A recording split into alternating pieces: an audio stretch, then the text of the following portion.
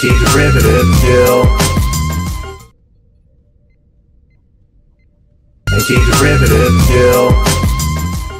There she is. There she is.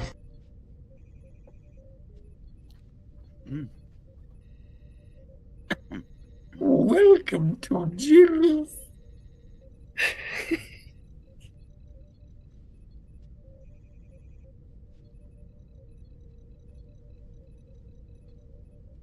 You know, I really wish they'd let us play music up here. Make these long trips go by a lot faster. It's against regulations. Yeah, I never understood that. They just don't want us having a dance party when a proximity alert goes off. See, that's a dumb reason. Because we'd already be on our feet, ready for action.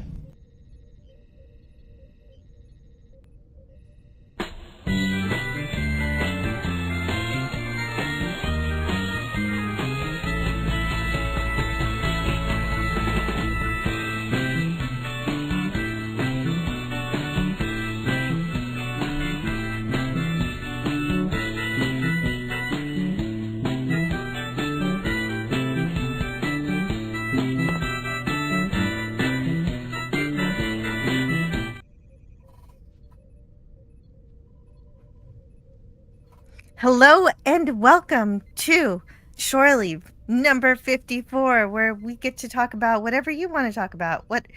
Whatever we talk about. Wow, I can hear myself and this is not right. Are you getting an echo of yourself? Is what you're No, saying? I got it. Why do I have such an echo? This is not Echo. cool. Hey, Echo. PV yeah, do you hear it? No, Do you hear an echo? you sound 5 by 5 to me, Jill. Oh, you know what? I know what happened. I fixed it. Yay! I'm not going to explain why that happened, but the point is I fixed it. And so let's watch this thing that doesn't get claimed that Scotty made me download the other day.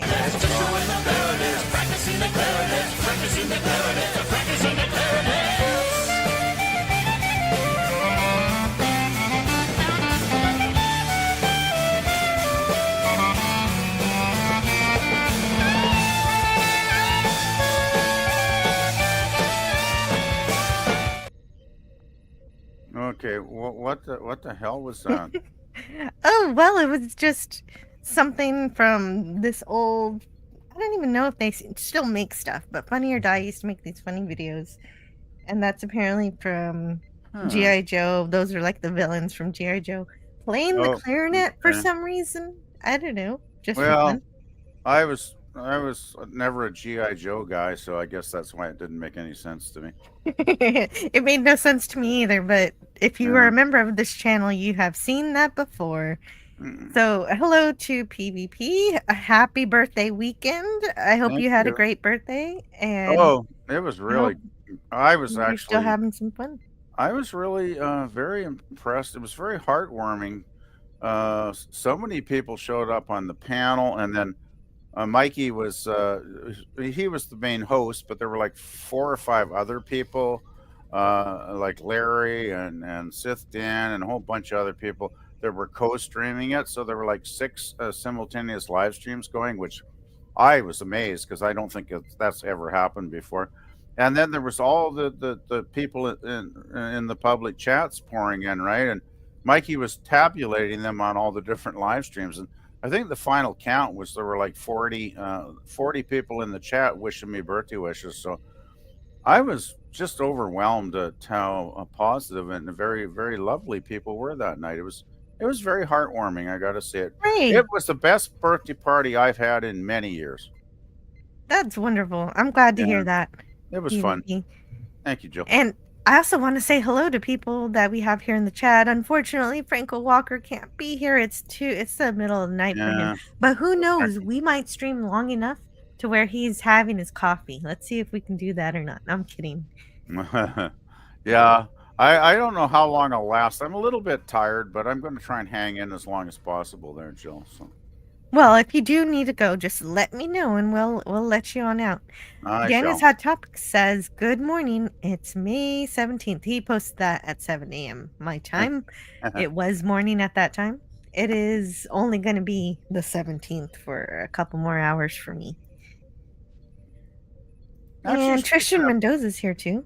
He's saying a whole lot of stuff in the chat. Yes. I'm just going to say, speaking of hours, are you starting your shore leave Saturday night a little bit later tonight? It seems like it. Yeah, I'm starting just 30 minutes later than normal. I usually start at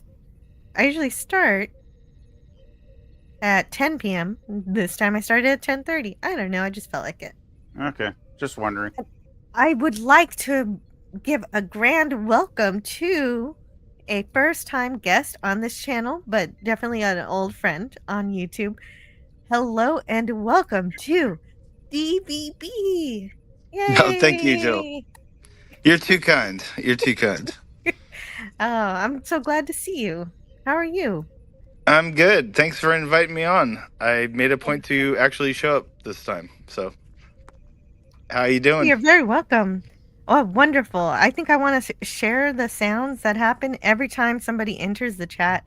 I hear a transporter sound, and so maybe everybody should have to hear it too. So let's do Isn't it like ba-ding or something? Something yeah, like that. Something like that. Okay, Hey, now PvP, how you doing? Oh, not too bad, not too bad. A little bit tired tonight, but yeah, I'm doing okay. How are you doing there? Pretty good. Happy belated birthday. Yeah, thank you. Yeah, it was a really nice party on Thursday. I was really quite surprised. I mean, I expected like some of the regular people I hang out with would definitely show up, but there were lots of other people, that I don't even know very well that were wishing me well wishes in the chat. So it was really heartwarming. I gotta say, it was very, very nice. everybody Awesome, loves a man. good birthday party. Glad that happened for you. It was fun. Yeah, definitely. But hey, Jill, thanks for having me on. Yeah. Like, this is really cool to talk with you, like voice to voice for a change. Yeah, I don't think I've talked to you. Have I? It's ever been a talked to you while. before? I We've think been I on have, streams. but it's We've been been a on long streams before. time. But yeah, it's been a long time. Mhm. Like I was on a too stream long. or a stream with you on pop culture, and Scotty was there, and then Yeah. with Captain as well. So Yeah, pop culture. Yeah, well, that makes sense. Oh my goodness, Wes Kegel is here, and he knows how to make an entrance. Look at that, Wes Kegel. Thank you so much for the $5 support. Greetings and felicitations. I've got to play this video. We've got another guest in the backstage, but I've got to play the video. greetings and for felicitations, Wes Kegel. this one right here, and I've got to mute my screen. Greetings and felicitations. There it is. And welcome to Scotty R37. Scotty. Hello. Hey, Scotty. Hey, what's up? Hey. And I've also I thank you so much, Wes Kegel. Should we play him some more videos? Yeah. There's also what should we play him? Spin the wheel. You got anything with the Squire? I always like seeing the Squire. Oh yeah. Absolutely smashing. There you go. Yeah, I love the Squire. I can't And believe this this is actually happening. I protest. I am not a merry man. That's one of Next Generation's best moments. I gotta say, I love that moment. That's total Yeah. Worf. That's Worf in a nutshell, right there. Yeah, and to make sure that we greet everybody who's here. We greeted the panel. Well, we've also got to greet the chat. Tristan is here, and he said so much in the panel. He's getting power converters to the station. What? Oh. He's But I was going to get power exhausting. converters from Tashi Station. Yeah. But he's also saying he's going to have to go to bed early because he needs to stop acting like he's an android. Yeah, and Uncle Owen's like, you can play with your friends when your chores are done, Luke. You know the Tashi Station thing? Yes. Yeah. Yes. No. Yes. Scotty That's gets so it. Well, I understand. I've seen the Star Wars. I could. The beam Star over to Wars? Genesis. The Star Wars? Yeah. I've seen Yes, I the said Star it. Trek too. Yes, that was the joke. Well, okay. That's awesome. 1 minute So cool. Tristan's in Star Wars, the next minute he's in Star Trek. I don't know where Tristan is. He's it's 100+ degrees here, and he's surrounded by 3 humans. Well, that's good to be surrounded by people, as long as they're not, trying to beat you up. All right. And also here is, oh right, Mikey Sues 4. Hello in the chat to Mikey Sues 4. He's 4. No way. Hey. Sci-Fi Nation also. Sci-Fi Nation. Oh my. Wi-Fi. Crazy. Gorilla's random thoughts. I mean, Gorilla's censored thoughts. He'll always be Gorilla's random thoughts to me. Then we also had James Caserta. James Caserta's here. 8 billion people in the world, and Jill snags 10. What? I guess they have something better. Are there 8 billion now? Dang, I thought there were 6 billion people. There are 8 now? When did it go to 8? I wouldn't be surprised. I wouldn't be surprised, actually, Jill. Holy moly. You know, those humans, they love to breed, do they not? Thing is that though that's official numbers. How do we know that they're actually telling the truth of how many people there are on the planet? There's no way to really know. It's like you're just taking their word for it, you know? Yeah, there could be like 4 billion and no one would know the difference, you know? I kind of agree. I don't really trust anything that the officials or government tell me anymore, because they've said too many lies for too many years. I don't want to get political though, so. I just heard a news article about that too, saying that the current estimates are that there are 8.2 billion people on Earth, but the census taking in rural areas could be off by as much as 80%. So it could be woefully. That's a big percent. That's a big off. Yeah, that's a big off. Yeah. So it is a possibility that we're missing millions and millions of people on that. So you're saying that there are probably more than are estimated. Yes. Is that what that article is saying? I also want to say hello to Don Lewis. Hello. Molecular Arts. Molecular Arts is here. Molecular Arts, what's up?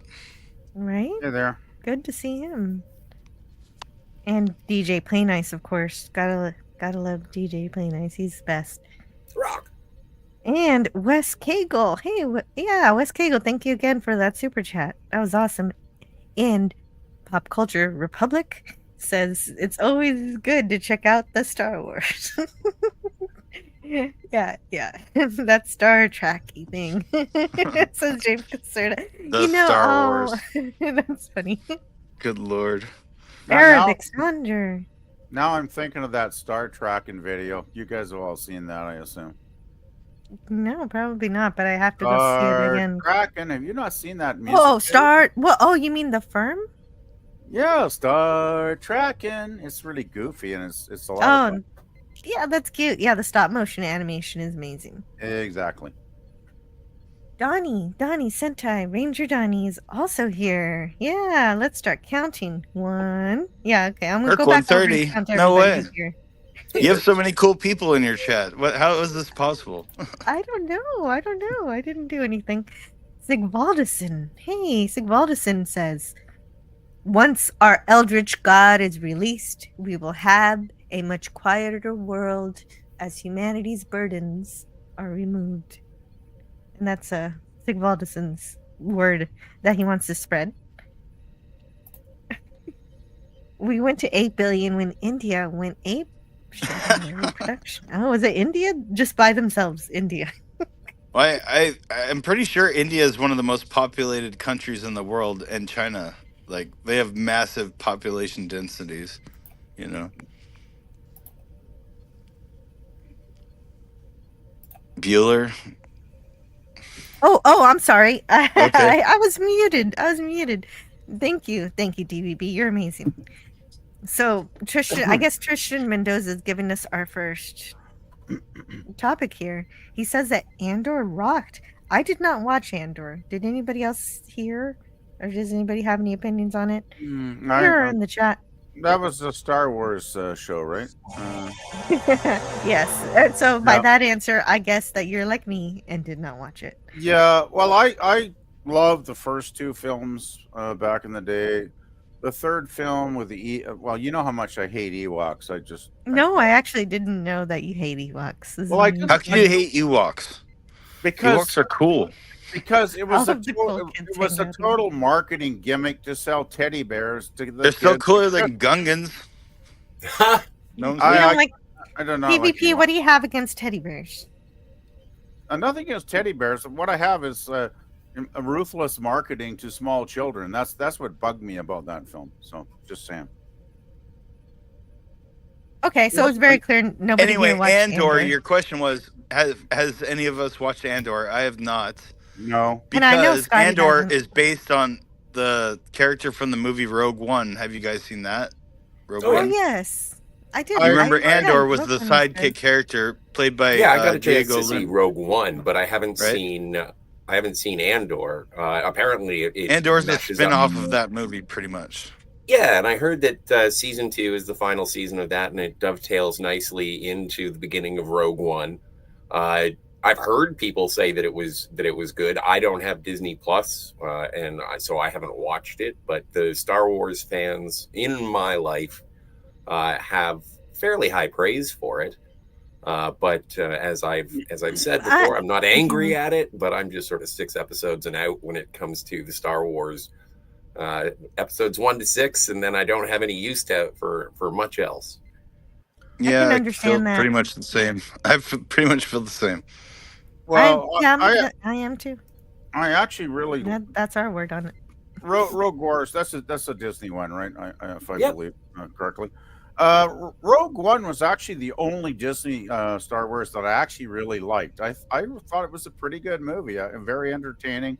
I liked the characters. I thought the action was pretty solid, and it was nice how it kind of fed in at the end of the movie to the New Hope, right, with Princess Leia and all that stuff. So I really enjoyed that film. So maybe I'll have to check Andor out if it's. The only thing that's super memorable about me, besides the Shakespearean ending, is I like the android, and that's basically what I take away from that movie. K2SO? Is that his name? Yes. Yeah, he was cool. I've got to think. Hey, Todzilla says, "Love me some anti-derivative, Jill." This is something he says to me every week in Dimcock's chat, and he'll just put it. He'll say it to all the wrenches, so he loves all of them. Thank you so much, Todzilla. Hope you're having a wonderful night, and let's play a video for you. But I've got to spin a wheel to find out what video that's going to be. Oh. And so that takes just a minute. Maybe I should make it spin faster. Oh, that's funny. You picked that one. Did I even have that one still here? Yeah, I guess I do.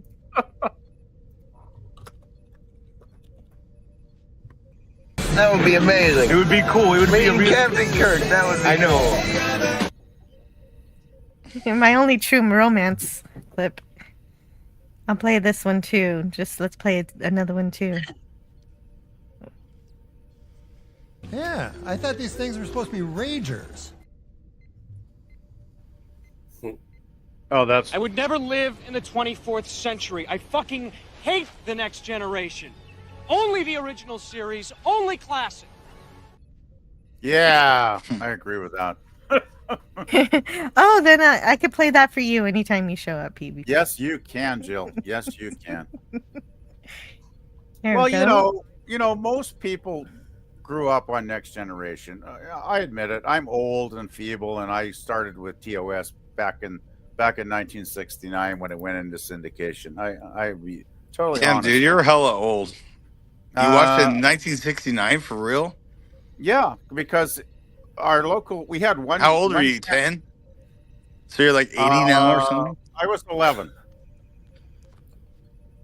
I had my 67th birthday on Thursday, and we had a huge. There were like 5 people in the community all co-streaming at the same time. And it Damn, was that's cool. It was like that's a really cool. You 3.5 actually. Okay, go ahead. Sorry, go ahead. Sorry, I'll go shut up. ahead. No, I was just gonna say it's really cool. You actually got to watch the original original series when it came out. You know, well, as it was coming out. Technically, I didn't because it was 66 to 69. I think the last episode originally was in July of 1969. I did not see it until September of 1969 because we had one channel in my little Canadian town, and they only showed the popular hit shows. And Star Trek, as we know, back in the 60s, was not a popular hit show. It kind of was, a ratings bomb for the most part, sadly. But in 1969, my local channel in their infinite wisdom finally decided to put it on. Of course, they showed all the episodes completely out of order, but it didn't really matter. Out of order. Oh, it's all out of order. not. Okay, first Star Trek episode. Oh, I like saw reruns? Yeah, well, it was all syndication. Like it was all reruns, right?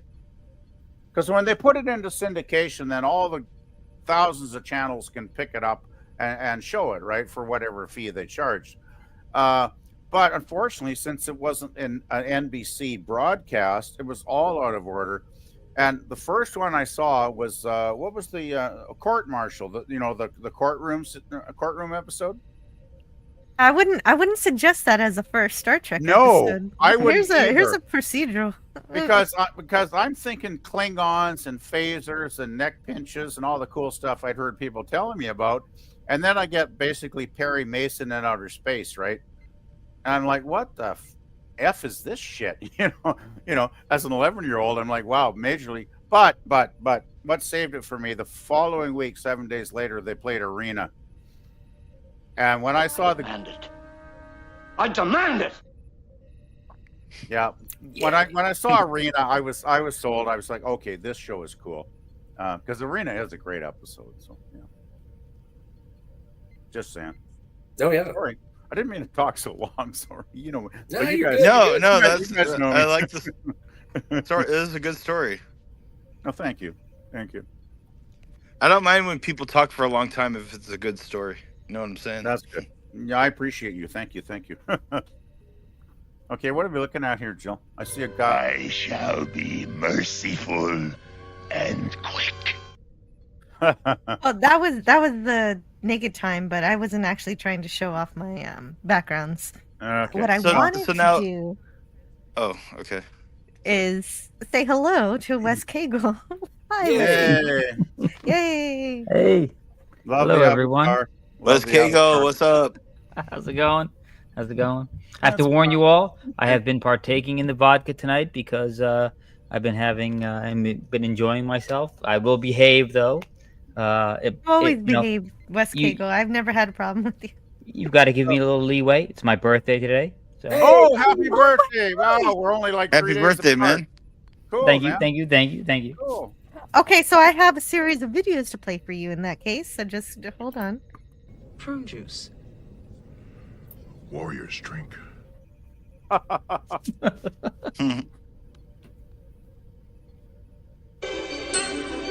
Happy birthday! Wow. Nice. That's a good one. Good tea. Nice house. That's the best. tea, Worf's nice the house. best. Very- Worf's the best. Very good. Yeah, Worf was awesome. Love Worf. Assimilation. So, One more, Jill, one more, just one more. Anti-derivative Jill, I have a question for you. Okay. When you get a chance. Okay, Like I when just you're want done to play playing one clips more and stuff. video for Wes Cagle. All right. I don't want One more. For... to interrupt you, but Accept I the have a course. question for Happy you birthday. when you get a chance. Surely the best of times. Nice. Nice I one. think Good that one. works. That is good. Your question? My question is, okay, PvP told us his story of how he got into Star Trek. What's your story? How did you My story- totally get into Star Trek? Well, unfortunately for me, it was like where you've been my whole life.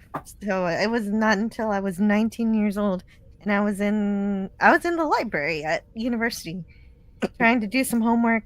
I was like, no, you know what? I don't want to do any homework. I went to CBS.com. So this was 2005, Yeah, 2005. Yeah. And on CBS.com, they had all sorts of their original programming, including MacGyver, and I watched a little of that, and then I was like, okay, Star Trek. Let's see how this goes. And that was it. I was done. I was in love. You're like hooked, right? Yes. Yeah. Cool. Yeah. I I didn't that. get my homework done until later. So you got into Star Trek way later, like, but yeah, when I was 19. when you first saw it, you loved it. Yeah, that's awesome. And you're Yeah, like an so, expert on it. You know Star Trek Well- better than most people, right? Well, yeah, and I just learn as I go. I can't remember everything, so I'm not really I don't remember everything, but I do my best, definitely. Right. But I also want That's to say awesome. hello to everybody in the chat. I have not said hello to Canadian Spider-Man. Canadian Spider-Man, is so good to see you. Hi, Spidey. You there's a link for you. I'm sure you can find it somewhere, or I can send you one if you don't have it. I don't know what you're Spidey. doing, if you're entertaining people, or if you want to be here or not. Here, I'm gonna send it to you anyhow. You can decide if you wish. If you want to be in the chat, that's cool too. Sigvaldison says, as of 2025, India's population is estimated to be around 145 billion people. Wait, no, wait. 1.45. Right? 1.45. Right? 1.45. I thought he was making a joke. I didn't see the decimal. 1.45 people. Thank you, Sigvaldson, because that's exactly what I was talking about. Yeah, if They have really concentrated populations in India and China, like if it billions of people. If it was 145 billion, it'd be like that Star Trek episode where nobody. No, could you know move, what? right? I was trying to make a joke and I messed up. It was so obviously stupid that I that's just got okay. corrected. So I tried. PvP hates furry little people. Who'd have thunk it? Okay. Very fabulous. Okay, I'm not even going to touch that comment with a 10-foot pole because they could go really sideways. I'm sorry. Hey, that's offensive. They're not little people. They're midgets. Okay. They are midgets. Oh yeah, is that how Ewoks want to be called? I don't speak Ewoks. So I'm know. They're dwarves. Okay, don't call them little people. No. Oh god. Midget. Listen. I think that anybody who is of shorter stature just wants to be called by their name. You know. Yes, that's true too. Yes. When Dinklage watches this stream, he's going to be so offended. Well, see, here's the problem with euphemisms. You change the word because you don't like the stigma attached to it. The new word will eventually gain that stigma too, so stop changing the language. Well, you know, one of my favorite Uhura lines is in the one with Abraham Lincoln where she says, "We've learned to not fear words in our century." Exactly. It's like, yeah, I wish. I mean, that's one reason I enjoyed being a '60s kid because it was, of course, there was wars and problems and poverty and riots and all that bad stuff, but it still seemed like it was a progressive, positive era when people were expecting the world to actually get better eventually. But But why should I object to that term, sir? Yep, exactly. Yeah. Well, I think we were at a good point in the 80s, and then things went sideways mid-90s, and then it just kept going sideways. I thought it started to go downhill in the 80s, quite frankly, because I guess you're probably a little older, or a little younger than me, I'm guessing. So, yeah. Yeah, I'm 69, born 69. So you're actually older than me then. Holy cow! Yeah, yeah. Wow. I thought the state of the world, race relations, everything was going in the positive direction in the 80s, and then things started going sideways mid to late 90s, and they just went off the rails in the 21st century. Yeah, it did seem to go off a cliff, didn't it? I agree. Yep. I agree with West Cagle. Yeah. Wait, really? West Yeah. Cagle? Wow. Yeah, I really think things were going. We didn't. You know what? I when I was in high school, we didn't. I went to a school and it was a diverse student body, and we didn't see each other as different race. We saw each other as classmates. It wasn't until the 90s when we were told, no, you're white, you need to hate everybody else, and you're black, you need to hate everybody. I'm like, really? I grew up and I was taught to judge people and see people for who they are, not what they are. That's right. Yeah, Everybody's an individual. They're not Yeah. defined by how they were born. Mhm. And yeah, should be, absolutely. yeah. It should be very simple to figure that out, but it seems to be more and more difficult for people to understand that these days, and I don't understand why. It makes no sense. But I want to make It's sure I like- say hello to Cryptic Charm and Part-Time Planting, and I can't believe it. We have Tales Told in the Dark here. Sometimes, like, I fall asleep to that channel sometimes, don't you? Like, Oh, yeah. how is he here? That's amazing. Yeah, That's awesome. It's so good to see you. it does seem like, for me at least, in my perspective, the 60s and 70s were like a golden age. I mean, sure, as I mentioned, the world had some serious issues and problems, but for the most part, society and culture was, going 110%, in a positive direction. And, even the 80s to me was the last really good decade that was, still had a lot of positive things happening. I mean, you think about the movies and the TV and the music in those decades, like, to me, that is a golden age that I was, thank goodness, young enough to experience. And, I can understand why a younger person like Jill may not kind of get my reference point, because, maybe she won't, obviously she can't see it the same way because she's a young lady, right? Whereas I'm an old coot, but I'm not that young, but youngish. well, you're still catering. you're still young and lovely, Jill. Come on. Okay, well, shit, I better not suck up to the host. That's not cool. Probably But not. you know what I mean? You know what I'm saying, though, Jill? It's like, whatever generation you're born in, of course your viewpoints are going to vary to some degree, right? If that makes any sense. Oh, definitely. We all have different frames of reference on how we view society and how we care about the world. And, Yes. Tristan wants to quote Troy from Parallels. Oh, You probably want to hit yourself with a pain stick or something. All right. Was that a line from? Yeah, because it was Worf's Yeah, birthday. It was. She's Oh. talking to War. Yeah. You know what? It's one of the better Troy lines. Good one. I can't believe it. I need to grab it. Oh boy. Oh, You know- Sashi used to be a librarian. That's awesome. I think librarians are cool. Cool. Hey, I need to make a comment on what you just said, PvP, if that's Sure. cool. Okay, just a minute Young man, books, thousands of them. for Sashi. There you go. Right on. Okay. Comment for PvP coming up from DVP. Well, you're saying, like, you and Wiskego were both saying, like, the 80s were really good, and before that were really good, and that was a golden age, which I totally agree. It was a golden age, but at the same time, we're in a golden age now, too. I mean, what other time in history could 5 people on this panel, like, from all different walks of life, come together and, like, have a chat? Like, you couldn't do that in the 80s. You couldn't, go on YouTube and have a chat with people who have similar interests, Would never know any of you. So Definitely. my Yeah. point is, Yeah, we true. are in a golden age. It might seem shitty, but in the 80s it seems shitty. In the 90s it seems shitty, and now it seems shitty too. But you just make the most of it, and there's a lot of good things to say about the modern age. Is what I'm I saying. love that. That's a very optimistic point of view. DVP. Yeah. I'm so glad you're Yeah. here. I want to say goodbye to Cryptic Charm. He says, Charm. gotta go. Was brief but fun.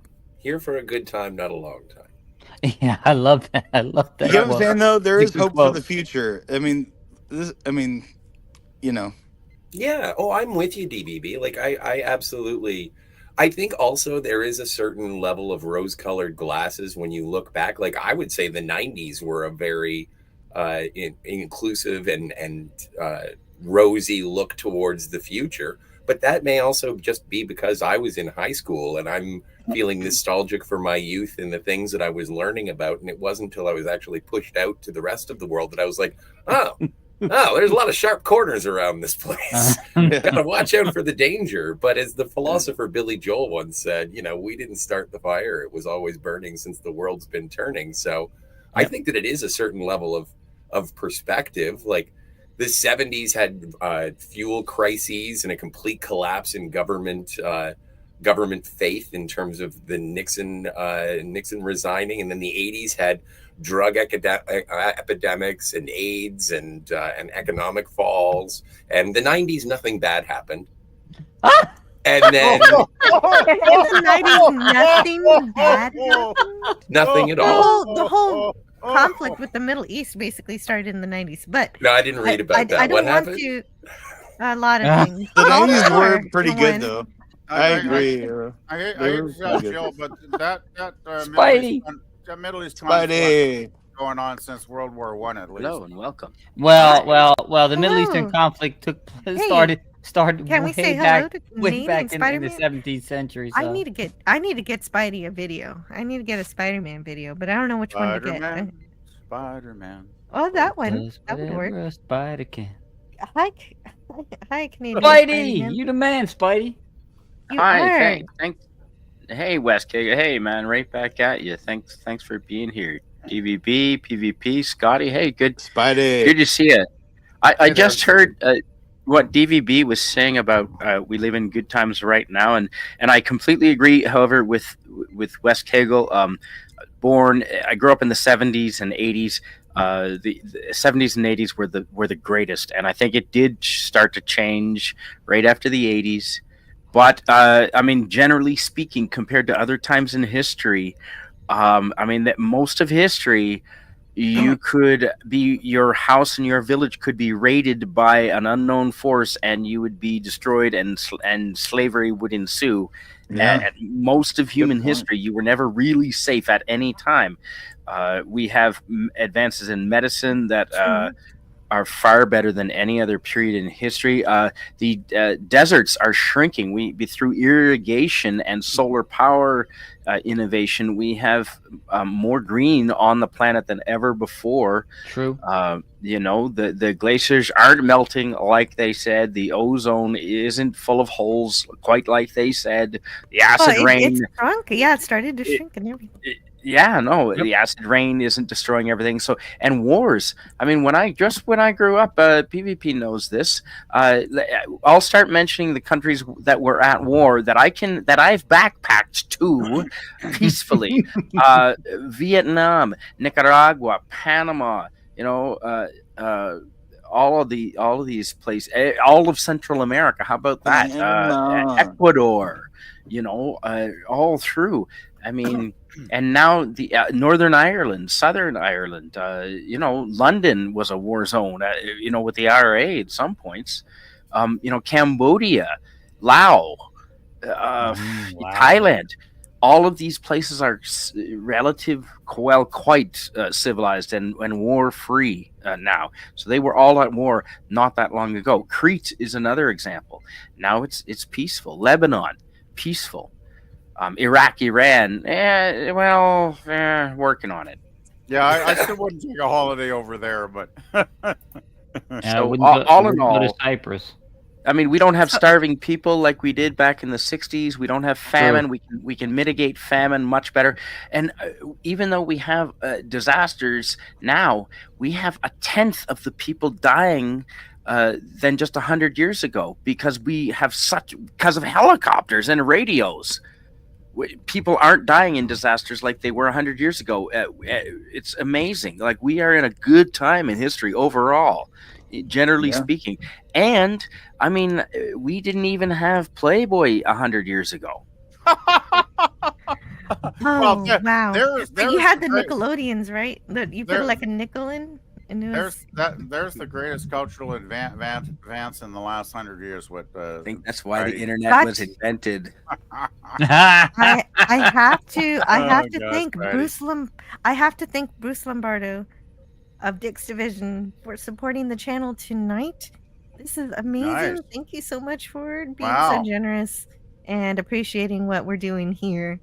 I've got to read this, and it says, aside from that, Mrs. Lincoln, How was your time at the theater?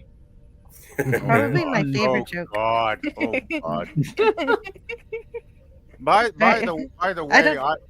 the way, when I was in Washington D.C., I took the tour at Ford's Theater, and I actually walked down the hallway where Lincoln had walked that day, and they had the balcony roped off, of course, but you could walk right up to it and see the chair that Lincoln was, sitting in when he was shot. That night. Dude. You know what, PvP? I've been there too. When I was like 12. It's amazing. Like isn't it? I saw the exact same chair in Ford's Theater. Yeah. And, across the street, they had that place where they evacuated Lincoln to, and they still have the bloodstained pillow that he died on, encased in plastic. Oh gosh, I didn't see that because I went to the house across the street too, and I saw the room he passed away in. The bed, however, was a replica because I guess the real bed is in his what is it? I guess it's his hometown, and what is it, Illinois or wherever it is. So it's at the museum there, I believe. But it was spooky. I gotta say, when you're walking through these buildings, you can almost physically feel the history. Yeah. It's like a weird vibe or something. Yeah, I get what you're saying. Totally. Vibe. Yeah, that's kind of the word I was searching for. Exactly. Like, it was awesome, but it was kind of really spooky at the same time, I gotta say. Yeah. Yeah, man. I've got to play a video. I got to play a video for. Okay, let's have a Lincoln video. Yeah, I don't have a Lincoln video. Oh, damn. Unfortunately, I need to get one. Just for this reason, maybe. I wish I had way more videos than I do. Don't you have the Lincoln video from the start episode? No, I don't. I should. You gotta step up your clip game, yo. I can't cancel Quidditch. Silence would. What you say? Okay. I'm just kidding, Jill, though. This is just like magic! The worst thing about prison was the Dementors. That's my favorite one. I don't know. I love Harry Potter, and the wheel said I must play Harry Potter videos, so I must listen. I just wanted to follow up on what DVB was saying about. But also what Spidey was saying. He was saying all of the awesome things that are happening in the world during our time, the good things that are happening. What was DVB saying? Can you repeat what DVB said?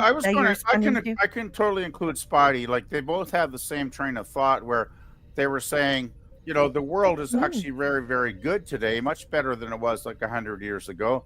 And I completely agree with that, like totally. And DVD made the comment, like, we wouldn't be talking to each other even 15 years ago on here, right? Because technology wasn't that good. We have a new guest right now, DJ Play Nice, who said in the chat, we did used to have open party lines. He reminded us that those existed. Whoa, we had party lines. We had party lines on my phone in the 70s, definitely. Yeah. You know what a party line? You know what a party line is, Jill? I watched that one. I watched that one Star Trek commercial that was advertising a party line, and all the Star Trek characters showed up. And they were all the original TOS characters were showing up. Wow! And then Jonathan Frakes shows up, and they're like, "This wasn't for you." I forget how it went, but it was funny. If you had a party line, if you picked up your phone and tried to make a call, you might hear two other people having a conversation, right? Because that was the party line. It wasn't like a party kind of line. It was like everybody was sharing the same line, basically. So if you wanted to call somebody and two other people were talking for an hour, you were out of luck, right? Because you couldn't dial out. I mean, they had the phone line, and that was the only line. It was the party line. In other words, all the parties that had a phone were on the same line, is what I'm trying to say, I guess. Oh, Does that make sense? Yeah. Yeah. It was weird. It sounds awful. Hey, props to Bruce Lombardo. Bruce Lombardo is good people. He's a good dude. He's way cool. I've known him through the chats for many years. He's a really cool guy. He's amazing. He sent another $10. in this $10, he said, Generation X didn't drop the ball. The baby boomers completely screwed up by taking the potential Art Deco of the 1930s and the 1940s Blue Goose Stream locomotives. And we got sold McDonald's everywhere. The Starbucksification. Yep. I'm not kind of really getting all of that. You know, people love to blame the baby boomers for everything these days that's bad with the world, and I have to disagree. I mean, the baby boomers, you know, sure, we're not perfect. No generation is perfect, but I think, you know, the baby boomers, you know, the post-war babies up until like the mid-'60s, I think overall we did okay. You know, I think we did okay for the most part. So, and I don't get. I mean, I don't think I don't think realize what began in the 1960s. Well, I don't. Wait a second, PvP. Else that we promised. Wait a second, PvP. Could you start that over again, DJ Play Nice? And also, hello. And also, I want to play this for you and for Bruce Lombardo. The Golden Man. You must be mistaken, sir. The gentleman and I have never met. Whee! I love it. That's cool. Thank heavens he's gone. No, it's not that time of night yet. No, but... that's my favorite though. That's my favorite. DJ Play Nice, what were you saying? And can you start your thoughts over? Well, what I was starting to say about the baby boomers is they're a failed generation more than any that came after them so far.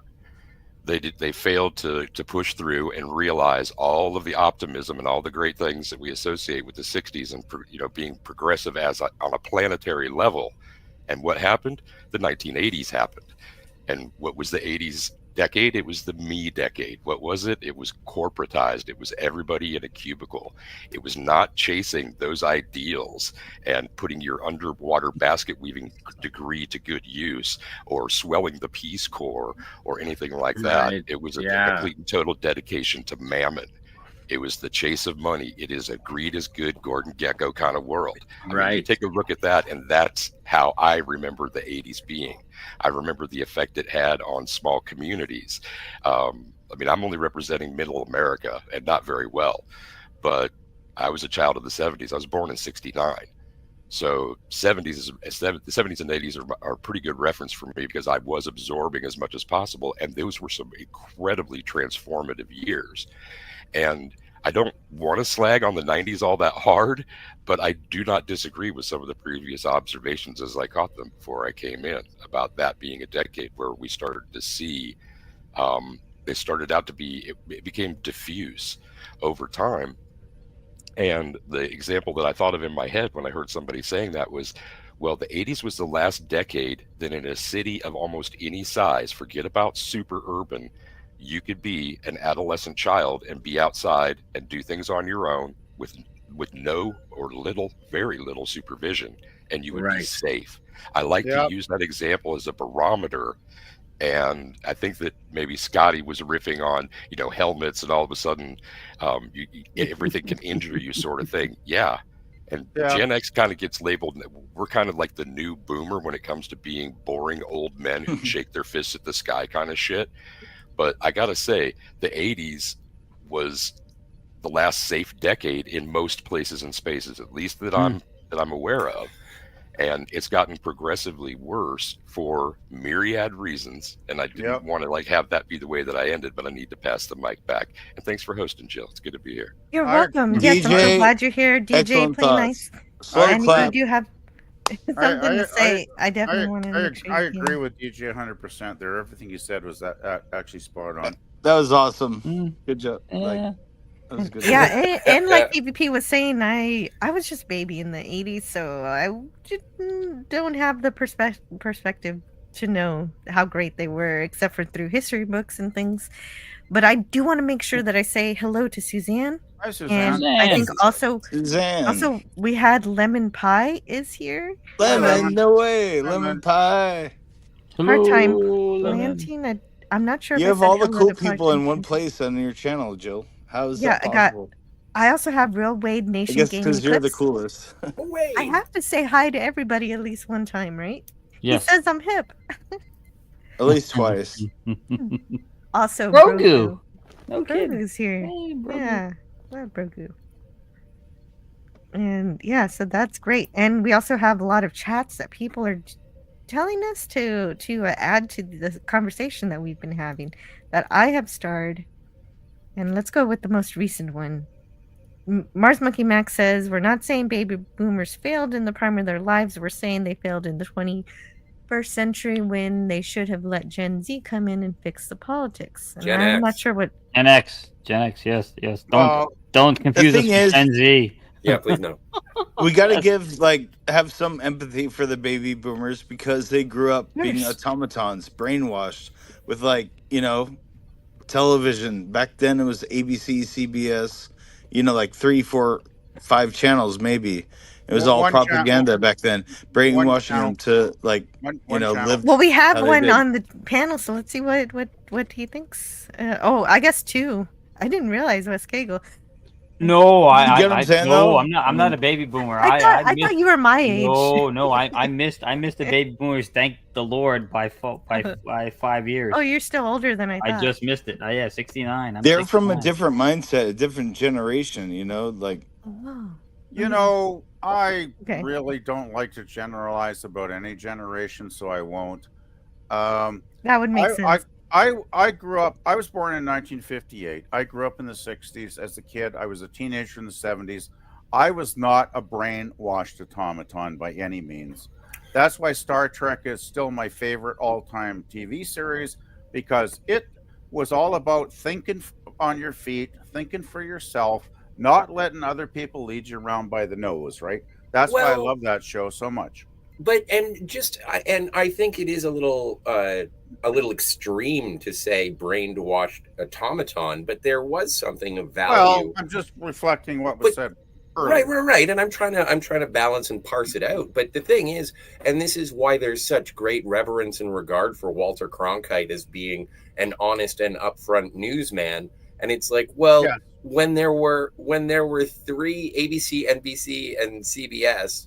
When there were 3 nightly news programs, and that was the best one, there was a benefit of a nation or a society marching to the beat of a singular drum. And it's not that we were brainwashed, or it's not that people were brainwashed. They didn't know. There was no independent journalism. There's a lot of stuff that happened that I actually appreciate that viewpoint. Yeah, there was a lot of stuff that was going on that was just accepted because it was the only news source that you got. And now I think with the mass communication, the reason that things are disjointed or they feel more chaotic than ever is just because there is no singular position to follow. And with Pandora's box being opened and everyone can have access to whatever information that they feel fit, then there is no sort of team. It's all people running around trying to figure out how to do things on their own and doing it the best that they can without all being in lockstep. So it's not necessarily brainwashed propaganda. And this is why we love Scotty. Well said. Well said. If I may follow up on Scotty's really good comment there. Back then, it was more of a monoculture, right? I mean, sure, maybe there was 3 channels in the States. There was 1 here. But it was more of a monoculture. I mean, can you see a phenomenon like the Beatles happening today? I can't ever see that happening again. But that's not necessarily because of the quality. Well, no, but I just want to specifically point to what you're, because the Beatles, because it would have come through in a time where there is a more direct path from creation of a band to delivering that music to the masses. Now, it's much, much more difficult because of the multitude. It's like throwing a message in a bottle into an ocean of messages and bottles. That was how I was going to finish my thought, because it was said earlier that we're in a golden age now due to the internet, because we can all sit here and have fun chatting with each other. And to a certain extent, I do agree. But it is a double-edged sword, because back then there was more unity in society. People didn't have thousands of sources, all kinds of. There was no cell phones. If you wanted to make a phone call, you had to go to a payphone. There was there was no internet. You didn't have 100 different channels telling you how to think about things. Okay, that's what I was going to add. What Right? DDB was saying about the cell phones is that it's not just journalism happening. Citizen journalism is just playing just as big of a role as anything. But the thing You is, can what I'm just- trying to just Somebody got a video today of the Mexican Navy sailboat smashing into the Brooklyn Bridge. And Jesus. there are actual news organizations asking this citizen if they can use his video because they have to get the rights to use it. And they get it directly from Twitter now. This is how the news works today. The thing is, though, what I'm trying to say is the culture is fractured now with mass media, internet, and all the rest. It's fractured. There's no cohesive culture anymore. That era is gone. Well, totally. Thing I is, think the that there's still- YouTube culture is the culture, the online culture, like shows like this, you know. Yeah, but this is the future. People like from different walks of life coming together and talking about things they like, you know. Yeah. The thing is, though, we just had a recent very I controversial. mean, would you rather watch this or the nightly news? You Oh, know I what don't mean? watch. I don't watch television anymore. I gave up on TV 8 years ago. Right? I don't. Well, I don't. but I don't so watch it. let's dial back to Walter Cronkite because Mars Monkey Max and Wes Cagle both Oh, have different Cronkite. opinions in the chat, and I thought that they were an interesting debate happening. Mars sure. Monkey Max says, "Hey, Walter Cronkite wasn't as bad as these cable networks today," but Wes Cagle says Walter Cronkite was a biased piece of Ooh. shit. He was a CIA Operation Mockingbird asset. He's burning in the nether regions. Ooh. I agree with Wes Cagle. That's and that yeah, I'm with Wes Cagle on that as well. And the thing, and it's just a matter of options back then as opposed to today. I've heard people say that while he's been elevated as this paragon of journalistic virtue, he was just as sort of Democrat biased as anyone is today. But there was no counterpoint. You just heard it from Cronkite.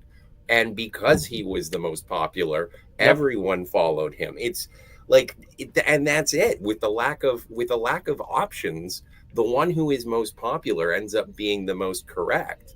I remember and Scotty, Peter to rip on Jennings, that, remember that dude? Cronkite, he was top of the three. Can anybody remember the other two networks who their anchors were in that era? While you guys think of that,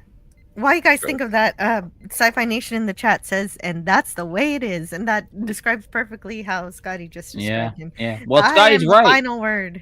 Scotty's right. That's what made Cronkite so dangerous, was that he was considered the most trusted man in America. He was called that. And the fact that the CIA, I'm telling you, he was a CIA Operation Mockingbird. Look up Operation Mockingbird.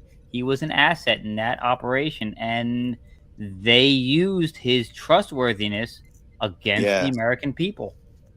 Wes Cagle get it, you know.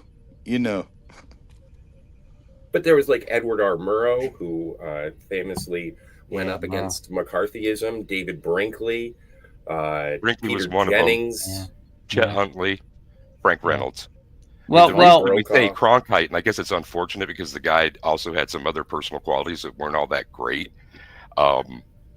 But the era that we're referring to, so if we can remove Cronkite, just consider the reportage of the day, Operation Mockingbird, set aside for a second kind of thing. It was a different era of, as Jill was pointing out, news gathering and reporting. And now we're to the point of the short attention span theater thing where networks need to license clips, and clips are like shorter and shorter and shorter and shorter. And the thing that I've noticed that kind of annoys me is it's down to 50, like a 5 to 15 second clip of something. They'll talk about it, they'll show it again, they'll talk about it, they'll show it again. You end up seeing the same 15 seconds like for 3 minutes. And it's like getting beat over the head with like a commercial almost. And the things that they choose are often distractions from what I consider to be better news. Yeah, when I was a kid, I didn't like it when the newscast would conclude. Everybody needs to watch the movie Network. I need to welcome, and I also need to say goodbye to Mike Cassuse for everyone. Take care. I'll see everyone on the flip side. See you Mikey. later, Mikey. And also welcome to the panel, Bruce Lombardo, Dick's Division. Bruce. Hey, Bruce. Thank Hello. you. Hey, Bruce. Was shaking. How is everybody? Oh, Looking we're, good, we're doing feeling just fine. fine. Good, man. Talking Great about to yeah. run into you on a panel. Holy crap. You know, the thing is, though, like, it's ridiculous that they're resorting to 15-second clips. Like, how can any... That's not news. There's no context when you have a 15-second clip. They've removed the thoughtfulness. No, but I mean, it's been removed. There's nothing to be thoughtful about. There's very few things that even bookend those clips, except rhetoric kind of thing. Yeah, but exactly, DJ. It goes to it's basic propaganda. It's not thoughtful news of any type when it gets to 15 seconds. They're just going. Yeah, well, they use the specific seconds that they want to craft their narrative around. Yes, whatever story they want to tell you. They're going to condense it to 15 seconds to push their agenda. Is what I was thinking, Joe. What it comes down to is, you know, like it's taboo to say, do what your does own any research. of this have to do with Star Wars? But it's true though. You got to do your own research. You really do. Everybody, you got to like seek out your own answers for yourself. Like dive deep, you know, and go down the rabbit hole. It's like the world is crazier than anyone real is. You know, it's It's all clickbait to get you to draw false conclusions. Yeah. Oh, well, kind of, but not really. But yeah, Well, like the same thing, only different. I see a lot of false flagging, like that commenter suggests. That happens a lot. Well, I was just going to say, like we had a controversial election like a couple months in Canada, and I totally went to the independent news on YouTube, right? Because their channels, there's a lot more actual information about what was happening. But even there's like dozens and dozens and dozens of independent news journalistic channels on YouTube, and you know, a lot of them have one opinion, and a lot of them have the opposite opinion. And after a while, I just got worn out trying to figure out what was actually true, because people were contradicting each other's conclusions so often. I was like, this is almost as bad as the mainstream legacy media has become. It's like, I don't know what I can believe in anymore. Yeah. Well, Sashi also talks about our modern day consumption of media. He says, I love the internet. It expanded my pool of people that I can tell to get off my lawn. I thought that was kind of funny. Well, it's true. I just text your neighbor, get off my lawn. Well, I specifically went out and I bought a rocking chair so I could put it on the front porch, so that when I turned 55, that I could sit out there and yell at the kids to stay off my goddamn lawn. Did you do that? Yeah. Oh my god, that's funny. So you're doing like a Clint Eastwood Grand Torino kind of scenario? Yeah, Okay. I went to Lou's Gun Shop and bought an M1 Garand just for the occasion. That's good. Nice. Oh god. It cost me $300. You guys are talking about like referencing the movie Gran Torino, right? Get off my lawn. Yeah. Oh, that's a great movie. It's a great movie. Well, and the guy in St. Louis. I haven't seen that in so long, but it is good. It's pretty brutal at the end, but great movie. The end is great, though. I am all about self-sacrifice. That's why I thought Han Solo's death was meaningless. He should have died in Star Wars, or at least Empire, saving his friends. Yeah, bringing it back to Star Wars. Yeah, Good work. yeah. Star Wars. Good Yes. work, Wes Cagle. Yes.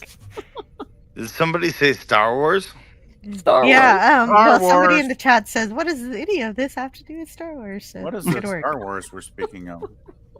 Actually, we could go way back in the chat to 10:52 p.m. where Sci-Fi Nation says, "A strange sci-fi movie is Solaris from the 70s. It's foreign and have to watch the subtitles. It's one that it's the one that George Clooney Solaris was remade from." Oh. It's a good recommendation. Check it out. I believe the 70s film was a Russian film, was it not? Yes, it was. Was it? I almost reviewed it. Solaris from the 70s is a Russian film, and then somebody at Disney tried having a script that was kind of like a remake of it, because they wanted to have a Disney version of it because, hey, Star Wars just came out, and they reworked it, and it turned into the black hole. Oh, I love the black hole. Ooh, I did until I watched it again. Oh, I watched it just a couple months ago. It's great, man. I love it. Yeah, it is. It's It really is. 1950s sci-fi Yeah. movie that should have been made in like 58, right after Forbidden Planet. Yeah, Forbidden Planet's a great one too. Yeah. Well, I mean, I haven't Forbidden seen Black Planet. Hole either. Forbidden I Planet. haven't either. I know. I saw it. Sci-Fi. I asked him one time. Sci-Fi Nation. I asked him one time what. I'm like, hey, dude, your channel is Sci-Fi Nation. What's your favorite sci-fi movie of all time? And he said Black Hole. Oh, nice. And I still have not seen it, but Oh, I do wow. want to. I do want to see that. I Who knew saw that? Black. Good I work saw for Black. getting I saw Black Hole in the theater when it first came out, and I thought Mm. I thought it was decent. Like, I didn't hate it or anything, but it's not my favorite sci-fi movie.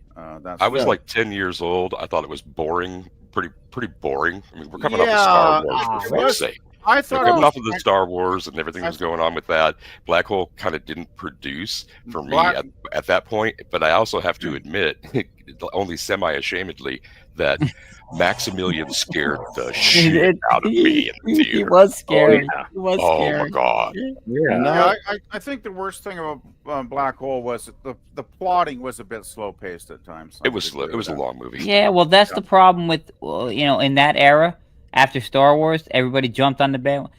That's the problem with Star Trek: The Motion Picture. It dragged, and there was a lot of slow pour. And the movie's good, and there's a lot of good stuff. It but is. It dragged too much. It dragged. There was a lot of. It took until very recently. Yeah. Until that robot motion that picture became Maximilian good. had. You guys must be familiar with the motion picture joke, Star Trek: The Motionless Picture. The motionless picture where Nomad has gone before. Yes, I have heard. Where Nomad? funny. Exactly. It basically was the Nomad. I'd rather watch the episode. Changeling than the motion picture. Yeah. The Changeling is far more entertaining. I agree with that. Yes. Plus minus a year or two, one was from VHS, one was in the theater in Star Trek the first film. But I saw 2001, and I kind of had the same response, and I'm kind of trying to draw in a little bit, I guess, and bounce off of Black Hole, because 2001, I sat there because I wanted to be a hardcore sci-fi guy like my dad. I'm like 10 years old trying to digest that fucking thing, and it wasn't going down easy. Yeah, So it was shades of that with the other two that I Well, mentioned. yeah, 2001's not for the faint of heart. I would agree with that. But I saw it at my local theater when I was once again 11 years old in 1969, because the theater was closed in 68 when it came out for renovations, right? So I saw it on a giant screen, and I tell you, as an 11-year-old seeing this movie on a giant screen, it was pretty mind-blowing, actually.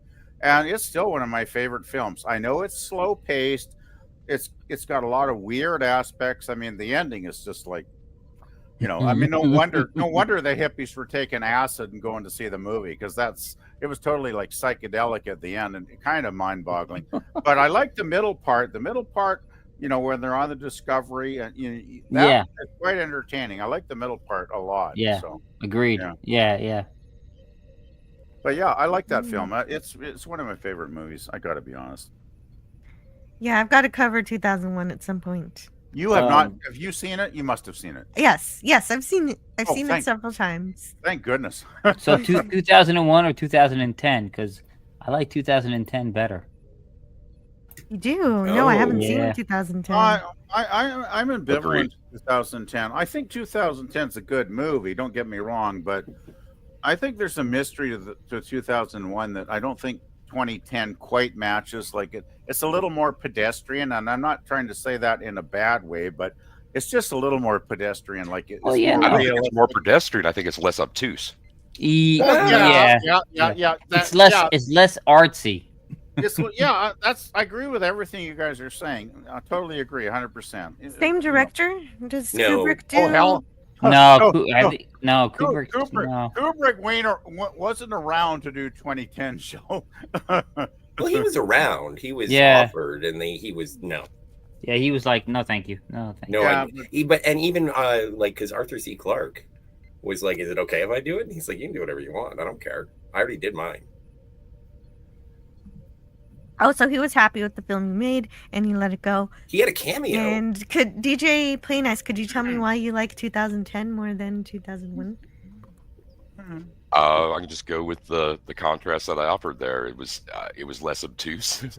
As a space adventure, it's not all that engaging. It was more the suspense thing, more the update. For me, I guess it fell into here's a time of revision and what we can come to expect from special effects and from production and like the whole what's next thing. And it did at the time, at least for me in the theater, fulfill that. It's like, okay, I haven't seen all of this before. And I'm going to be hard pressed to come up with any real examples, but I just remember some of the stuff, especially ship related things that were quite effective.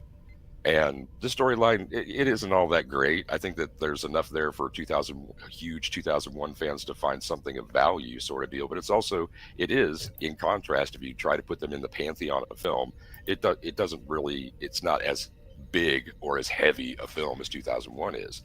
So I also enjoy it because it's a lighter ride. It's more engaging. Oh, gotcha. Okay. Thank you. Thank you for that perspective. 2010 has an easier to grab story. It does. True. Yeah. I want to make sure to say hello to Miss Sparkles. Hi, Miss Sparkles. Hey, I don't know if I said hi to her yet. Hey, Sparkles. No, I think Sci-Fi Nation offers to you, Scotty. I'll be your false flag, Scotty. I don't need a false flag. I've got Cobra on my side. Cobra! The broadcast energy transmitter. I think 2010 was intended to be more of a general audience-pleasing kind of movie from the start. Oh, it's definitely a Hollywood film, whereas 2001 is a... it's a Kubrick film. yeah, you can't say anything else. Yeah, true. Yeah.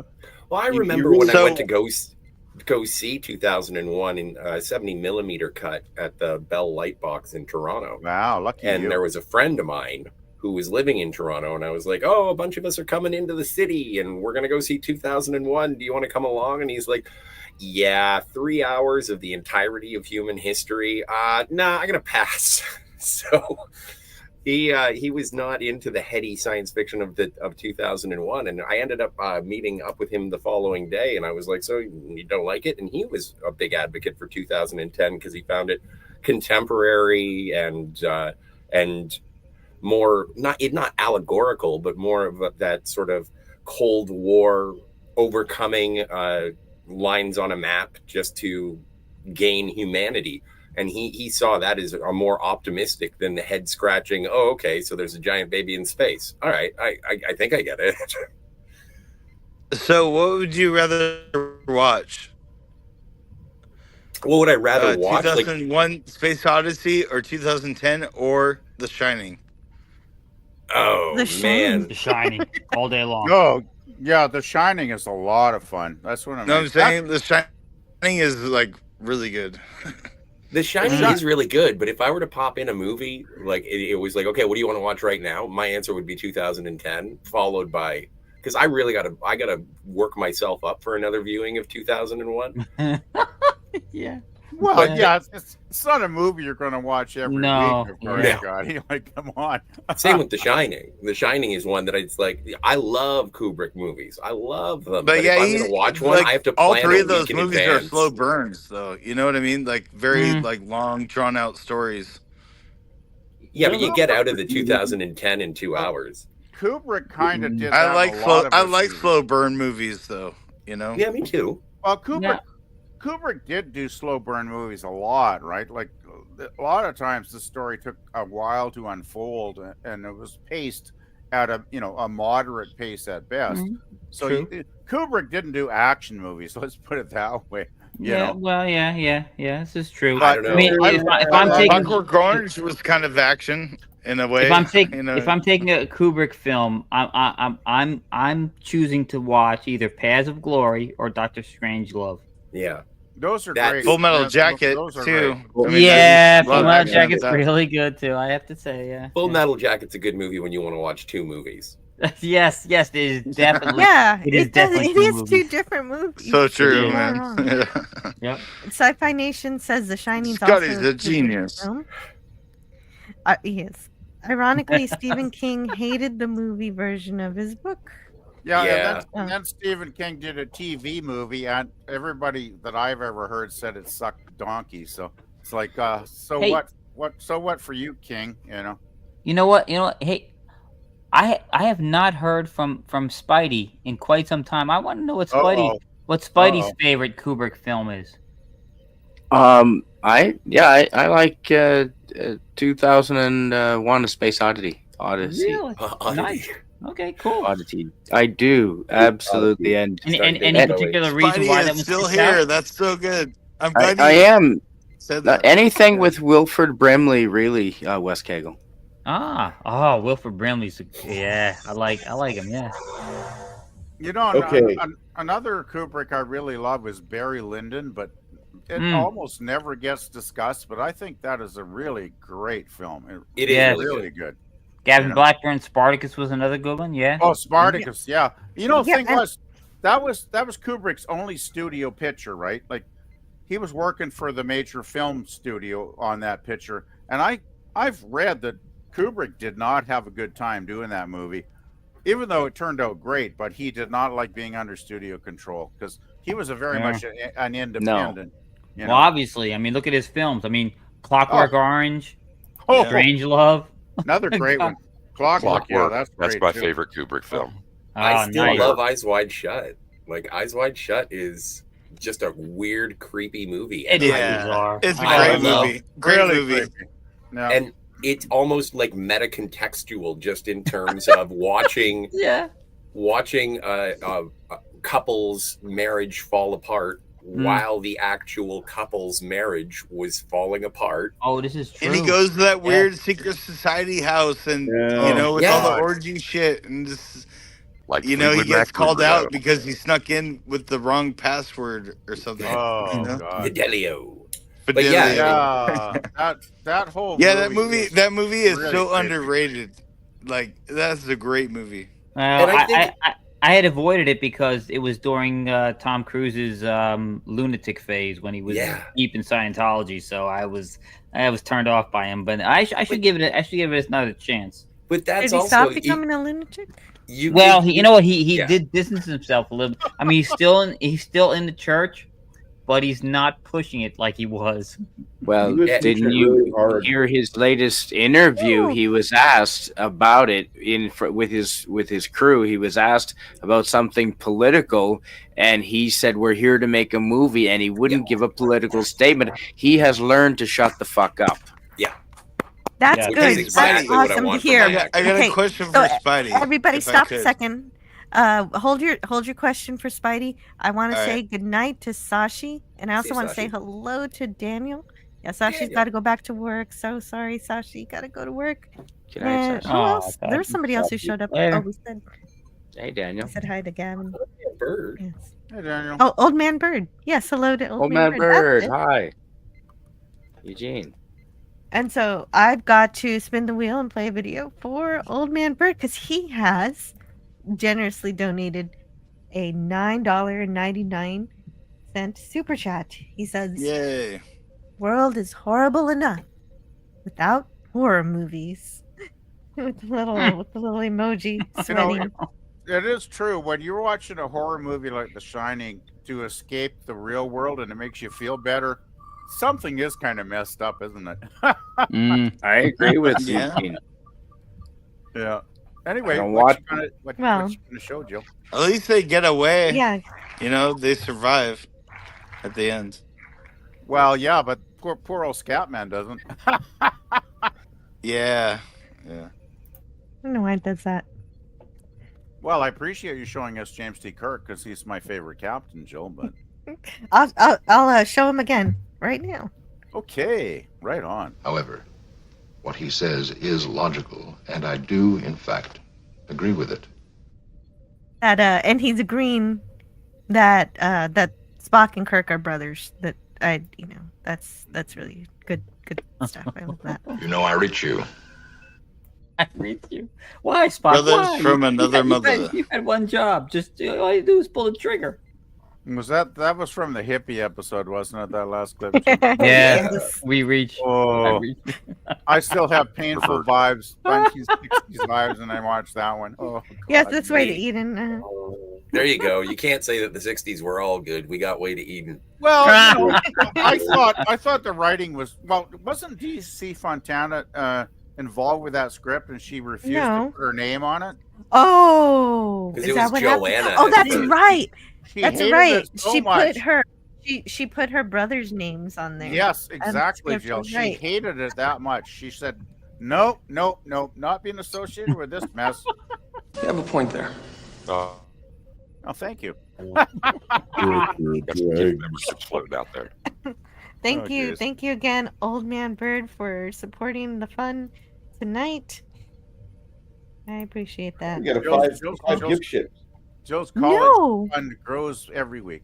Wow, no Sci-Fi kidding. Nation. Sci-Fi Nation, what are you doing? Thank you so much. He's gifted 5 memberships. That means 5 more people get to enjoy the benefits of being a member on this channel. Huge congratulations to Theta of the Grid, RM Madman 4, Shrubbery 1989, Tyron Lethbridge, and Todzilla. Tyron got one. Yay, Todzilla. Dude, Tyron. Todzilla just sent a super chat just recently, and that's pretty wonderful. Thank you so much for reading those out, as I'm not up in the chat where those are. I would have had to scroll if you didn't do that. So, hero of the moment, Scotty R37, thank you for that You're help. welcome. And congratulations to everyone who got the membership. And so that kind of super chat, I got to play 2 videos probably There we for go. 5 memberships. That's an amazing chat, amazing contribution to the channel. Because if you're a member, you get the emojis, you get to come to the membership streams. I even send out links to most members during many of my streams. If you've seen the movie we're talking about, you're welcome to come on. If it's a shore leave like this one, you can come on. And so let's see what you get. Let's see what video we get. I gotta find a faster way to do this. I promise I'm working on it. I gotta learn how to use OBS and stuff. And then it'll happen automatically. Well, hey, Jill. Thanks for being an awesome host tonight. You're awesome. Thank you. Thank you, Thumbs Jill. up. I agree, DVB. Oh, that one is right here. That's exactly where it should be. Oh, here Thank we you, go. DVB. I'm so glad you're here. I've wanted you on my channel for so long. I just couldn't figure it out. DVB, how you been, man? No, never give up, never surrender. Yeah, I love that line. I've been okay, so. Well, we're gonna talk to DVB in just a minute. I'm gonna Yeah. play this one as a bonus. Computer, access the new keepsake magic ornament from Hallmark. Accessing USS Enterprise, a collectible ornament accurately representing the Galaxy-class starship. Ornament carries Earth date 1993 and illuminates in a realistic manner. The new Starship Enterprise ornament, please. Replications are copies. Only Hallmark carries authentic keepsake ornament. Suggest solution. Call 1-800-HALLMARK for store nearest you. Oh, and also I had to play one more because Sci-Fi Nation says he likes Dr. Strangelove. I only have one Strangelove clip. Gentlemen, you can't fight in here. This is the war room.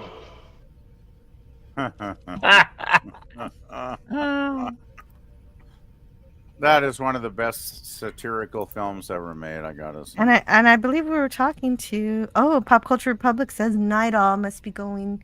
Good Oh, we night. didn't even get to answer your question. Everybody quick, before Pop Culture Republic leaves, tell him your favorite Star Trek the original series episode. He had a question earlier and I hadn't gotten to it. So I'll tell you mine's Devil in the Dark. What's yours, PvP? Mine is Mirror. Trouble with Tribbles. That's mine. Balance of power. A taste of Armageddon. Oh, change. Nice one, Scotty. Yeah. Well, my maybe- absolute favorite is a season 3 episode, which people don't like season 3, but Oh. Day of the Dove. Day of the Dove is my favorite. Day of the Dove. nice. Wow. Canadian Spider-Man. What's your favorite TOS episode for Pop Culture Republic as he leaves us? Yeah, I think he I'm was the one who horrible. asked it.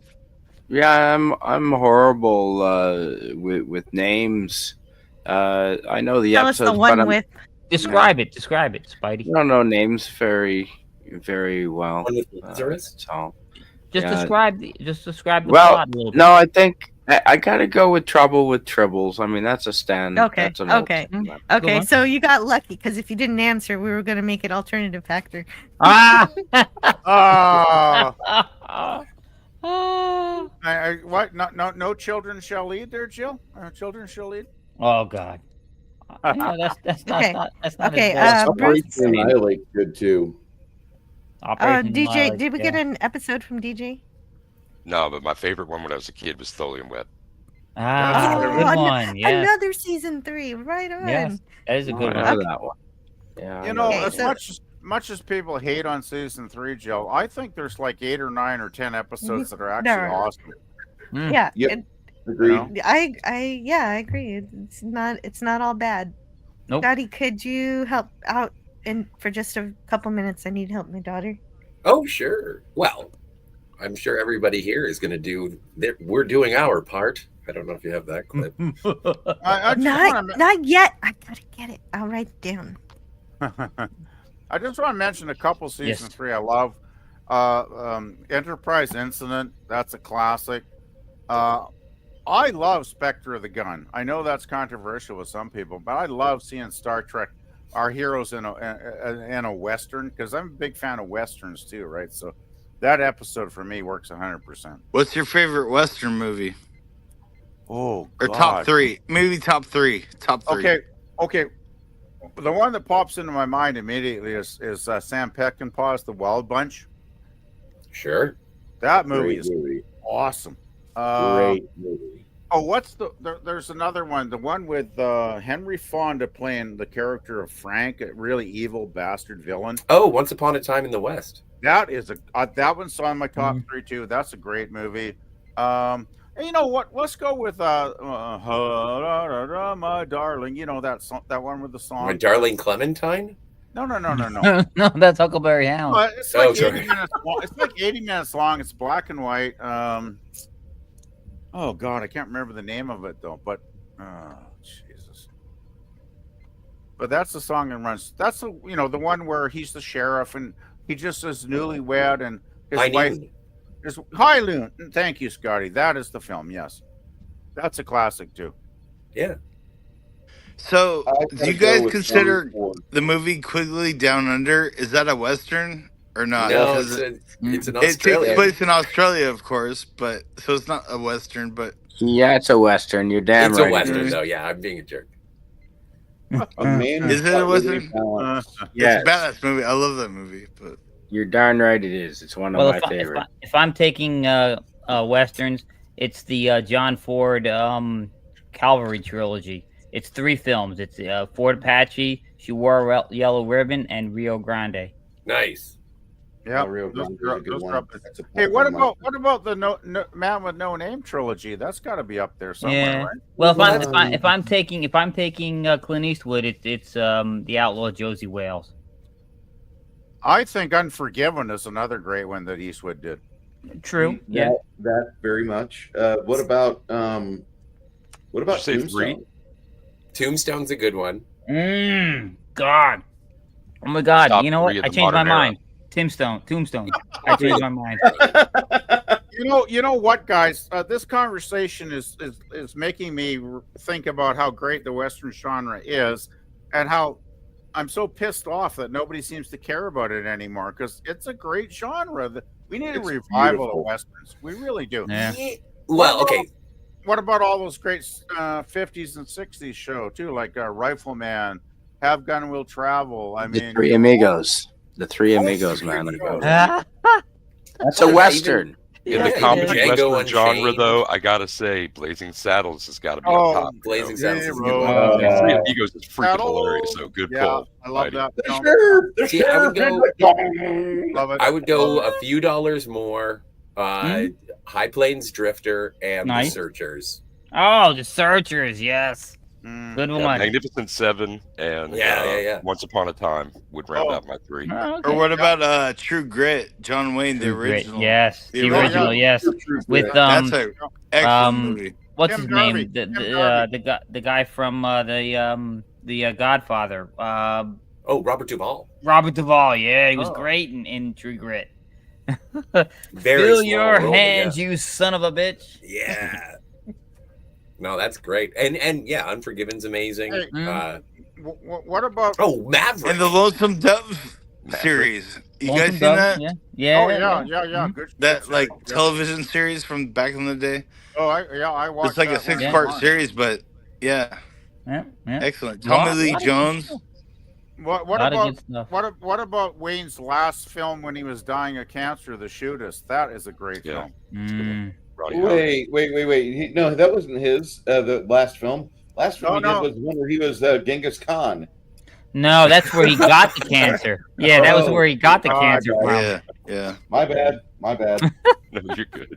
I never knew Genghis Khan was out in the Wild West. Jeez, that's interesting.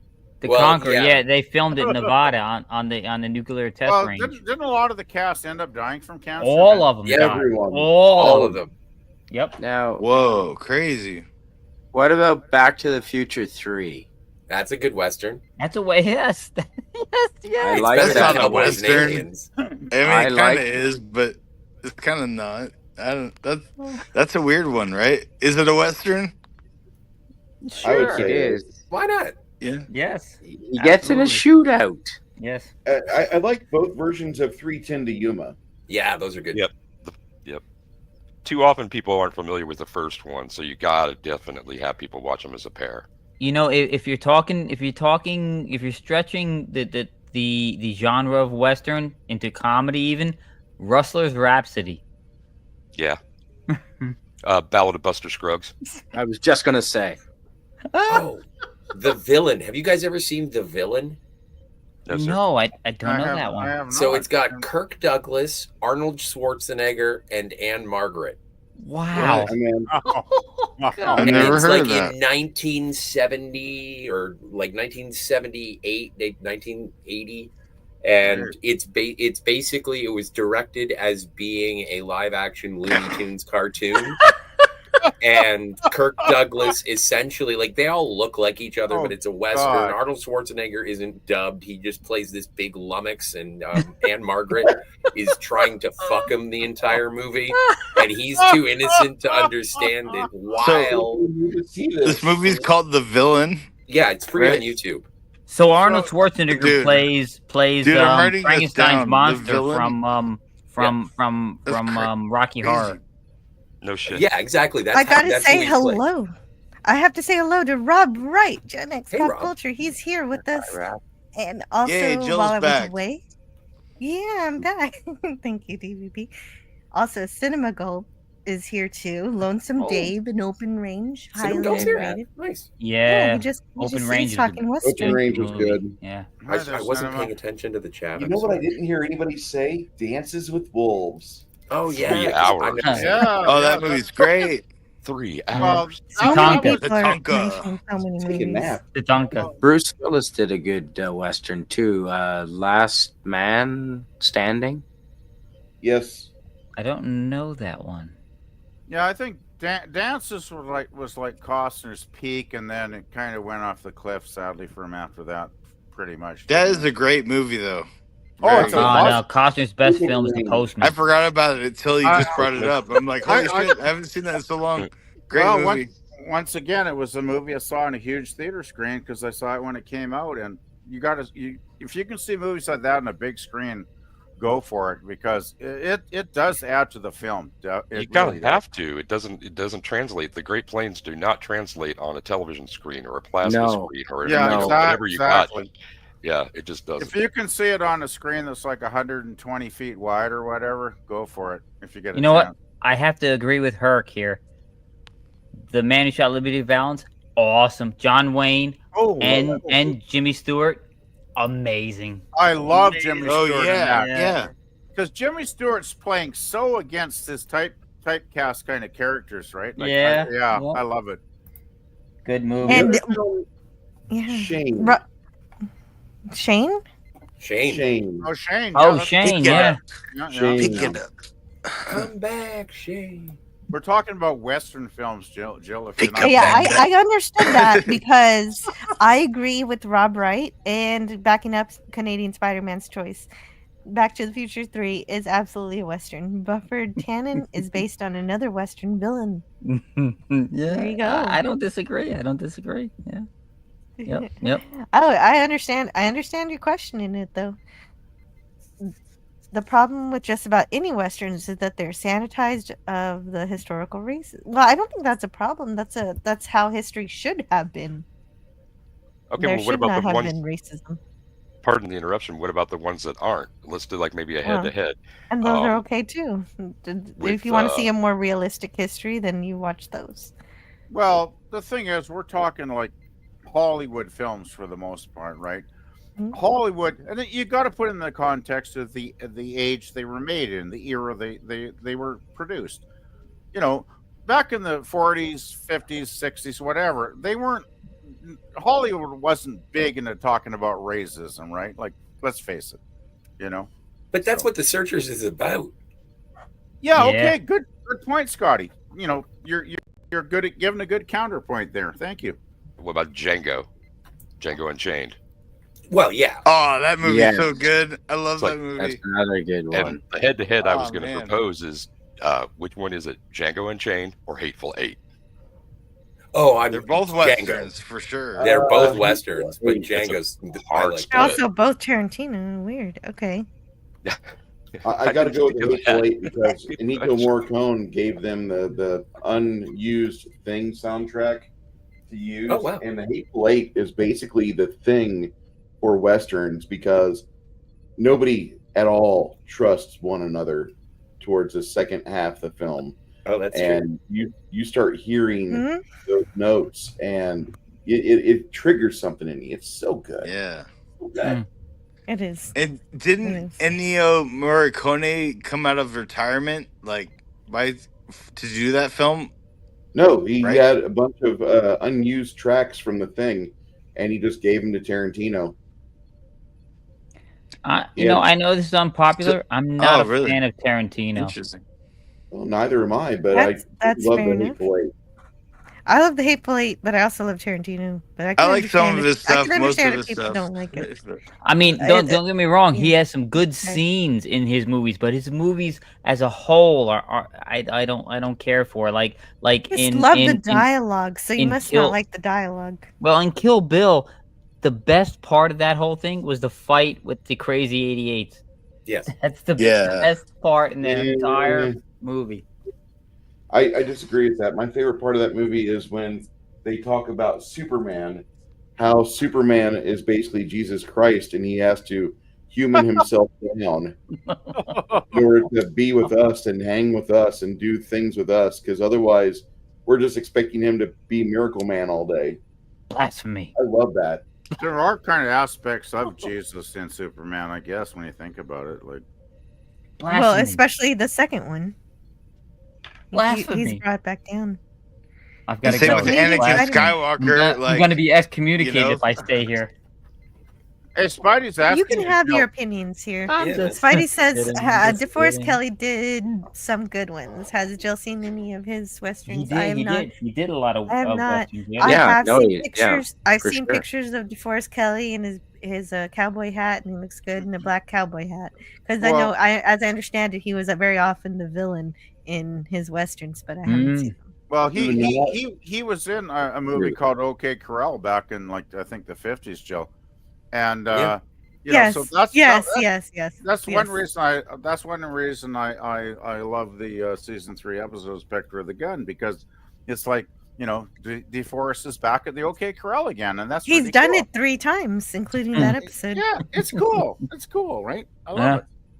I really liked the hope not, Night of the Lupus. Blazing Saddles isn't sanitized. The sorry, Night of the sorry, Lupus Bruce. is a terrible movie.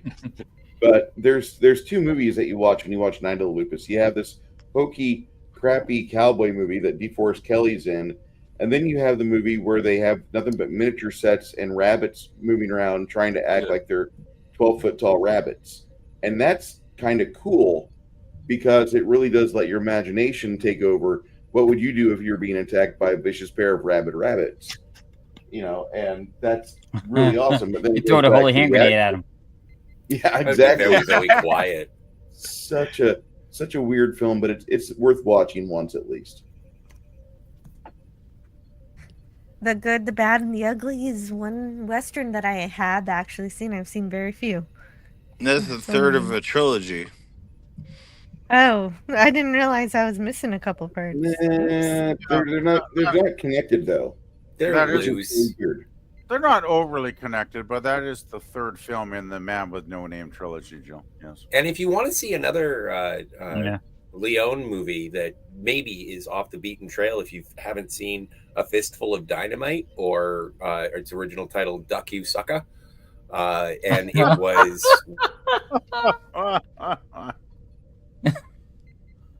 That is a Ducky great Sucker? title. What? Wait a That's a second. great What title. just happened? That's a great title. Well, if we're going Never funny heard of stuff, it. I It's like- prefer it's another I spaghetti prefer the, western. Well, I prefer the movie inside the movie of Kentucky Fried Movie, a fistful of yen. Yeah. Just a second. I got to see what this movie is about. This is Which one? Duck You Sucka? yeah. Well, that is such a crazy title. I can't imagine what's happening.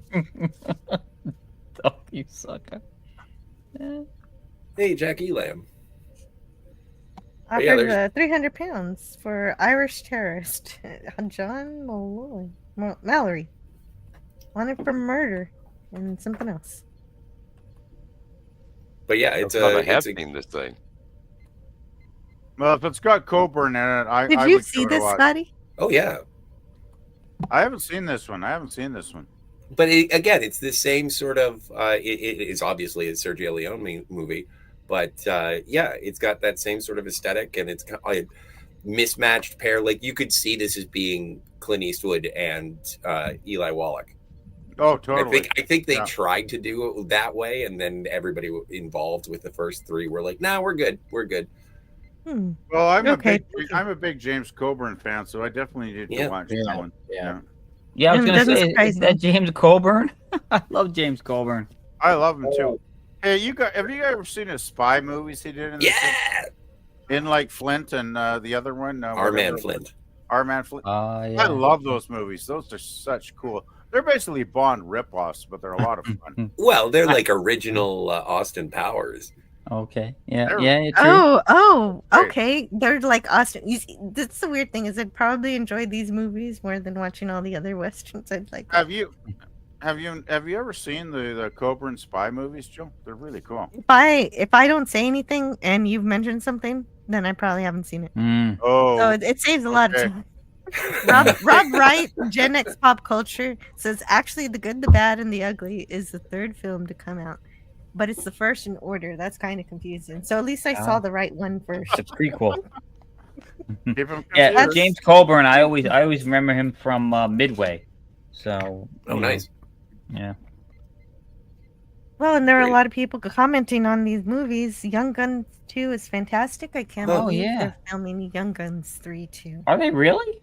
I have That's what never Rob seen says. any of the Young Guns. Bon Jovi. Okay. Yeah, They're the good. second one's I've heard really the good. soundtrack. Yeah, The second one's very good because Bon Jovi gets his in when he tries to escape the pit. Yeah, I like. I like both those movies. The Young Guns movies are really good. Yep, I agree.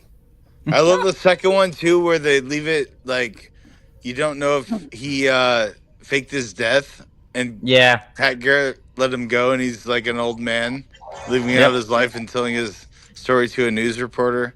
Yeah, good. Hey, movie. it's Outlaw Bill. is here. Brushy Bill Roberts. Was that it? Yeah, Yeah. Brushy Bill Roberts. Yes, exactly. Yep. Yes. Yep, that's it. Outlaw Bill, he's been watching all the westerns. I played The Wild Bunch on Western Cinema like 2 years ago. You played them all, and you do really well with those. Good work. I Yeah. There's another movie that's not quite a Western, but it's got a very Western feel. It's the first directed film that Walter Hill made called Hard Times, where literally Chuck Bronson gets off of a boxcar and goes into a town and hooks up with James Coburn. And Coburn is his bookie and starts getting him into bare knuckle boxing matches. Oh. Yeah, Wow. depression. It's in the Depression. Yeah, it's set in 1933. Yeah. And it's a very good movie. And it's Charles Bronson at age 50, and the man is just chiseled. Okay, He mustache looks or no mustache? No mustache. Thank God. Then I'll look it up. What's it called again? So you're Hard- okay. So Hard Times. Hard It's Times. Walter Hill. Yeah, the it's state Walter of Hill. his facial hair was vital to know. Yes. I'm not joking. I hate watching Charles porn Bronson stash. movies when he's got the mustache. Yeah, it's not even like it's not good. It's not a Selleck. It's not a Clark Gable. It's just like you're an old man who decided that I'm like even Gene Hackman had a better mustache than Charles Bronson. That's fun. Yeah, and that's not saying much, is it? Well, Charles. God bless Gene hold on, Hackman. everybody. Hold on. I have been neglectful of the private chat.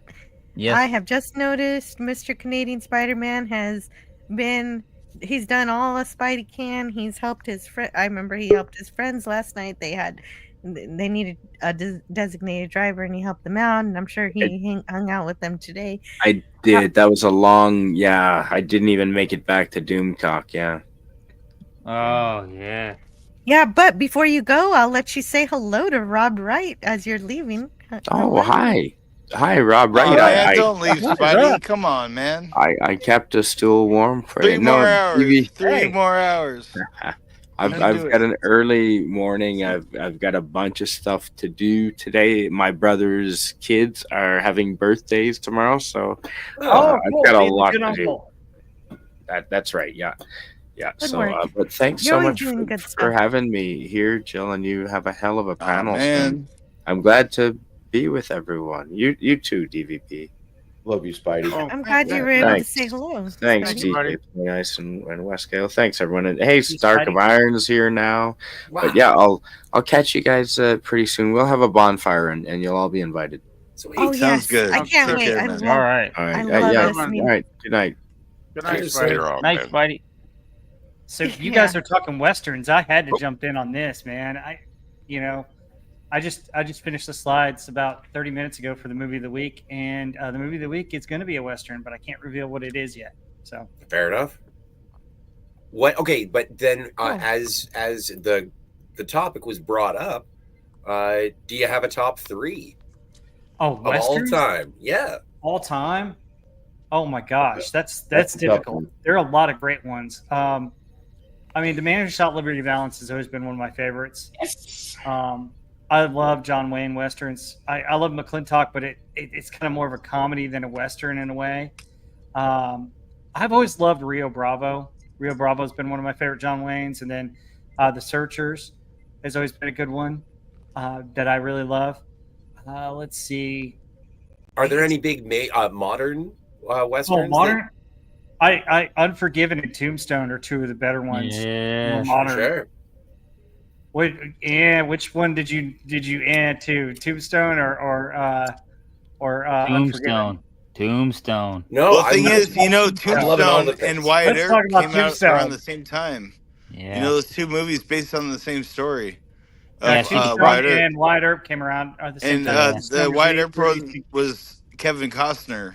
Yeah. And, See, the it was a lot, problem is much go longer ahead, go movie ahead. than Tombstone. You know. Well, that's the problem. Is Tombstone had Kurt Russell. You can't go wrong with a Kurt Russell movie. He is awesome in almost everything he does. And Val Kilmer as Doc Holliday. And Val Kilmer, fucking yes. Oh yeah. Yep. Every line by Val Kilmer is quotable in that movie. Yep. Val Kilmer, Kurt Russell, Bill Paxton. It's just amazing. Why? Whatever do you mean? Yes. Yeah, I Bruce, look I'm like going to have to someone stand walked with over you your on this grave. one. Outland is definitely a western, even if it's set in the outer planets. Yeah. It is. It's high noon in space. And Sean it's Connery. amazing. Sean Connery's great in that. Sean Connery is amazing. I thought that was a video game. No, we that's did that a on Pop Culture movie. Breakdown. That's a movie, Jill. Yeah, Jill, go back and find that on Doomcock's channel. We did Yeah. a review of it. You Oh, gotta, of course, you I got- must you- have missed that week. Connery's Sean, Sean Connery was Bond, James Bond, right? Oh yes, I know him for Yeah. that. You got to go and watch Outland because he's great in that movie, and it is like Yes. a sci-fi western. I haven't seen it in ages though. Like I need to rewatch that. I probably haven't It's seen it since possible. it came out. It's been too long. Yeah. I'm severely delinquent in my Western movies, but I do appreciate learning about them from all of you. Whoever A wants lot to of continue this. sci-fi is based on westerns too. So You know, the thing is, well, Joe, besides the Spectre of the Gun, I'm sure. Outlaw Bill says Silverado. yes, Silverado's great. I love Silverado. Yeah. You know the thing is, Jill, you might not be thinking about this at this point in your life, but there's a lot in common between science fiction and westerns. They share a lot of the same kind of, what I call it, tropes. The same kind of tropes. Drama. The drama Well, of it. The but there's- intensity of it. Often there's the man alone. There's the independent And the action. guy. It's like a Riding good the- balance. Yeah, he's right? riding the range, whether it's in a spaceship or on a horse, right? And he comes up against all these Right. adversarial Wagon Train to the forces. Stars. Well, Star that's Wars is a isn't western. that Star Trek, right? Exactly. Wagon Train to the Stars. Yeah. I think Jill would love the Western genre if she My dove my into grandpa, deep dive. who I lost a couple years ago, he loved Oh, westerns, and I just sorry. never got around to watching. Yeah, I know. Sorry to hear that. It's made every Cinco de Mayo a little bit different. Oh yeah, I'm sorry. Sorry for your loss, Jill. Yeah. sorry And for Tiger your Stripes. Ooh, Thank you. Stripes. Tiger Yeah. Stripes says Silverado is great, but it's good to get some of the classic westerns under your belt before you see Silverado, because there's so much pastiche in it. True. Very Well, true. that's the thing. Earlier stuff builds up the later stuff, right? If you know what I'm saying. I think I understand what she's saying. You, in order to get the references, in order to get why it's a great movie, you got Get to help. have a bit of a basis, a bit of a foundation. Yeah, have a Which background. is something I gotta do. Background I knowledge. mean, all I have to do really is go to Outlaw Bill's channel, and every movie he's watched is probably the Oh movies that I yeah. need to see. Yeah. I tell you the movie that Or just nobody pick talks one about. and watch that one. Just pick one that you. Oh, there's think too would be many. I need interesting. some kind Yeah. of. I need some There are a kind lot of of great reference ones. point. Do you guys? Ask do you guys Scotty. watch Scotty will Serenity tell you like the the- best one, probably. You're to start right. with. I usually like Scotty's choices. Did you Scotty's guys a watch genius. Serenity like it was a western or no? Do you What? remember Serenity from 2005, the follow-up to the TV show Firefly? Oh, Yeah.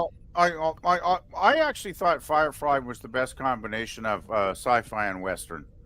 Yes, 'Cause it was- Firefly is essentially a western. Hey, I've seen that at least. Yeah, but I it's also actually have to do a rewatch on it soon for Cinema Gulp. We're doing Oh, I something. love Firefly. That's one of my top 10 shows of all time, and it is basically science fiction western. I mean, it's totally a combination of the two genres, which is why I love it so much. Well, that and the fabulous characters, right? Like such a good cast, such good Oh, wait a actors. second. Rob Wright is showing us something. Let's see what's Okay, happening. I'll Here. be quiet. No, it's okay. You don't have to be quiet. I just Ah. I'm just alerting people Be to quiet. I the don't show mind. and tell that is happening and trying to figure out how to get it going. There we are. That's a lot of DVDs. Never Yeah, give up your th- physical media. Never. Never. Never. I don't believe in streaming. I think streaming's a con game personally. Nice. Giant. I see that. Yes. Nice. Yeah. Yeah, see, now That's you what can I see gotta it. do every McClintock. couple of years. McClintock. It's awesome. Yes. Stuff. McClintock. Yes. Man, you know what? I'm too biased towards John Wayne. I'm sorry. You know, one thing Yeah. looking at this picture, I'm thinking maybe you should do like alphabetical order or something. Ah. It might take you a while to find a movie when you're looking for one Nice. particular title, right? Good stuff there, Rob. Your Rob, mic's off, you're Rob. muted. You're muted, Rob. so You're muted. You're can't hear muted. you. You're muted. Sorry. They're almost in genre order. So I got like all my Wayne westerns right there. Their DVDs, and the Blu-rays are kind of my older movies are up on top, and my more modern movies are down low. So Okay. that's how I have it set up. But yeah, Thank you that's for my showing us that. John Wayne collection. Some good ones on there. Yeah, I liked it. Man. That's a beautiful, Beautiful collection. laid out collection. Yes. Hey, and Larry Larry. just joined us. Yes. Larry, disconnect internet from your DVD, Blu-ray, 4K player. That is his advice for you today. Why? If you choose to accept it. I don't have my my player hooked up to the internet, but I'm just curious as to why. Yeah, you don't have to ignore streaming. It's fine. But if you can get it on physical, definitely do it. Okay, Scotty, Don't throw away your VCR. Yeah. Okay, PvP had a great idea because you What's know this? my taste. You know what I like. You Yes. know what's good. What Western should I watch first if I'm trying to watch more? Stagecoach. This genre. I like where your Stagecoach head. is- I like where your head's at, but I would say I Stagecoach. think that if you wanted to ease into it, would you like something lighter, or do you want to go to a classic? I think I need to see the classics. Okay, then I I need to would start say there. watch A Fistful of Dollars. Not bad. Well, I wouldn't start her off in the 70s yet. I'd start her off a little bit earlier than that. Because Yeah. you've got a distinct Western genre that changes once you get to Leone's films because they're a little bit more gritty and a little bit more violent. Fistful of Dollars and the Dollars trilogy is great. Yes. And I think she should build up to it. I think she should start with something more like a John Ford, John Wayne type. Yeah. Stagecoach, I do. 1939. Yeah, Either Stagecoach or The Searchers. Or Stagecoach, The Searchers, or let me recommend another one that nobody talks about. That's a really good one from John Wayne, Angel and the Bad Man. That's a shorter Western, but it's actually a really good one. All right. See, and there is some merit in that, just in terms of the establishment of the Western genre. Like I remember I had been putting off, and I want to get back to the early Westerns, but when I was, I had never seen the Universal monster movies, and I watched them, and they're like an hour each. So it's like watching an episode of something. Like when you watch Dracula, The Invisible Man, things like that, they're like an hour and 10 minutes. It feels breezy, even though it is an incredible achievement in cinema. All of those movies were, like, to varying degrees. I know Jill likes The Creature the best. Yes. But The like, Black and Lagoon is so cool. yeah, and so I do enjoy going back to those early John Ford, John Wayne. Hell, even if you want to do some Gene Autry. Gene Autry, yeah. Larry says studios will censor and edit playback of physical media if you're on the internet. Is that really possible? True. Is Yeah. that true? They will scrub stuff they don't like when they stream stuff sometimes. Yeah, Okay, that's why- streaming. I understand that, Wes Cagle. But Larry is saying they're going to change your physical media. How is that? Oh yeah. No, you can buy stuff online. The same thing with video games. You can buy a you're not video game listening. online and they change it. No, but if you, Not I think listening. Larry says Yes. physical media. It's gonna change Oh, your no. physical media playback. So if I they- put in they a copy can't. of 48 Hours, they're gonna edit out the N word. Yeah, no, they what he's can't. saying. They try to can't. do That's why I got a cabinet full of DVDs, because physical media is the only way to go. It really is. Yep. And what Larry is sort of implying is that if you do sort of connect, I don't have the Wi-Fi activated on my Blu-ray player because I use all of my streaming accesses through my smart TV. So my Blu-ray player is not connected to the internet. But I don't know if that's a possibility, if they can just sort of like And edit. so they can't actually edit the physical media itself, but they can don't think change so. the playback. They They can. could say, "You're watching this movie. We're going to play this version instead." Well, I could see that as a possibility. And I- see, yeah, I can buy that conspiracy. Yeah, I could too. Yeah, that's why I have a computer. It's an older computer that I have a external hard drive, a 8 terabyte hard drive that's got all my digital media, and it's never connected to the internet. I'm not letting them touch it. Yeah. Yeah, that's the way to go. I The don't worst- trust. the worst one. I don't trust them anymore. I really don't. The worst offender was a Criterion Collection version of The French Connection, There's an Oh. N-bomb drop because Yeah. fucking Roy Schneider and Gene Hackman are talking. Rest in peace, both those good men. And one's like, "Don't trust an N-bomb," which I won't say that on Jill's channel. And the other guy's like, "Don't trust anyone." Well, when they were doing the test, one of the test locations for this movie was like downtown New York, almost Harlem, and there was a sizable diverse people within the theater. And at first, the crowd was like, because he dropped the N-bomb. It's 1971, but that's still, some movies really, some people just take real big offense to it. It doesn't matter what color you are, they just don't like that word. But then the following line is, "Don't trust anyone." And the entire fucking theater damn near exploded, and everybody clapped because they liked that mindset that this cop had, where it doesn't matter who the fucker is that you're dealing with, don't ever put your trust in him. And it made so much sense. If you've not seen The French Connection, not trying to change genres here, we talked about spies and shit, but The French Connection is top tier William Friedkin. If you have not, I've been told already I should watch The French Connection more than once, so I will give it a try. But I'm sorry I have to step away again. But hopefully you guys can. No. It was another movie that we did on Pop Culture Breakdown recently. Yeah, I know. I think I was cut the supposed to bridge, be on that right? one, but I was Okay. busy. No, I should change Step uniform. away, Joe. We will look after the stream for you. So- we will. Oh, thank you. I have a question. Trish. Okay, let's go with Uh-oh. Scotty's question first, and then No. if you run out of Scotty question, Oh, no, but please read Tristan's question. Absolutely. I'll go with Tristan. Why does On the Beach, based in Australia, but we never see any Aboriginals? That is an excellent question. You guys have all seen On the Beach, the post-apocalyptic, everybody's going to die because of the nuclear bombs thing? I actually saw it in my college when they showed it actually on a 16 millimeter film. Yeah, Oh, wow. Friday night films, and that was so cool because it was a pretty big screen. So I actually saw it a good way in. I think it's a great movie. And you know Who was what? in it? Fred Astaire. Fred Astaire, Gregory Peck, Ava Gardner. It's a stellar cast, and it's a damn Anthony good- Perkins. It's a great end of the world scenario, right after Yes. the atomic bombs have basically killed Like us. the end of the world as we know it. I feel Exactly. I feel fine.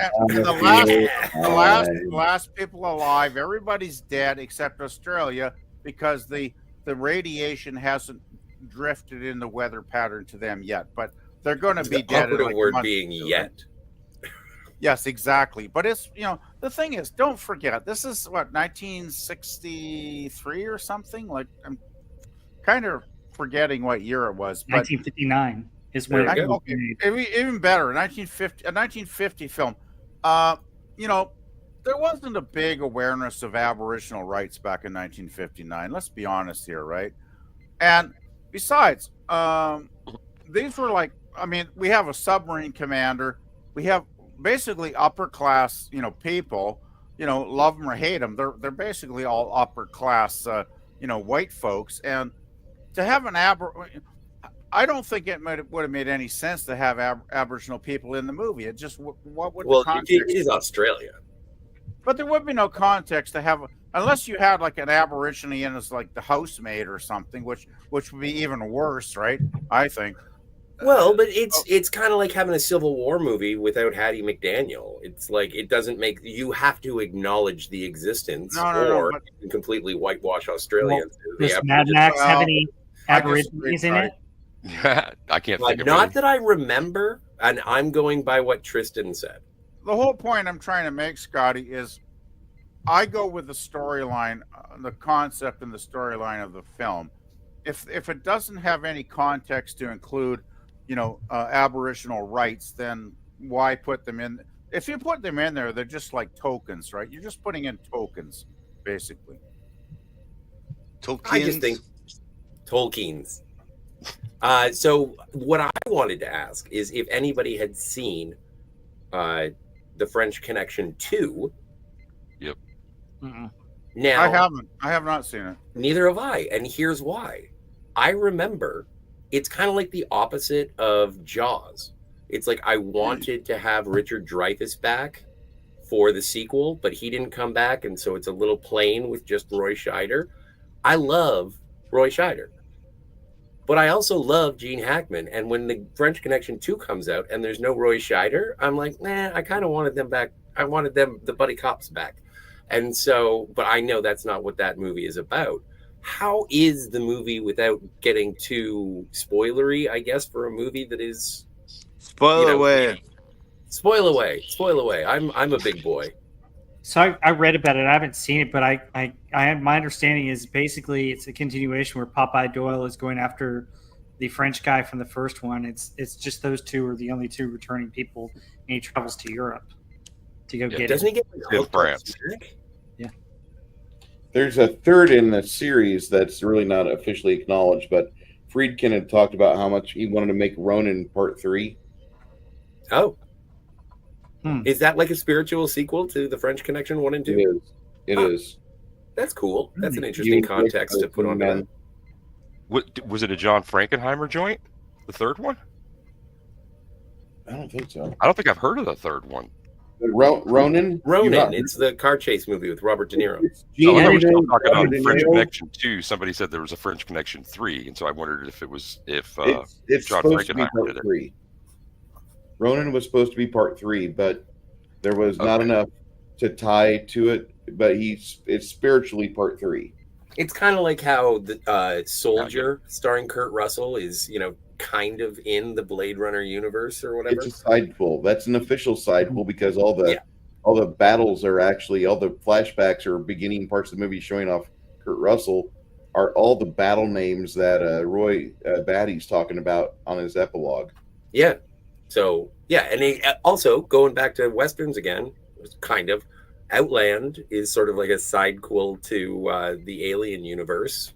Yeah, it is, in a way. Because there was a lot of production that was crossed over, like a lot of the sets and stuff they All used. the set designers. Yeah. All the prop guys. And plus, James B. Sicking, Captain Styles from Star Trek 3. Awesome. Yes. And the SWAT commander on Hill Street Blues. I'm glad no one brought up Doogie Howser yet. Yeah. I was going to say, the thing that we should also get Jill to do is maybe watch a few Western TV shows as well. I think she would enjoy Wild Wild West. The movie, no. Guys. Never. Don't tell her. Don't tell her. Let's make her watch Wild Wild West with Will Smith. No. Okay, you want to destroy Jill's ever wanting to watch you guys a used to be Western? fun. That would kill. Jill will never watch a Western in the rest of her life. Dude, Wild Wild West, that is fucked up. How dare you? How dare you? It's How garbage. dare you? Wild Wild West. Look, you want the best ones. Show some with Dr. Lovelace. Those are the episodes I would recommend. Oh yeah. Well, and she'll like it because it's Alexander from Bread and Circuses. Exactly. Mm-hmm. You guessed. Not Bread and Circuses. It's the other one. I'm getting it. I'm getting in with the Star Trek feed in because that's how you get. Well, that's why I got Jill to watch Man from U.N.C.L.E. because I told her, hey, in season 1, there's an episode where William Shatner and Leonard Nimoy in the same episode, and she's like, "What?" And I was like, "Yeah, we should watch Man from U.N.C.L.E." And she was like, "Okay." It was Plato's stepchildren that Alexander, Dr. Lovelace. He was great in that. He was always a great actor. He was a great Michael Dunn was amazing. Yeah, I love Michael. We lost him so soon. Yeah, that's the sad thing because of his, health issues. Mm-hmm. He passed away about 6 or 7 years after Wild Wild West or something. Yeah. But he and the girl that played Minuet in Wild Wild West were actually a singing duo before Wild Wild West was ever made. They actually were performers and singers. I do remember there was episodes where Dr. Lovelace and her would sing some tunes or something. Mm-hmm. Sloop John B. Yeah. I love that show. I used to watch that every week as a kid. I just love that show to death. It's so good. Larry brought up that show with reruns. So Larry talked about 1977 Sorcerer, where Roy Schneider and 3 other men who have had bad times in their lives, they all flee to Brazil, to a small town that's kind of like got this little dictator at it. And the town is only alive because there's like a Halliburton well nearby, and the well has a blowout and a fire. And in order for them to get control of the well and to continue the funds coming into town, the man that runs the town has basically a contest, and I need men that can drive a stick shift. And if you are picked for this job, you'll be well compensated, but you've got to do something very dangerous. You've got to go and grab dynamite from a location a ways away from here in the Amazon rainforest. And once you get that, you have to bring it back here. And the trucks that they're using are trucks that you would never find running or even being worked on in Mexico. They are the worst of the worst trucks I've ever seen. And it is such a good movie. I've seen Sorcerer, and it's awesome. Like, it's really, the suspense in that movie is unbelievably good. And I if I'm not forgetting, because I haven't seen it in like 30 years, but isn't there a part where they're crossing a really rickety bridge or something loaded with dynamite? That's probably, yeah. They've got the trucks loaded with dynamite. They're going across this bridge in the middle of a rainstorm, and one of the guys has to get out of his truck and direct where to turn the tires because the timbers are falling out on the bridge supports. Oh, so good. I'm thinking they're going to die at any second. Like, that's a great suspenseful film when you get a scene like that. Yeah, it's a good movie. By the way, you know, that's a remake of, I believe, of a European film that came out years earlier. From the 40s, if I remember right, 40s or 50s. Yeah, I can't remember the name of the original film, but it basically was a takeoff on that. Kind of a remake, I guess, in a way.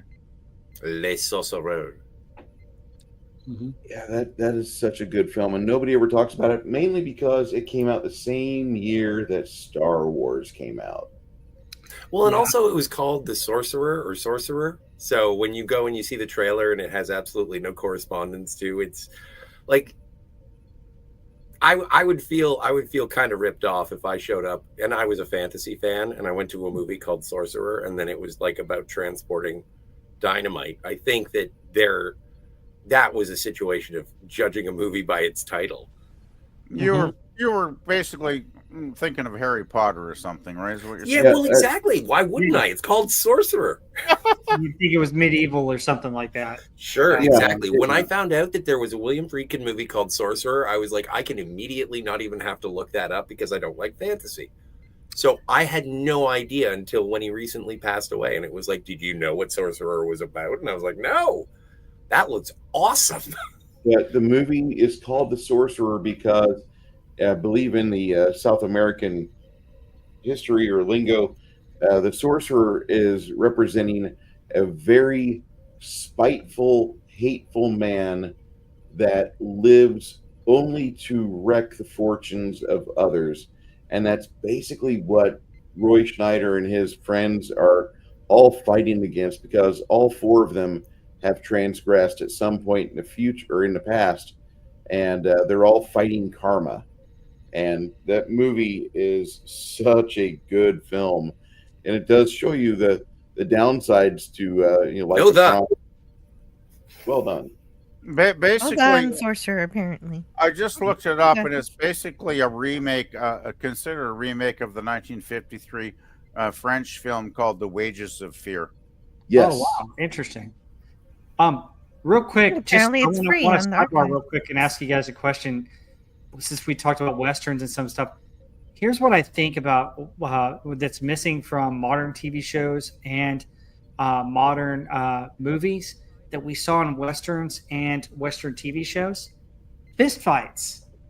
I've noticed as I'm watching some of these TV shows that I'm watching, down and stuff in our thing. I mean, don't get me wrong, there were episodes of Andor that were good, but there were no fist fights, and I'm sitting there going, where are the fist fights? Where's some of the physical fights? Because a lot of what made Star Trek great and what made a lot of the shows from the 60s and 70s that we all love is it didn't just have violence with guns, bang, bang. It had fist fights that showed action and really moved the story along from a physical standpoint. And I think some of the TV shows and movies are missing some of that. What do you guys think? Before we talk about this, this is a good topic, and we are going to talk about it further. But I have to let Wes Cagle go. He wants to go, and he's got other things to do tonight because there's so much fun to be had on the internet, and he's going to go do those other things. And I want to thank him for giving us so much of his time, for giving us 2 hours.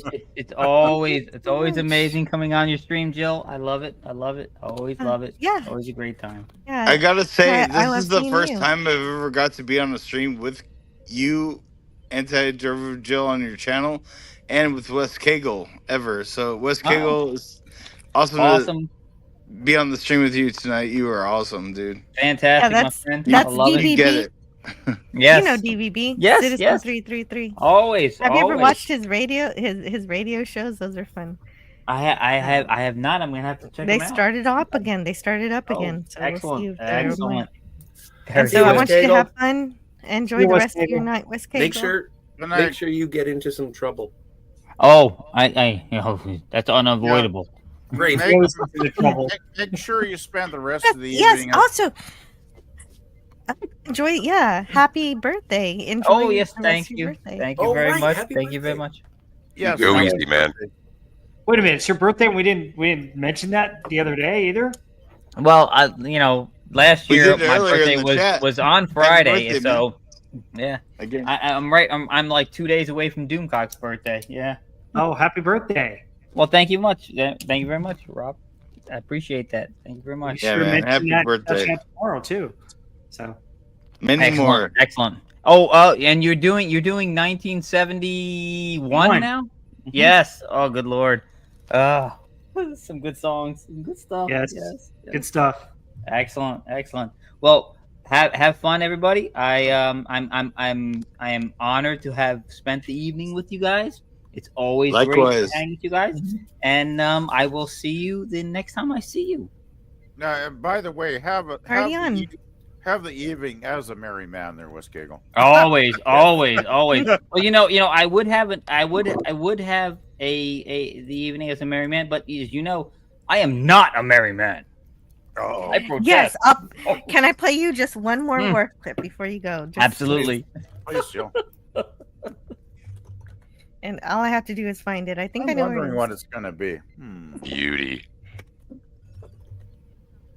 Oh, I gotta find it though. You look good in red, man. Jill, Yeah, you need to get that folder in a handy place where you can click stuff. I would Yeah, swipe it's really right. difficult.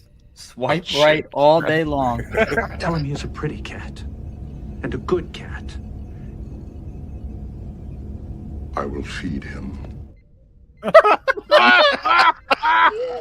Oh God, I love Worf. Worf has, you know what? Worf has all the best lines, man. You know, I mean, only the only person that comes closer is Q, and it's a distant second. But yeah, Worf has the best lines, all of them. Well, thank you for that, Jill. I appreciate it. That's awesome. Yeah. I need you.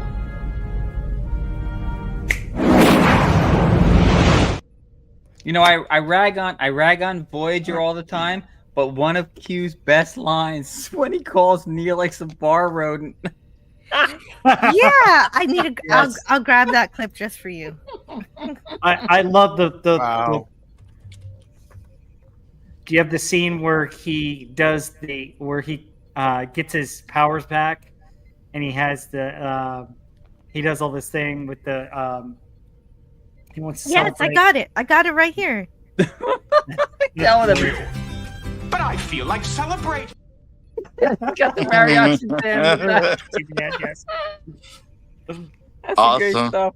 That's some great stuff. I don't need your fantasy women, Q. Well, you have the women that were right by my Worf, and he's like, he's actually liking Did it. I get rid of that one? Oh God. Between Q and I Worf, they're put the it best.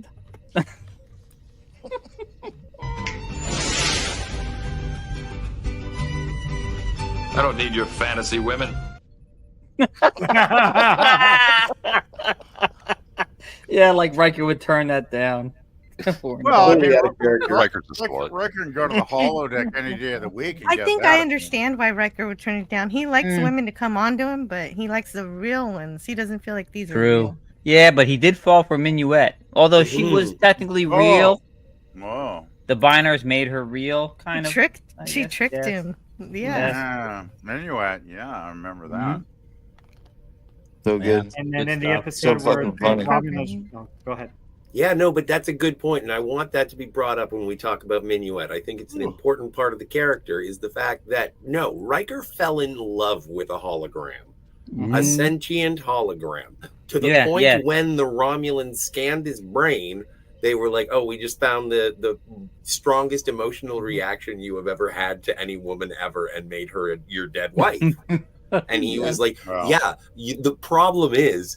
That was just like some OnlyFans account that I subscribed to for like 3 hours. I don't know why my brain decided that that was the most important relationship I've ever had. And we get By on the way, Barclay for his I fantasy. forgot to mention I've been banging the ship's counselor as well. So when she finds out, she is gonna be pissed. Oh yeah. Oh, did the Romulans ever tell that? I don't even know. I'm sure that Tal Shiar knows that Commander Riker married someone that he is like. If you were Minuet, you would be perfect.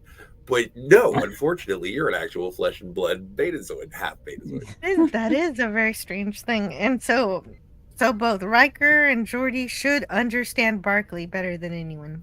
Yeah. Yes. They're hypocrites. But also, that speaks to Barclay's. Who are the biggest victims of his attacks? Are Geordi and Riker. Yeah, that was true. But you know, at least Barclay accepts what he, you know, his fantasy. You know, Riker and Geordi, they're ashamed of their fantasy. You know, leanings. So I'm just saying. Yeah, there. What was I saying? Well, but also Geordi never deleted his browser history. So Oh, this is I true? know how ashamed he is. He just left it there. Yeah.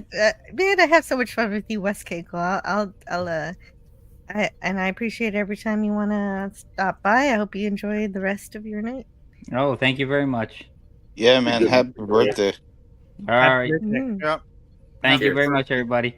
I will catch you next time. Later. Later on. See you later. All right.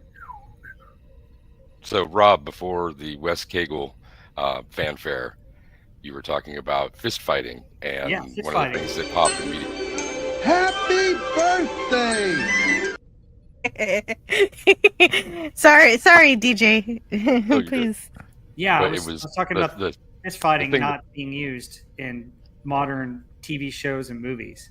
So if we roll back 30 years, that's the quote that came into my head. And believe it or not, it's from the movie Friday. And it's when the dad is counseling his son. And he says, I looked this up, so I'm reading it off. You kids today ain't nothing but punks, sissified, so quick to pick up a gun. You scared to take an ass whipping. That's what make you a man. When I was growing up, this was all the protection we needed. And he was holding up his fists. And then he says, you win some, you lose some, but you live. You live to fight another day. You think you're a man with a gun in your hand, don't you? And Craig says, I'm a man without it. And he says, put the gun down. So it's a poignant scene in the film for sure, but that's the kind of thing that's what I thought of immediately when you were talking about the lack of fist fighting. There is a lack of that sort of thing. People don't close distance like they used to and bump chests. They just don't. Like I've worked door and security and stuff since the late 80s, on and off and in different environments. And I've seen that reflected in real life. There are not as many fistfights, like less and less, 80s, 90s, aughts, and then that just, it's really, really different. So I wanted to pitch back to you to see which direction you were going to take that. Well, and I also want to clarify just one thing. There are fist fights in modern entertainment. Like the whole Daredevil thing, like wasn't it made famous based on that hallway, which was a ripoff of Old Boy, which again, you said aughts. And in modern entertainment, there's not a lot of punch fight. They did try and remake Roadhouse, but I don't even know what that was. I didn't see it. Yeah, Scotty, I think no. you're offering the exceptions and not the rule. Well, yeah, Well, I'm just trying to flesh out the conversation and Sure. also Oh. say with there's still kung fu movies, but I guess those are, when you have martial arts movies, those are martial arts. Those aren't really fist fights, even though there are fist fights. But I kind of get both of your viewpoints, guys. I was just thinking back to Deadpool and Wolverine when I saw that last summer a couple times in the theater. Like, there was a shitload of fist fights in that movie. Oh, yeah. Yeah, Come on. one guy had knives that it's came not out like of it's his totally fist. gone extinct. But I just want to clarify, when it comes to television shows, I got to go with DJ. I think there's a great lack of fist fighting in TV shows these days. Like, that's why TOS is my favorite show, because you can't get any better than when Kirk is like punching a guy out in the hallway, right? Like that is world class, crazy fist fighting. That's all I'm thinking about, PvP, this whole time you're talking. It's so good. Well, I watched Mirror earlier today. We're turning Sith Dan into a Trekkie bit by bit, Joe. Because we're doing a Saturday TOS episode every Saturday with Dan, myself, and Mikey, and we showed Mirror to him today, and he was like totally blown away. He loved it. We're going to turn him into a I say give us another 4 weeks. He's going to be. I can understand why he has potential. He likes Stargate. There's no reason why he shouldn't love Stargate. We're turning him slowly but surely into a Trekkie there, Joe. Yeah. Like, what about Reacher? Reacher. Yeah. That's a good one. I'm just saying in general. So, like, when I was watching Andor, I'm not seeing a lot of fist fights. I mean, I'm seeing people using guns to take out things, but where's some of the fists? But Robert, I have a question. Yeah. Is there, and I haven't watched Andor, is there blood? Not enough blood, yeah, not really. And so when you get into fist fights, you start getting like audiences, I think, modern audiences, they know that if you get punched in the face repeatedly last week and you're still doing the same thing as last week, you're going to be wearing that beat the hell out of makeup in the subsequent episode.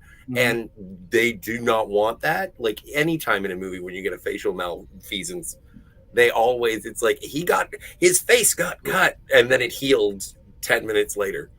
So and they don't. You're saying they don't want yeah. They don't want reality, is what you're saying, Scotty. Well, no, I just think that in a Star Wars show, you have the blasters, you have the ranged weapons, and you can decide what was it? I saw a clip and there was like a thermal detonator, but it turned into like a seismic charge that just threw people across the room, and it was like, oh, so they're not dead, but they got hurt-ish. Okay, it's something that it's to preserve the length, because if you beat it, it's like when they were going to do Star Trek Voyager and it was going to be like crossing 70 years and the ship was going to break down and they were going to have to repair it and everything like that, and then they decided no, we want the ship to still look good, and it's like, oh, okay, so this is all right, the stakes are immediately gone.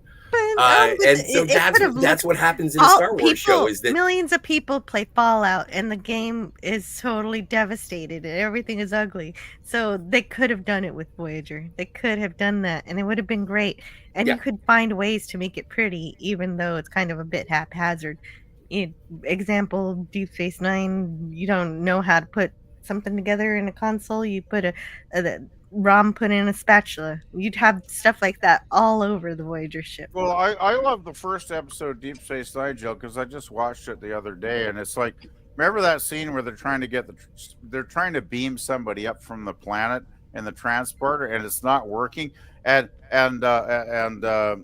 Miles O'Brien kicks it. Yeah. O'Brien goes, F this or whatever, and he kicks it and it works. Like Fonzie. I'm like, I think that is kind of a part of Deep Space Nine, though, which is the reason it's my second favorite Trek series after TOS.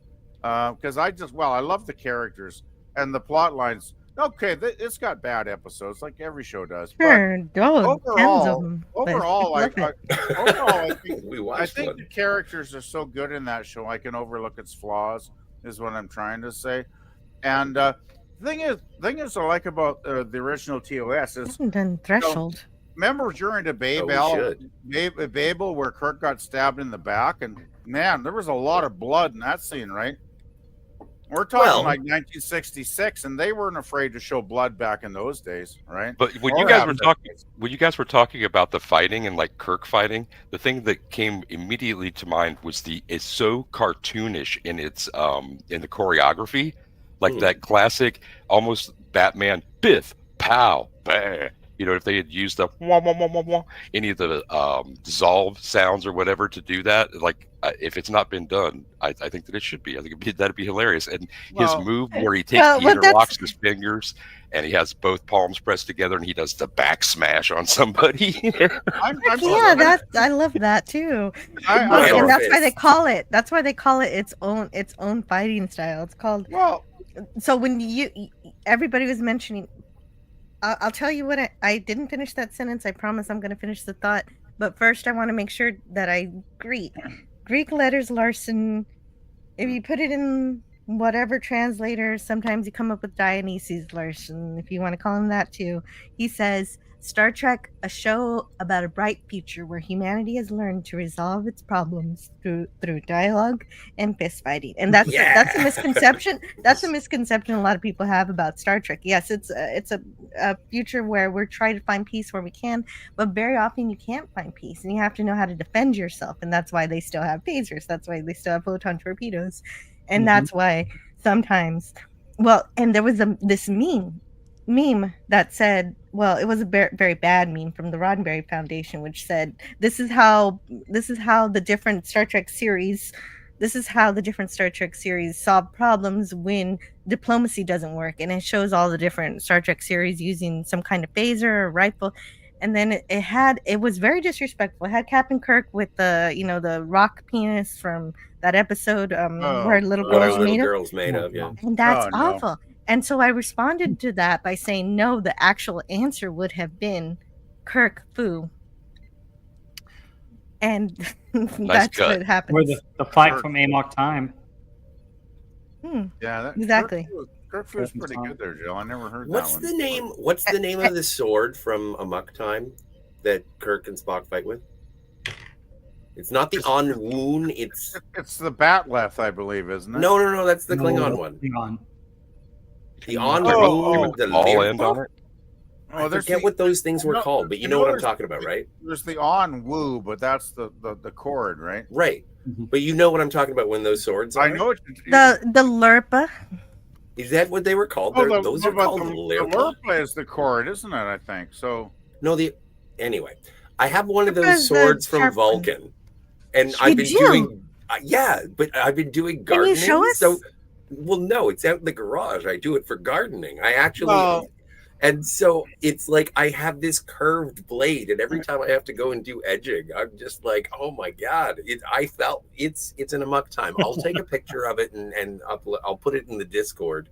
Well, it's a curved blade on one end and a really big blunt claw. Yeah, no, in it's the more of a shovel handle on the other end, so it's not That's no precise.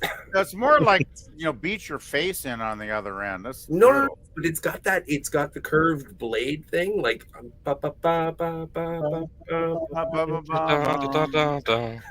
come on. Okay, now It's fun to garden. I'm gonna have to look this up now. That's damn pretty it, sweet, guys. Scotty. Yeah. I'm also the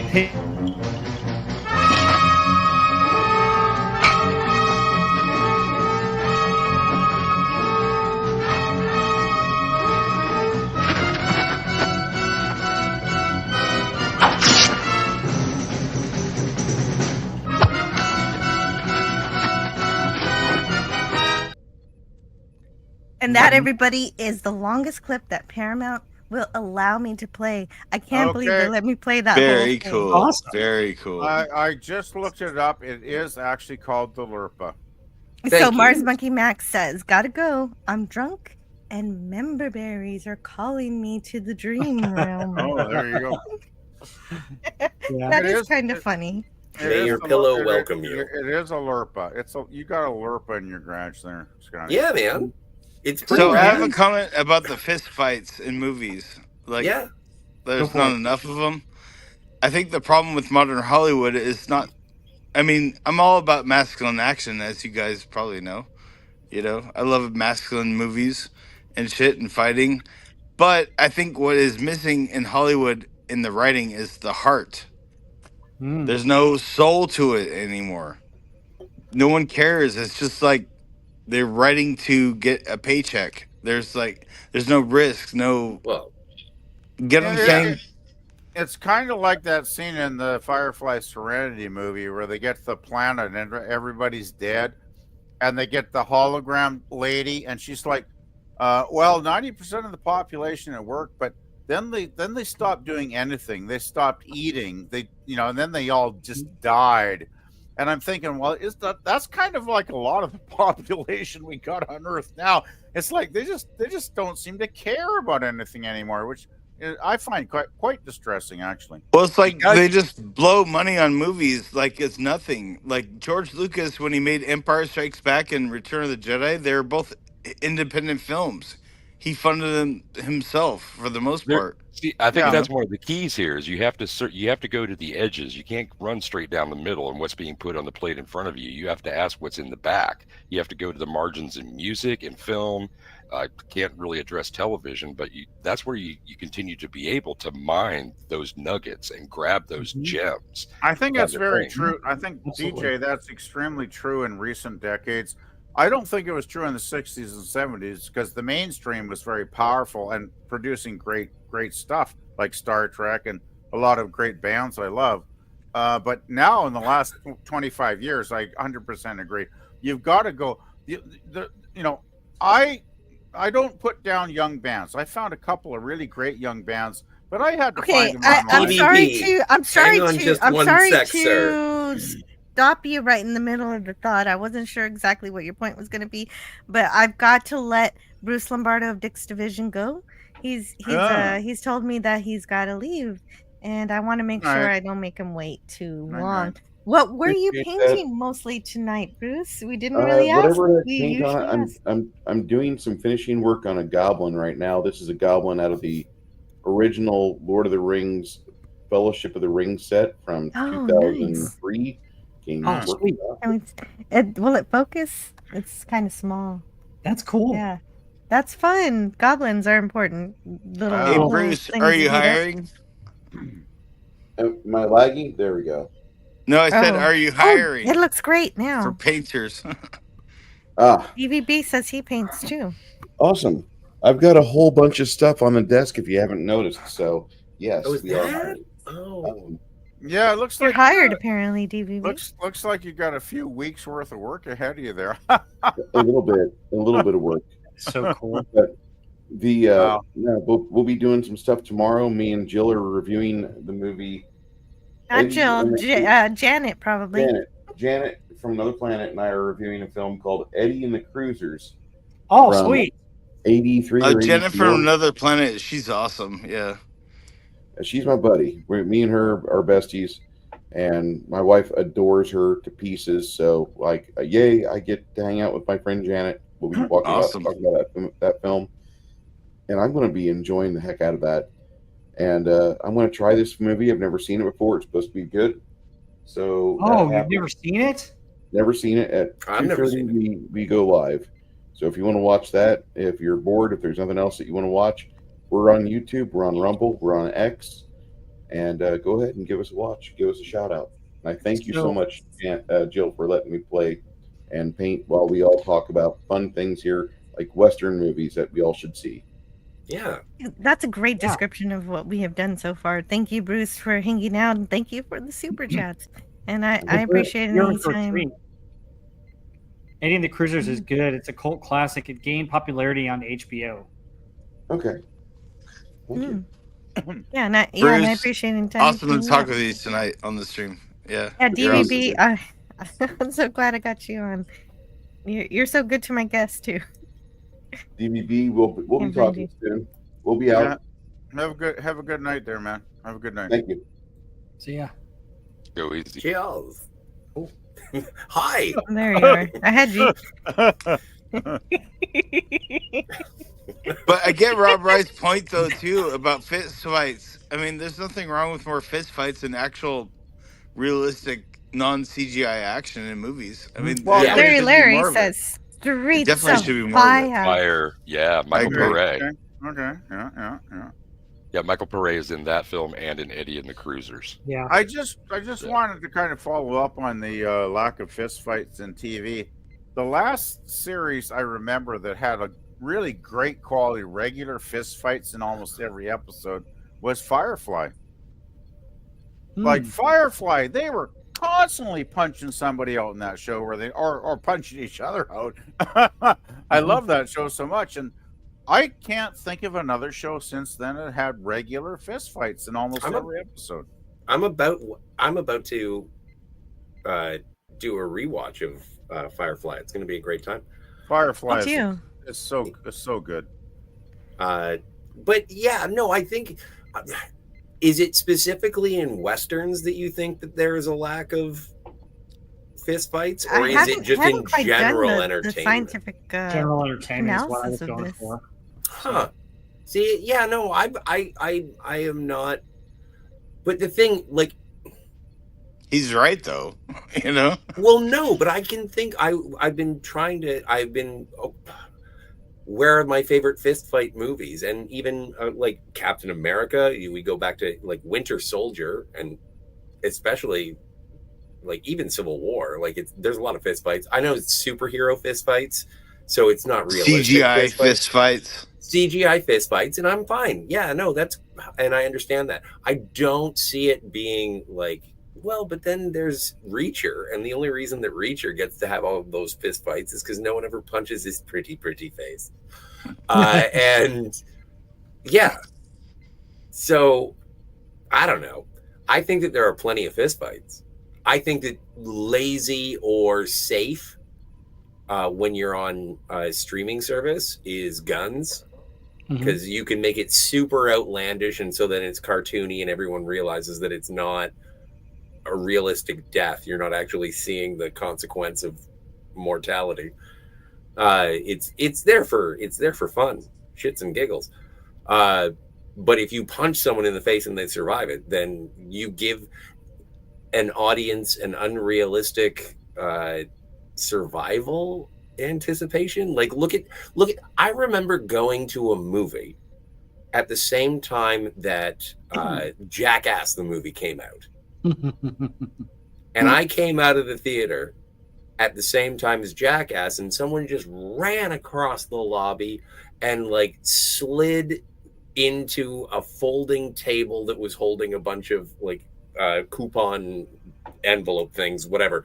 But there was a table in the lobby of the movie theater, and they just ran out of the theater, slid into it, and it was like, whoa, bros! And it was just like, people are fucking stupid. Well, Like, yeah, anybody who watches the movie and they say I should do what they're doing, and Yeah. didn't a kid That's a light great themselves on story. fire because of Especially because of when it's a Jackass, or really, am I misremembering? especially when it's a really stupid movie. That's even worse. Well, and that's the thing. And I remember when Fight Club came out, and I was like, this is a good idea. I'm gonna start a Fight Club. Yeah, how did that agree, how did and that they work actually out for this, exist. Scotty?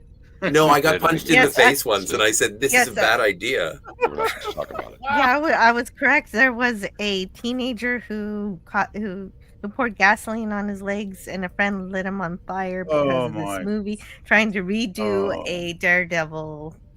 Why? Stunt from it. Why? What? We went from fist fights to Setting themselves on Daredevil, fire? setting. Yeah, yeah. I think we went a little extreme Learn how with to this. use them before you tried them. I'd just like to comment, like Scotty's listed a lot of recent movies that had fistfights, but how many recent TV shows can you name? Well, Daredevil. But there's not okay. What? That's one Jessica TV show? That's it. Well, no, Jessica Jones, Reacher, like the Reacher's a television show. Okay, I haven't seen it, so Yeah, no, that's fine. But like, and it's pretty It's big. just I never counted punches before, and now I'm like, wow. Now you're counting them? Well, the thing is, I think if you're Even gonna- Mission Impossible, rewatching the Mission Impossible movies, and when Henry Yeah, Cavill I'm does the still- whole double guns. I'm still trying to stick to TV. Like, Sure. that's what I'm running with here. I mean, movies. That's a whole different. That's a different ball game, basically. Old man, But I Bird in mean, the chat. TV. It's like, you know, I agree. I think there hasn't been a lot of violence on TV recently, and You know, okay, We need this more is. of it. I'll give you my opinion. If you're going to use violence in a TV show or a movie or whatever, yes. If you're going to portray violence, you need to show the consequences. If your action star gets a broken nose, he's got to have a broken nose. For the next episode or two. Like, I think what it is it's a bit of displaying some of the normal masculinity of actually fighting with your body, and instead of hiding behind a gun, and a lot of people identify with that. I get what he's saying though. Like, if the main character gets his nose broken at the end of the last episode, in the next episode his nose is perfect, it's kind of like, where's the continuity? Yeah, he should at least have a bandage or something where they reset his nose, right, for the next episode. Like, come on. This is such an Star Trek. What? Oh, in Star Trek, they can fix the bones with the little thingy That's that you the wave solution. over your face. Well, yeah, Good save, Jill. McCoy gives you a hyper spray and knocks you out. The hyper spray. Bones. He knocks you out, and then he just does this little. That's it. That's the woo woo. Little spinny thing, right? And he. Well, remember, It's made out of a salt shaker. I watched Mirror today, and he basically saved Spock's life in like 2 minutes with a salt shaker, right? So it's like, yeah. Okay, so as I understand it, Rob Wright's got to go, so I don't want to keep him longer than he needs to be here. Gotta head to bed. So I'm so glad that you decided to be here. I know you. Dude, Rob Wright, yeah. Westerns. I had to jump in because I love westerns. But hey, tomorrow I'm doing on my channel at 6:30 Central. We're going over the top 40 songs of 1971. We also talk about the music of that year, and we tell a little bit of facts about what happened musically that year. So join us tomorrow. It should be a lot of fun. 1970 was a blast. Agent Pepsi 1, Heather L, and Tony Stark are all on with me as panelists. So that should be a lot of fun. And then Pop Culture Breakdown. The movie's going to get announced by Fit for Hire, but I will tell you that it's a Western. And it's going to be pretty cool for Pop Culture Breakdown on Wednesday night. So on Dukak's channel. So that's where you can find it. Is it going to be Wild Wild West? Cool, it's going to be Wild Wild West. No, it's not going to be Wild Wild West. Oh, damn it. No. Hey, Jill, can you put a Well, link good to hear your Robert? thoughts tonight, Robert Wright. You know? Yeah, man. Yeah, I put it in the chat. I put his link in the chat for. you. Here it is. Nice to meet you, And Robert. it's- I gotta say, I meet you enjoyed too. chatting with you tonight, there, guy. Yeah, good chatting with you guys. And then just so you guys know, my channel is gonna change a bit in July. So we've been doing Band of Brothers, and we're I'm going on a trip to actually see the sites, and so we'll do a finale in June. But in July, we're going to be doing 1 week. We're doing World War II, so we're going to do the Pacific and Masters of the Air, and then World War II movies. Then another week we're going to do Western movies, and then we're going to do our usual year of music, and then the fourth one will be like a hodgepodge of something. So it'll be weekly show on Sundays. So it'll be doing so. Rad. Nice, Awesome. nice, radical. That's awesome. I'm glad you decided to join us tonight to talk about Yeah, thank you your for westerns. letting me come on. Yeah, I love westerns. Yeah. I love pop culture. So. And yeah, it's always cool to hang out with you at the Pop Culture Breakdown too. Whenever I get to be invited, I'm always very happy to be there. And Jill, I sent you the movie just in case. So. Oh, okay. Thank you. So. And before you go, I just have to ask you one question. Sure, go for it. Have you ever seen Bone Tomahawk? No, I haven't. You should. Really? Okay. I'll check it Oh, out. I was going to ask a question too. Do you have time for just one question? Yeah, sure. Go for it. Is there something that you love that everybody hates?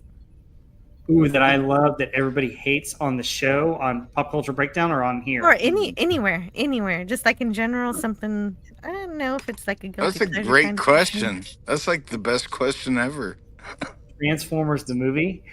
Wait, the original or the remake? No, I think he means Michael. 1986 Transformers the movie. The one that killed Optimus Prime. Okay. Mhm. I grew up with that. I had the album. I always liked that movie, but not everybody likes the animated version, or not everybody likes that movie. So, but Yeah, I would say that off the top Great of my head. one, great one. Thank you. Transformers the movie made me into, I don't know, what is it when you're attracted to female Transformers? I'm not a furry. I like that movie, but it broke my heart watching Optimus Prime. Oh, of course. You're a Prime Bender Day. from Futurama, Scotty. Yeah, that's what I am. Did Scotty just admit he's into trannies? Like, I just wanted to clarify. Transformers. you don't use that word. Was That's it our word. God, you Orlando should know me. You set me up too well. Falcon. PvP, you're fired. Well, that's up to Jill. That's up to Hey, Jill. but Rob Wright, what did I'm you just think? joking, dude. I missed it. I missed it. I think Transformers the movie because not everybody likes it. But real quick on that movie, so the soundtrack came out a little bit before the movie actually came out. And if you buy the soundtrack, there was a track that said "The Death of Optimus Prime," so we already were spoiled going in. Some of us who got so yeah, kind of knew what was going to happen going in, so I wasn't as shocked or as grieved. But you knew You got the touch. You were got gonna the power. You had the death note in front of you, and you were walking in, and it was like, oh, Optimus Prime will die. That's a terrible spoiler. You gotta say though, Unicron is the best Transformer villain of all time, in my opinion. yeah, he's a planet Transformer. Galactus? You know, he's the biggest Transformer of all time. You can't beat him. I don't know. Oh yeah, yeah. I mean, it takes the Matrix to beat him. So, Which again brings us back to you got the touch. Bow, bow. You got the power. which was an awesome video when it came out in the '80s. So great And it was an awesome video when it came out in the 90s again in Boogie Nights. yeah. Oh, and Centaur Ranger Johnny agrees with you. Great score by Also, Ben you know, Cola. sorry, but yeah, who did also, Rocky? you know, in Transformers, that Transformers '86 animated movie. That was the first instance of a hoverboard, like way before Back to the Future. Mm-hmm. With Daniel, he jumps on the jet hoverboard. Yeah. Yeah. If you're gonna ride in style, and then he jumps in the hot rod. So Gavin Blackburn says that this stream is turning into Columbo. I never watched Columbo, so what does he mean by that? Well, there's just one more thing. Just one more thing. Now I get it. Just one more thing. So. Well, no, I don't just say goodbye. Oh, somebody's got to go. Get out of here now. No, if you want to stay for a minute, you can. Never can. Never can say goodbye. Well, Rob, it was great to see you. I'm going to go have a cigarette. And if you're still here by the time I get back, This is like the then best stream ever, Jill. This is not going to work. All right. See you guys. See you later, Rob. Later. Later, man. Good night, Rob. Take care. Good night, Rob. Take care.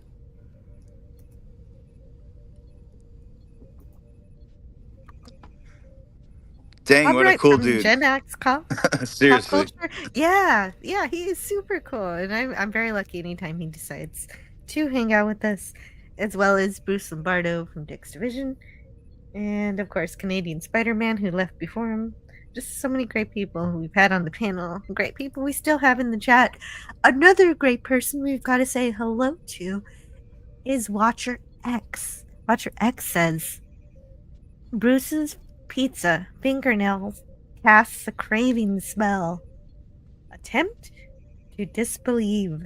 And Snake Eyes. So does anybody know what this is talking about? What he's talking about? I don't even want to pretend that I have any idea what that's about.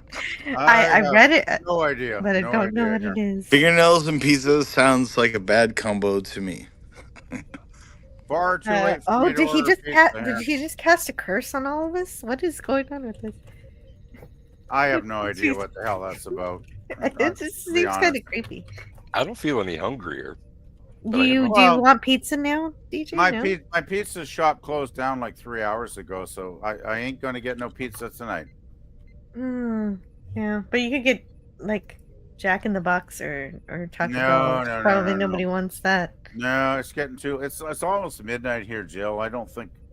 You don't think have any anybody- 24-hour places. where Well, you I are? might have if I drove over to them, but since I've had a couple of drinks tonight. I ain't going to get in the car. So yeah. Well, that's good. I'm glad that you do not drink. Yeah, and good. drive. That is the worst thing. Well, you know, Do I'm that. not insane. I'm not insane, right? Well, I might be insane in the membrane at times.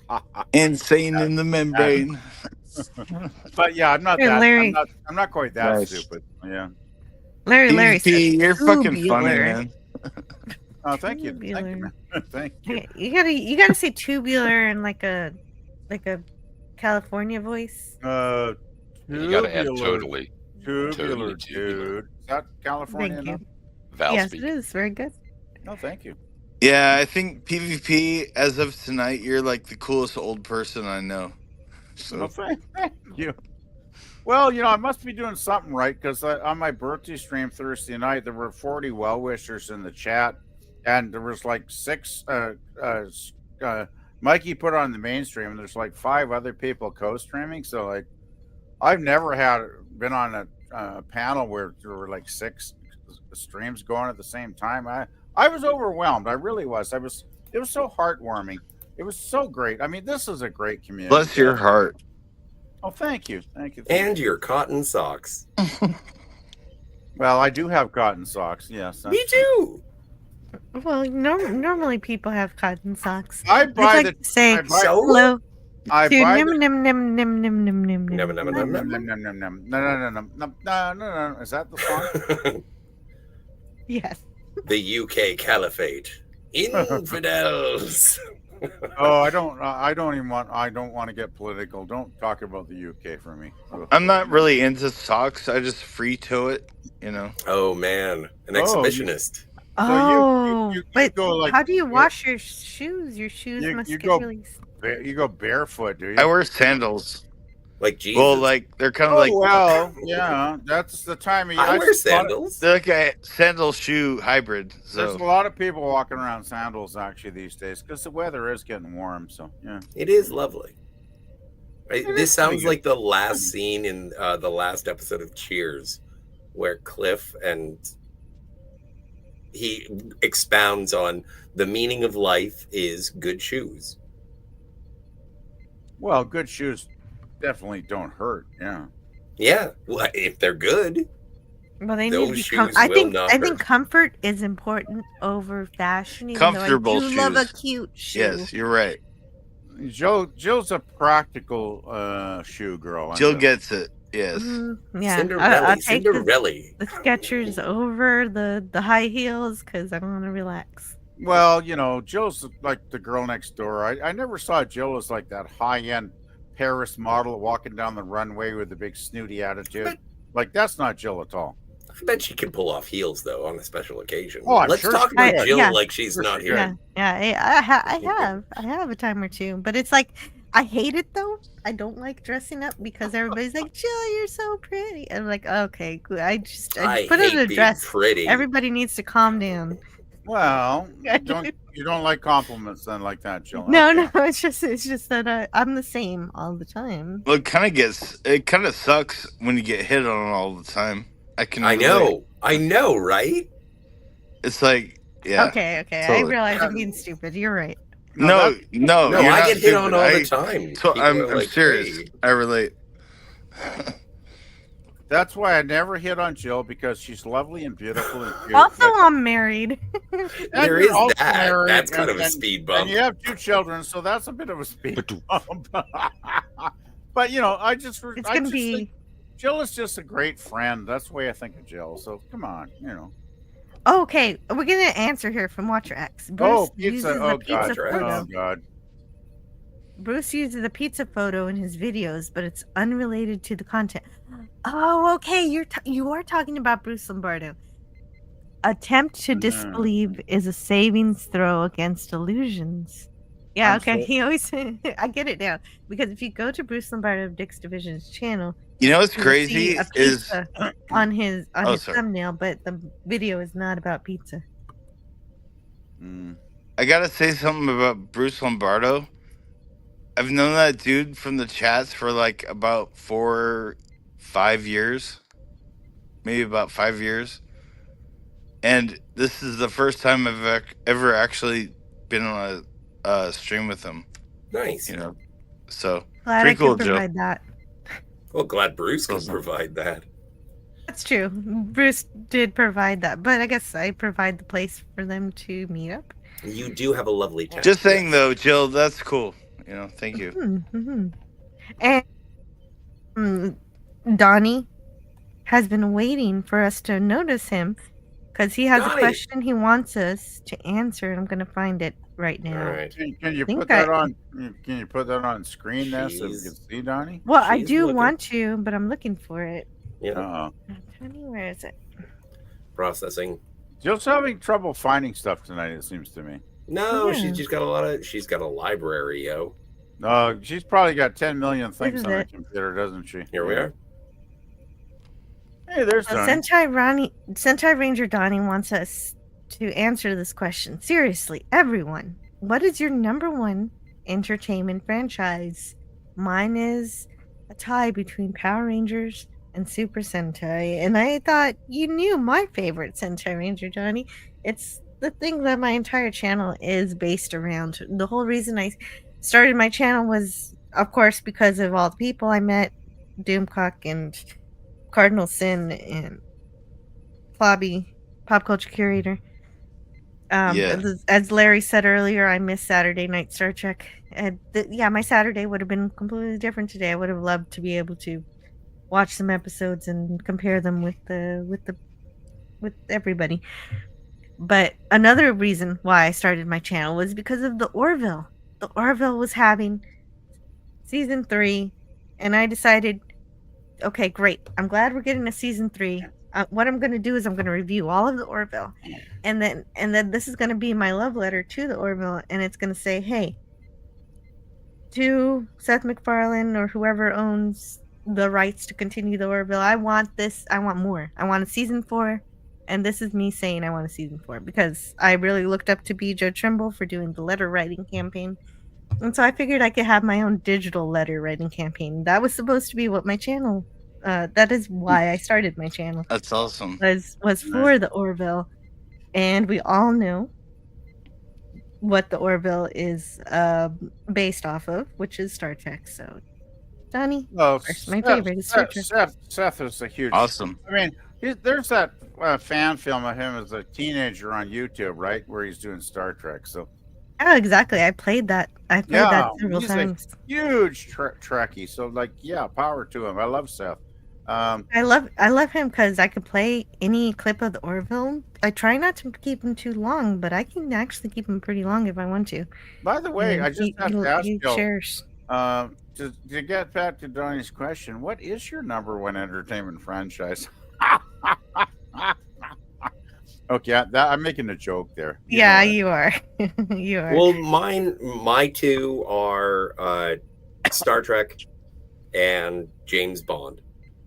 Oh, if I those- get two, Bond, if I get two, Well, I he can said that one- there was a tie, so I get to choose two. Okay, then my second is Lord of the Rings, and I'm Yeah. working on reading the whole of the Lord of the Rings with Tiger Stripes. I don't know if she's still in the chat, but we should be on schedule to read a few more chapters to finish off book 2 next weekend. Can I tell And, my franchise Well, favorite? what? Yeah, sure. Go ahead. Of course, it's TOS. That was my first love when I was 11 years old, and it's always going to be it'll be my last love till my last breath. Because I mean, you got Kirk, you got Spock, and you got McCoy, We and then do you know got what Star Trek is. you got all the rest of the crew. It's like, how can you not love that show? And it's sure there's like 4 or 5 crap episodes, but like out of 79, that's not a bad ratio, right? So, Absolutely. Second favorite. Oh, that's a little tougher, but Avengers? I'll go with Avengers, the British show off the top of my head. Oh, I want more that- clips from Avengers. Every once in a while, I think of Emma Peel. Well, I have to put Avengers above Lost in Space because my first 2 crushes were what's her name in Lost in Space? The Judy, daughter. Judy. No, the other one, the young one. Penny? Oh wait, that you have got to take that back. No. The only reason that PvP doesn't have to Will? take that back. Hey, calm down. I He was younger than Penny when he fell in love with I her. was 8 years old when I fell in love with Penny, and she was like 13, so she was an older, more mature woman, right? Let's put it in historical context here. But I got to go with the Avengers because I think Emma Peel, not only a great character and great actress, but Emma was just like, she was kick-ass. She was beautiful. She was intelligent. She was writing like articles and papers on physics and whatnot. And damn, she was hot as. Right, she was like the female Buckaroo Banzai. Like, what didn't that lady do? Yeah, and she was doing this in like 1965. And you know what really irks me is when people today say, "Oh, there were no women doing anything back in the 60s. They were just housewives." I'm like, have you ever seen Emma Peel? Seriously? It bugs the hell out of me when modern people say that. And it's like, why don't you people go back and look at history? Learn something about history, people. It's all right there on the internet, for fuck's sakes. And I'm very glad that I watched those episodes with Emma Peel. Thank you for addressing those. Did we not giving those have? some attention. We had a great year or whatever watching those, didn't we, Joe? Yep. And Those were boy, pretty cool. I Sometimes I'd get lost in the plot a bit, but it was good. I had to work on you for like 2 months to get you to watch those because you were like, "Oh, that's a cop show. It's a cop show." I was like, "No." What? Did I do that? I don't remember that. Oh, That you doesn't did. sound like Jill. Oh, Joe was going, "No, it's a police show or I whatever." think probably what I was Like, saying is that I no. want science fiction, and he had to convince me that it had those Well, elements in it. I think once I told you about the cybernauts with the killer robots, I think that was the time I sold you on it, right? Yep. Okay, so DJ Play Nice, what about you? What is your favorite entertainment franchise? You can pick two if you want. The spirit of Scotty R37, I am completely tongue-in-cheek and maybe other places when I say Emmanuel, because there are 42 films and television shows. Oh my God! I am writing this down. That's a joke. Otherwise, I got to get. I mean, my easy answer and the serious one is Star Wars, and I don't have the. I'm not current on Andor, but I have found something to enjoy in all the spins that it's gone through. Yeah, so Star Wars. Very good. That's a good answer. Star Trek, Star Wars. Well, what does that do for you, DVB? What do you choose? My favorite entertainment franchise of all time is the Chuck Palahniuk novels. So American They're Psycho, books. You know, like Rules of books like you Attraction. read. You actually have to like read them. Yeah, You know? no, books. They're like really long tweets made of Like trees. these old fashioned things, but yeah, Chuck they're- Palahniuk books. It's its own contained universe, and it's like Fight Club. so good. But So Fight Club is like his least like. Is that Chuck? Maybe no. I'm getting Bret Easton Ellis and Chuck Palahniuk. It's like Fight Club is Transposed. like the one that gets all the attention, but he has so many novels that are so good. I would say read them all. Yeah, Nice. Thank you. Psycho So, is that's my Bret favorite Easton Ellis. like entertainment franchise at the moment. Wow. Because I was going to ask you what's so great about it, and no, I understand it because of Fight Club. I can Invisible Monsters and I can Survivor. imagine that he deals a lot with Excellent because books. He does a lot with the state of reality. Diary. So many good books. Which one is your favorite? Which one is your favorite Chuck Palahniuk? Invisible Novel. Monsters. His first novel. Invisible Monsters, Survivor, and Choke. Okay. Oh, Choke. I forgot about Choke. There's a movie based on Choke. Well, But- and that's how I knew there was a movie because Scotty Yeah. said, "Oh, Scotty recognized." Yeah, exactly. Don't ask me about books, but I know when they've been turned You into read. movies. You can. You despite the fact that you say you cannot read, this is not true. You do read. What? sometimes. How dare you assume my literacy? Choke is like very funny in a twisted humor kind of way, but I love that your favorite is a book series. Thank you, DVB. You're awesome. Yeah. oh, thanks for having me on too tonight. Like awesome hanging out with you. Hmm. And I actually have some things to look at that we didn't even have to look at for the first 3 hours of the show, but now maybe we can take a look at a few things now. What are we looking at? No, I have articles and things. You have articles and things? I'm totally down Yeah. for articles and things. Yeah, it's just that I haven't had to look at them because the Chad and the panel and everything have been so amazing. Well, and also, if you're going to put up articles, Tiger Stripes would like to warn you that We know you hate hate to to read We got you to read. I got you to read 2 chapters of the Lord of the Rings that you never would have read if you Yeah. didn't agree to be Tom Bombadil. It reminded me why I never read those books. I don't know. You seem to enjoy them. I did because I was having fun for you, but I knew that I was going to be able to leave and not have to read like 1,200 pages of whatever that was. Oh, I can't wait to read the rest of this. I know you guys are having fun. Like you're having a great time, and I'm glad I got to be the Tom only Bombadil.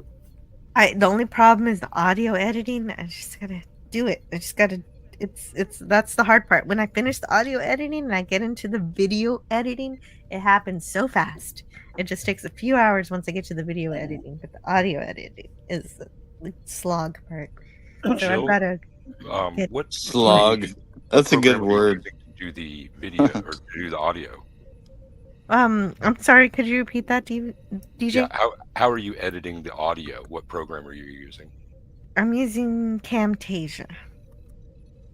Okay, right. You are professional at this kind of stuff. Do you have recommendations?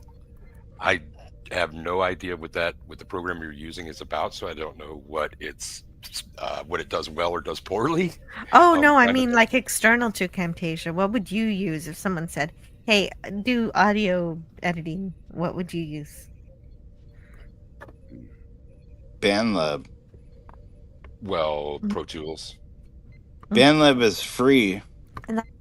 Yeah, there are a lot of things to And you consider. can mix audio in it.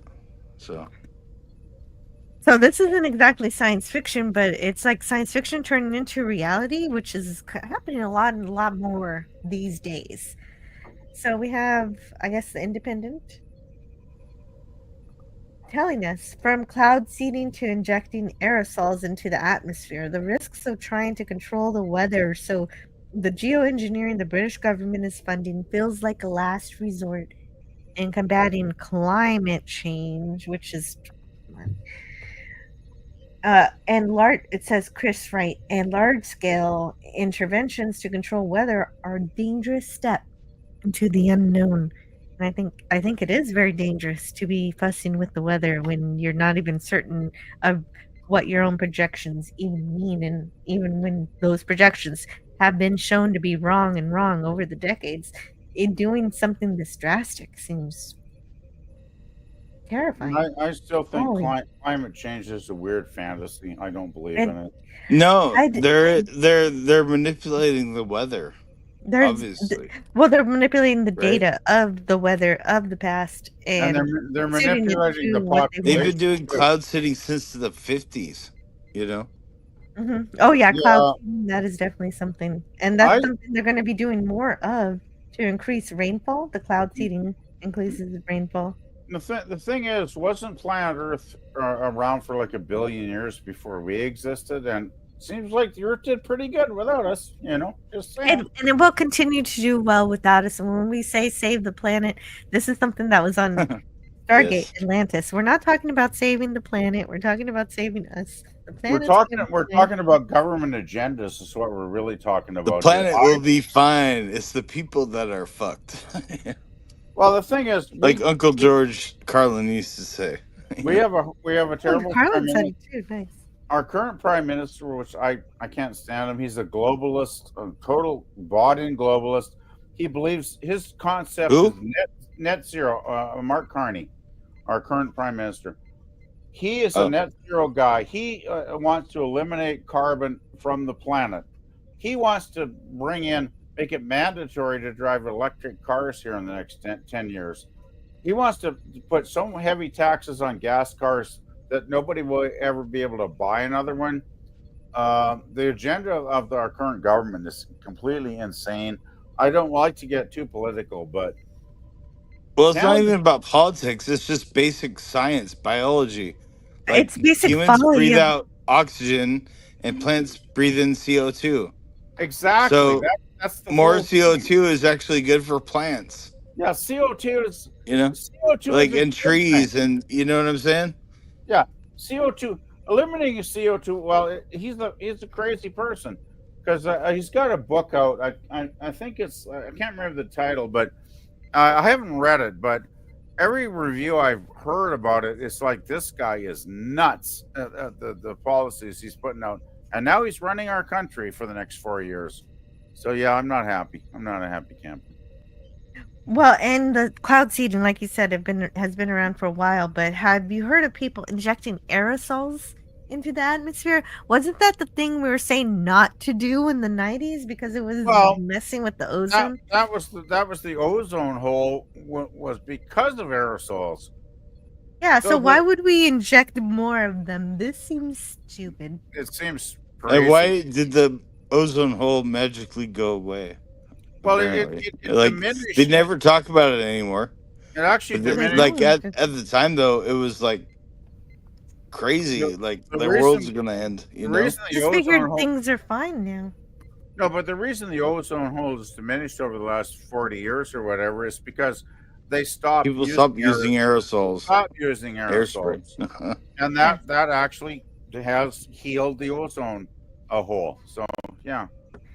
Yes. And That's possible. I don't know, man. Yeah, but then it's if this possible. I geoengineering wouldn't is rule going it to out. inject it, if this geoengineering is going to inject it back in there, I think that's really wild. Solar radiation management. What? I think the What's British, solar radiation British management? government is Looney Tunes. That sounds crazy. What? I'd rather have Daffy Duck running the UK than what they got there right now, to be honest, Jill. Yeah, okay. I can buy that. Daffy Duck. Daffy Duck, get to work. Help the British government. At least Daffy Duck is funny, at least, right? The UK government is not. I don't know. He's greedy. I like Daffy. Yeah. I like Hey. Daffy too, but I don't want him to be, head of state. Yeah, and I I don't understand why this article devolves in talking about artificial intelligence. Artificial intelligence is not a real AI. It's data mining. This is one what thing are they I'm doing? saying about the internet. It's like there's so much crap on here. It's mind-boggling, right? Well, where's the article from? Independent.co.uk. Oh, okay. Yeah, And but that's as much as I want to read from that, though. Isn't it from the Independent, which is a mainstream legacy This a guy. paper? Hey, look, it's Westworld. Hey, I like nice this one. dash. Not bad. He was also Captain Keo of the Odyssey. He died. I was thinking he looked familiar. Yeah. Oh, in Deep Space Nine? Yeah. Wow. Really? Yes. Everybody on the Odyssey died. Yeah. Did not realize that. Yeah. That was. Yeah. what? That's basically the start of the Dominion War of Deep Space That Nine. was. Yeah, that was Ground Zero. That was Pearl Harbor. That was. Yeah. And the best part about it was that Next Generation had just gone off the air. And the first thing that Deep Space Nine did was blow up a Galaxy class starship. And it was like, yeah, no, you know what? No. The Enterprise would not be able to solve this. We need Ben Sisko. Or Benny Hill. You want Benny Hill? Oh, yeah, Benny Hill. Okay, so Scotty's making fun of me because I mistook Benny Russell for Benny Hill one day. Okay. I'll never hear the end of it. No. But it's funny. I have to ask Scotty, you want to see Benny Hill commanding a Galaxy class starship, right? That would be hilarious, just to have Anthony Sachs play. He just wants an excuse to play the song. Can I play the song? I'll see if I can play the song. You have to now at this point. At this point. All right. I'm so glad that we read Sentai Ranger Donnie's question because now he's got to go to sleep. Thank you all. Until next time, may the power protect you. Yeah, may the power protect you.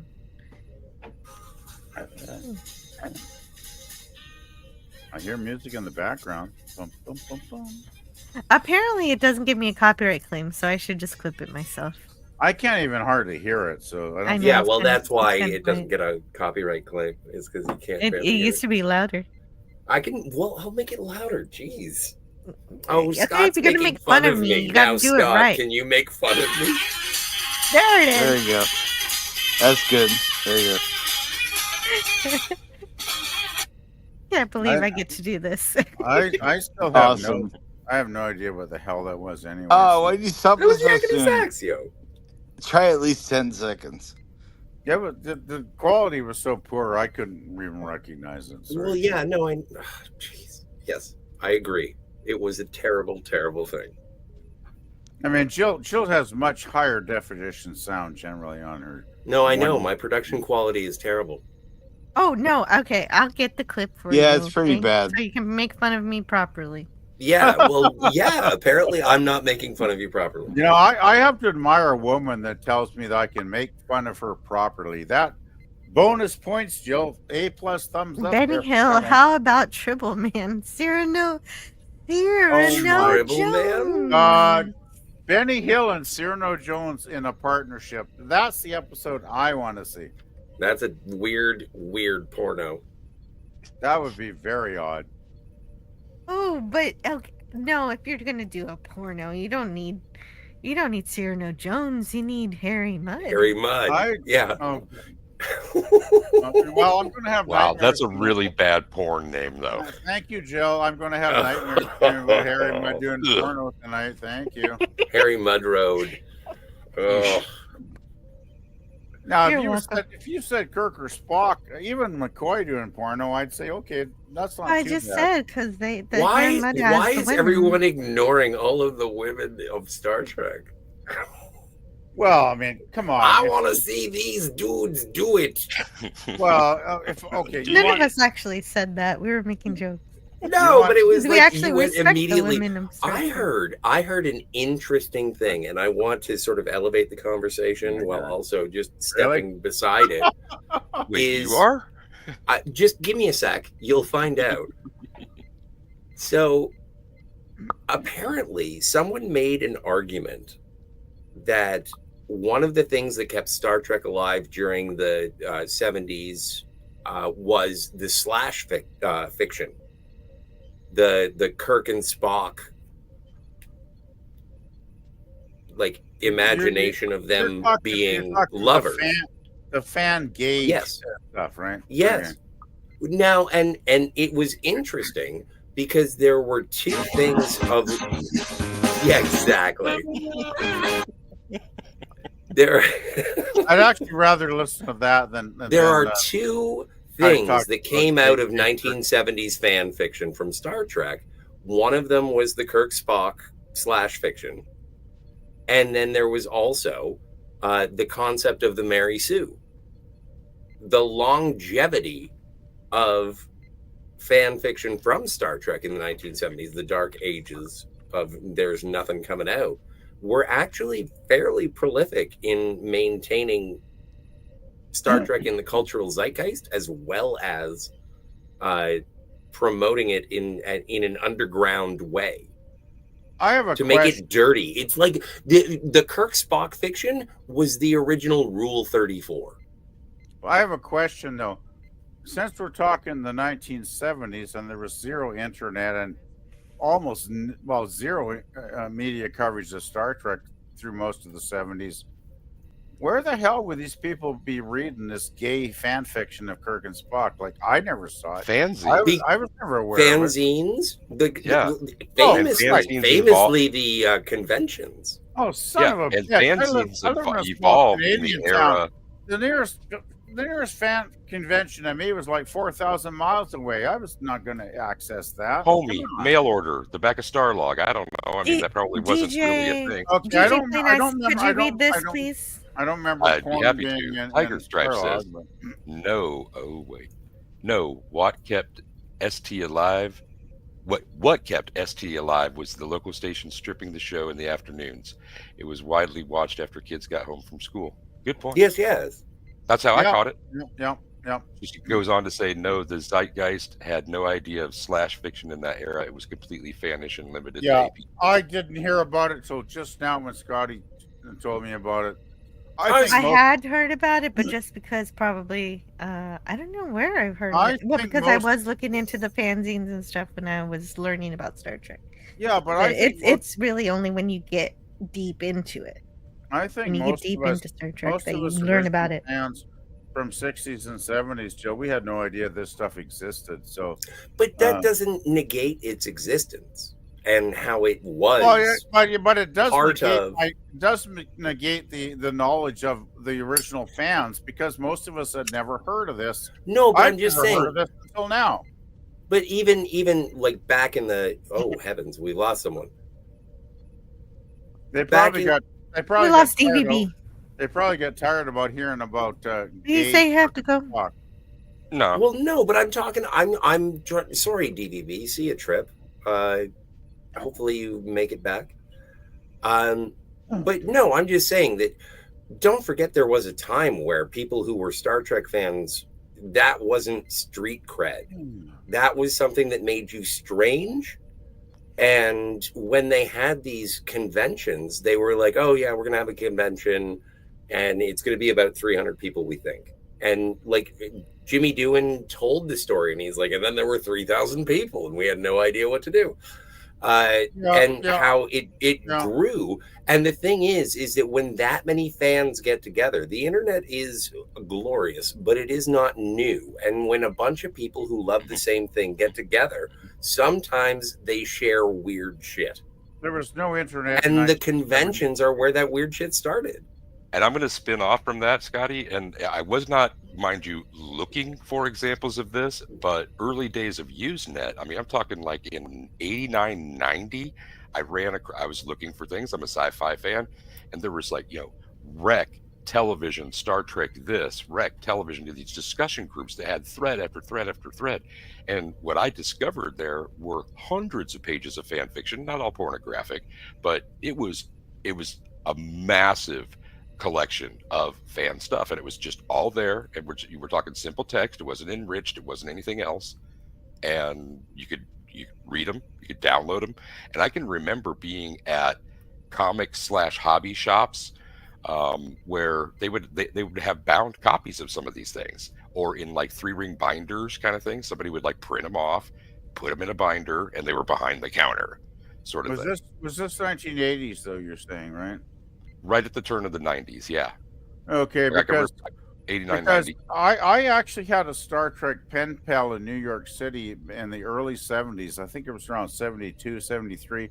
And we were pen pals. We would write letters over the send them through the mail back and forth, right? That's how old I am.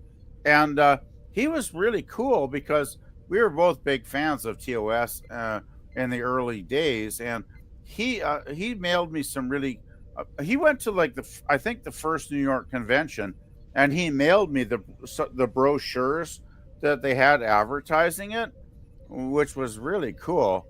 He was a great guy, and he sent me like Star Trek stamps that the fans had made and all kinds of cool shit. And we probably wrote back and forth for like a couple of years, and he was really a fun guy to communicate with. But he never mentioned nothing about Kirk and Spock, like gay stuff. Like, no, but it's a fetish. It's not a thing that you seek out. I'm just acknowledging the existence of it. It was an article that I heard about Can I finish my damn thought? I thought this was a conversation, pal. I'm sorry, guys. I was busy making something, so I didn't realize what got really. No, I mean, you're not allowed to talk PvP. I'm not allowed to talk. Scotty wants to make counterpoints sometimes. Okay. So, but if you wanted to make a counterpoint after I finish my thought, I would be fine with that. okay, I don't know what happened here. Go ahead and talk. Acrimony happened. Man, I should have been paying attention, but I was doing something. good. What was you guys were talking about? What are you talking about exactly? Just the fan fiction of the 1970s convention circuit and how it evolved. The prevalence of it. I mean, you're talking to somebody who was an original series fan from the inception of Star Trek, and this is part of the fan culture that he missed out on somehow, and saying that it's something that was not so prevalent. I think there were very, very, very few fans that were aware of this part of the culture back then. I really sincerely do. I never heard about it. I didn't hear about it until maybe the last 10 years on the internet. I mean, remember, there was no internet. There was no wide. Star Trek did not exist in the 70s, basically, for 95% of the human race, right?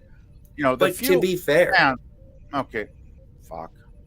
It's a counterpoint. I'm trying to interject in a supportive way. Is that DJ and I were aware of Usenet, and when we became Star Trek fans, we were voraciously researching the fandom, and we would hear the clips. But he said Usenet was late 80s, not 1970s. Yeah. So it is a difference of generation. It is how we absorb Star Trek as opposed to how you absorb Star Trek. Oh, wait, when did the fan fiction start like this stuff? Do you know about when, Scotty? Did it start? Oh, it was in the 1970s, and the reason that it is I know it because the first fan fiction that is widely accepted is Mary Sue, where Mary Sue comes from. There is a woman who is a self-insert of the author who does all of this, and that's where we get the modern sense of Mary Sue. And then also that was the sort of the prevalence of slash fiction. And this is again from research into the time, and maybe there's some revisionist history going on as well.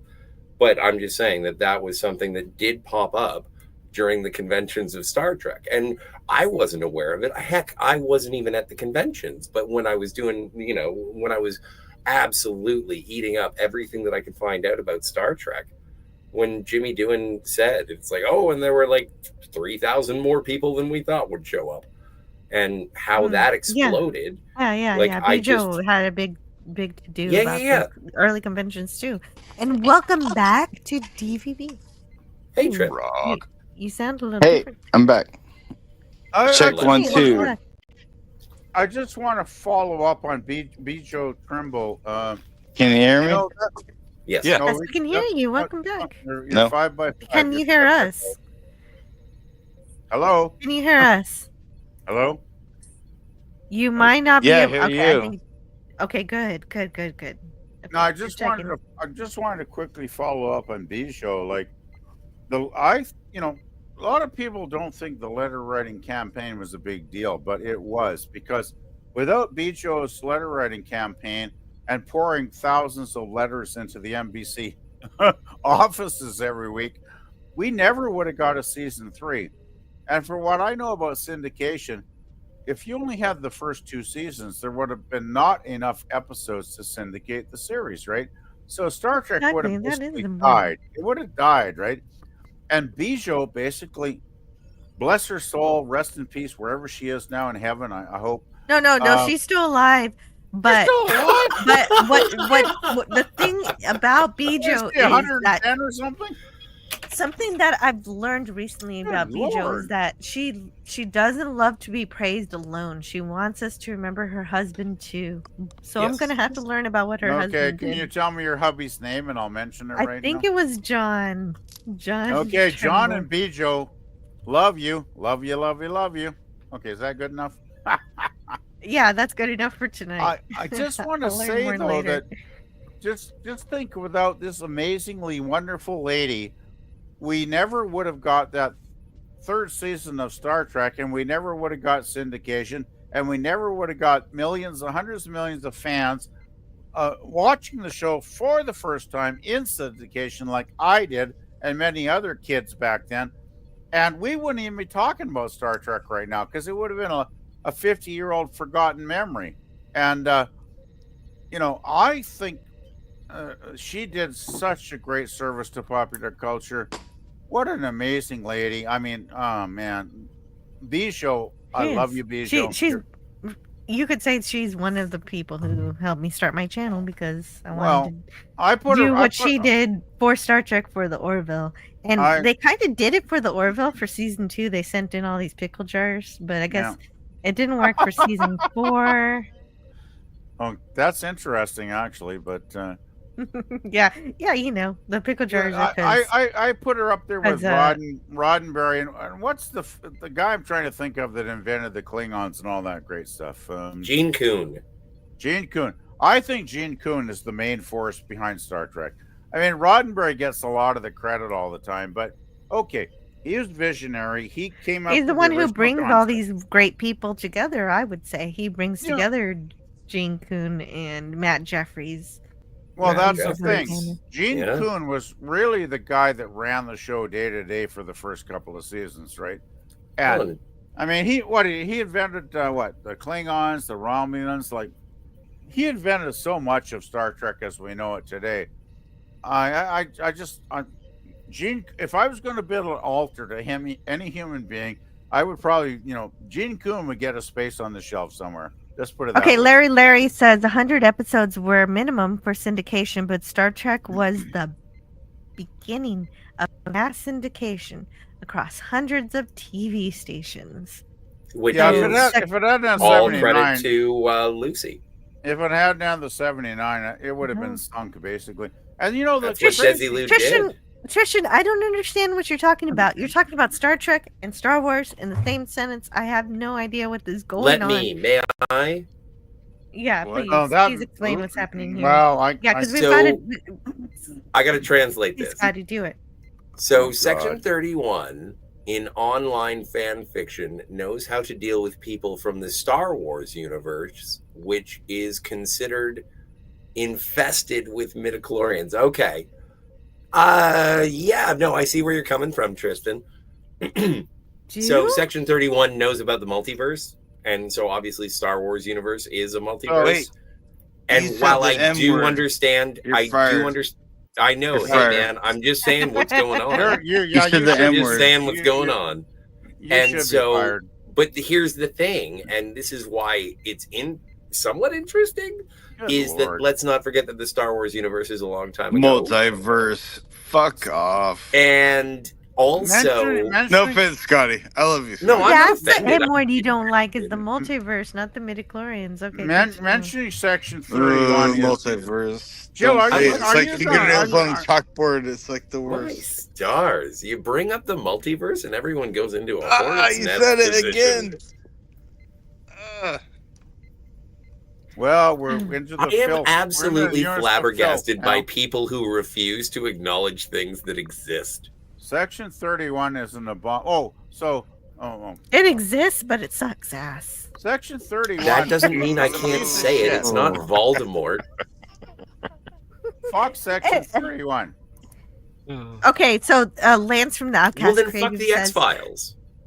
sending hello I don't care, and Scotty. the What like do you say? You're from losing me. Corfu. Yeah, Scotty, I love you, Scotty, but you said the M word. Sorry.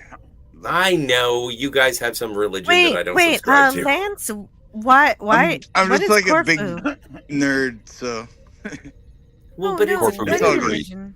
how do you watch? How do you watch Doctor Strange 2?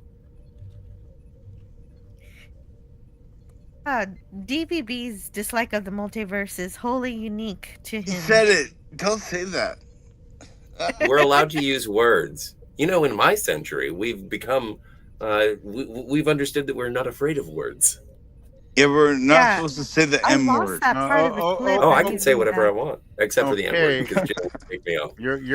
No, I'm okay. I'm okay with the M word. Just that's cheap. You're taking a Horace words out of her mouth and using them, and that's cheap. I believe I'm quoting. I'm paying reverence, sir.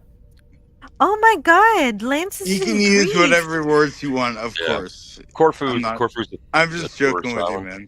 I just say taking Kind of. another person's words maybe isn't kosher, but that's Okay, what? None of that makes any sense. I need to talk to The M word DJ. verse. I don't. Jill like that has word. the conch. I can't stand it. It's like. Yeah, I know. Hurts my brain. I know DVB. DVB doesn't like the multiverse. I don't know. Okay. Can I say different dimensions? Is that better? I think Yeah, the that's a little multiverse better. is Yeah, that's really better. The multiverse is a really bad concept. Multi-dimensions make sense. Multiverse. You know, multiverse is. It just makes no sense because the universe is one verse. It's everything. It's the universe. That's why they call it the one verse. You know. Uni equals one. And Therefore, there's going to multiverse be is one universe. implying that there's multiple universes. But you don't like makes the no idea sense. that you don't like the idea that there could be multiple universes in which you've done every single thing possible. I don't have a multiple problem with dimensions, parallel realities. Yes, but they're all Dormammu, within I've the come to universe. bargain. The one ultimate universe. Because what's outside the universe? If the universe is infinite, there's Or nothing outside of universes. infinity. You know? Well, So yeah, fine, that's fine. But if the Okay, I universe can is understand. constantly expanding, where is it expanding to? If there's nothing beyond to where it is expanding, how does physical space exist beyond the universe if it is constantly expanding? And if it were to contract, what is the opposite pressure? Is it the universe itself? What's beyond it? Once yeah, what's it is outside the contracted? universe? Yeah, but you cannot answer that. answer this question. How did we get created in the Big Bang in the first place? Well, when two people really love each other. No. But They this start was with holding this hands. was the The Big Bang. That was so good, Scotty. Scotty gets the gold medal for that. I'm That's, asking you a serious that's question. great. Everybody thinks we The Big started Bang. in the Big Bang in the universe of yeah, and that's where the universe expands from that small condensed point of everything. Answer this. Before the Big Bang happened, what was in existence if nothing? Trailers. Plastic.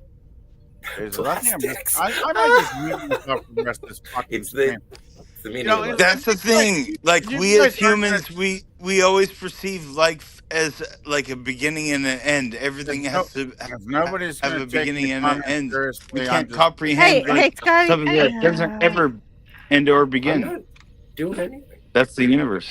No, you're not. Am I supposed to?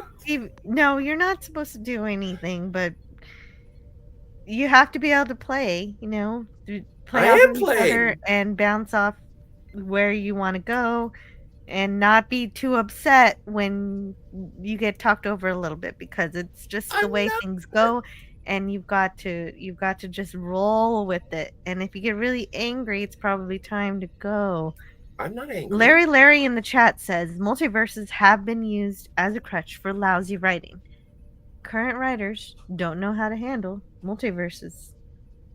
Well, it's a confusing I topic. to begin with. understand I said it twice, Stevie B. I hope you can forgive me. If you say multiverse 3 times, what appears? Beetlejuice. Okay.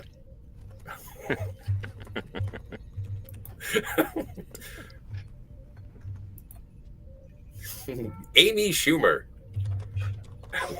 Yike. I know, right? What a horrible genie. The answer is 42, says Larry, and that's important to mention because not only is it going to be Star Wars Day, but the same day as Star Wars Day, for whatever reason that I don't understand, is also the day for Hitchhiker's Guide to the Galaxy. It's like the TAL day. Oh, the book on. Okay, gotcha. Yeah. You know, in high school, and that was in the 80s, so it was when the BBC series was being broadcast. I had one other classmate, and it was a small high school, but she religiously brought a beach towel on Thursdays, and seriously walked it, across her shoulder all day long. Oh, nice. Jennifer Beyer had my heart, man. And that's how your heart now. That's why you paid attention in school. No doubt. I had a friend also in the 80s. She had one of the Tom Baker knitted scarves that looped around her neck like 20 times and still drug the floor. Nice. Wow. Hardcores. The 80s serials were wonderful. The 80s series, the BBC series, I love that too. I actually reviewed that on my channel, which is actually rather good live stream, I think. Oh yeah, I forgot we watched that. We did.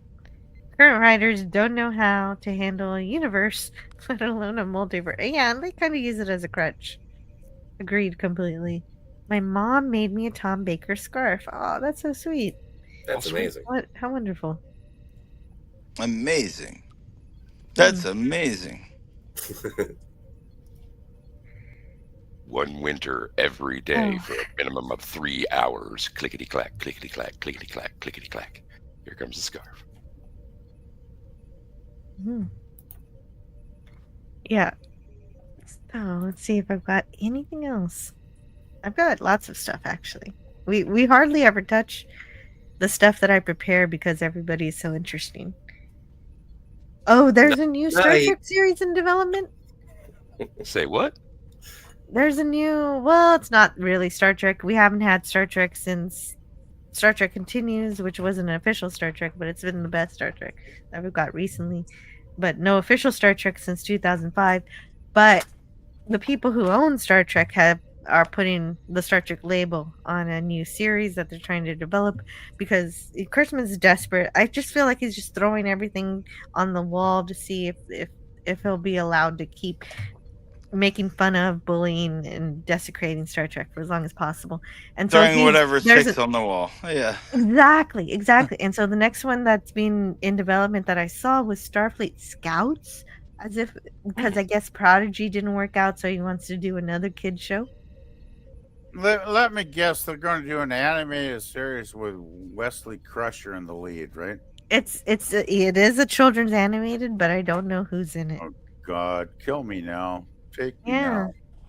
Take me now, Lord. I'm tired of this crud. Me too. It's not good. Horrible. Let me see what it says here. Do I have an article? I have an article I can look at. I just imagine. Oh God. Let's see it. I just imagine disappointed grandparents whenever I see what's going on today. It's like, I don't understand their music and their bebop. Imagine all the grandparents living that would be if it was in the hospital. I'm really. If it was actually something unique and new, that could be something they can do really about. But this is taking something awesome and turning it into drivel. Garbage. Yeah. And by the way, I don't generalize other generations. Please don't generalize. Sure you do. You do it all the time.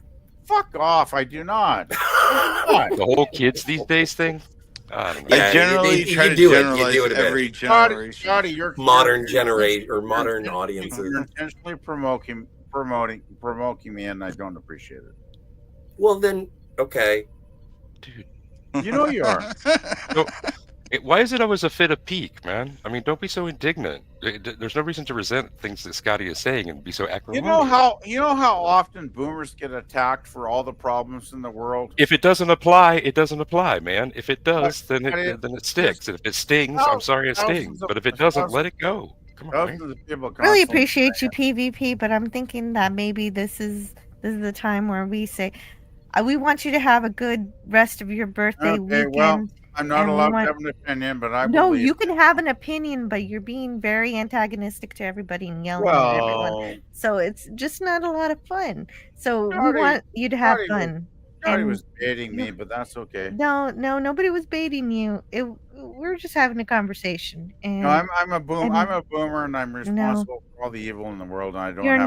not. You're I not. don't admit No, anything. but if you dial back the live stream, you're doing very well at listening to everybody and contributing, and that is what I want everybody to remember you for, is that ability. And so I want you to have a good night tonight, and yeah. And I had no problems with PvP either. No, not at all. You're great PvP. I But didn't. I think I don't think I it's said anything wrong, but I'm obviously going to get booted, so whatever. one. Yeah, well, it does seem to happen. I just don't know how to do this right. I'm terrible at this. I'm really sorry. I'll PvP. save you the pain, Jill. I'll just leave on my own. Good night. Okay. Good night, PvP. Thank you so much. Good night, sir.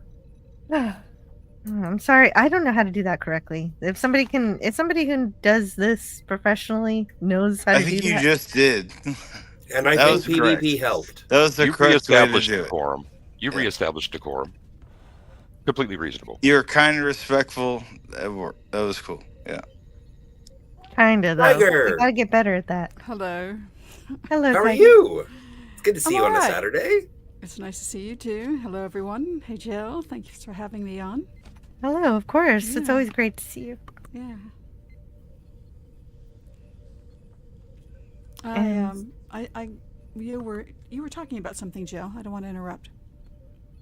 Oh yeah, no, I was just mentioning that they're coming up with more new crazy new Trek show ideas because Kurtzman is desperate to keep hold of the property of Star Trek when right now technically what's been going on is that Secret Hideout is kind of they might be under the knife. We don't know for sure because Skydance now has the capability of controlling the direction of Star Trek, and we don't know exactly what direction they're going to go in.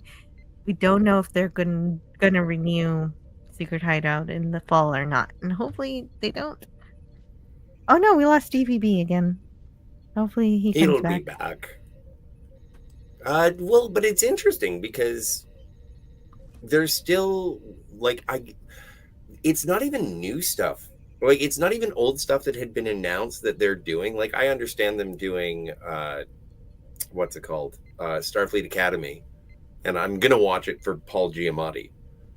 But like when they say that they're making another one and Tawny Newsome, isn't it like a sitcom? It's like it's going to be The Office but Star Trek essentially. And they don't deserve that one either because they never made any good Star Trek, so now they're going to do a sitcom. Well, but also Lower sounds Decks horrible. is a sitcom. But it's a cartoon, and at least even people who like it don't take it seriously. And Right. this is supposed to be a live action where more people would take it seriously. Yeah, no. Lower Decks is Star Trek for doesn't people who deserve like it. Rick and Morty. Lower. Well, I like Rick and Morty, but I don't like Lower Decks. Well, what's wrong with you? You're supposed to like both. No, I can't. You have and, to. and in fact, even I read when an I article. say well, Mike McMahon told the fans to go to hell. So what kind of Star Trek creator is that? What kind of idiot does that in general? Many people. Well, these nobody days. notices it. Many Nobody people. A lot of remembers people it. do that. So many. Well, no, but even like, I don't know. I think that there are times that filmmakers, showrunners, whatever, they say stay away from the source material.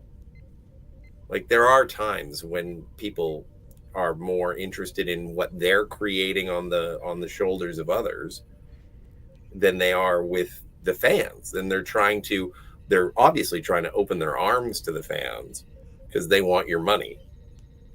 But they're also trying to do their own thing. And if they wildly misinterpret it, then that happens. Like, I don't get so personally offended when it's like, oh, F the fans. And it's like, well, like, look at Dark Shadows now that PvP is left.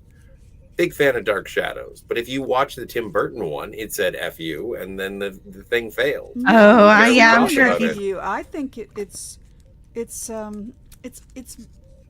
bordering on satire, but Dark Shadows itself was always dancing on that tightrope. It- But I yeah. think I feel like there was a lot of love in Burton's Dark Shadows, that it really acknowledged the source. But that's also something, and maybe I'm speaking out of turn because I wasn't a fan of the original show or the movies or whatever. And when they said that they were making it, I thought it would be a gateway into it. No, And it's not. The soap opera is what you've really got to watch, and you have to remember that it was a soap opera. It was on 5 days a week, which is nuts. Yeah. And well, and that's why whenever early days, was- I think it was even one of those shows, because that was early days where it was actually being broadcast live. I just want to say good so night it was like to a little DVB. stage play. It was Yes, that's what I was gonna say. Yeah. I because of PvP, because I love PvP. It just didn't work out after a certain point. But yes, he did show me a few of these Dark Shadows shows, and the thing I picked up on was that it very much felt like a stage play. And Yeah. I want to thank DVB for being here. Thanks for having me on, Jill. That was really fun. I hope you can come back some other time. I'm sorry we didn't get to give you a proper goodbye, because I like to say goodbye to everybody in a good way if I can. the Batman exit, I appreciate it. Trip, thank you.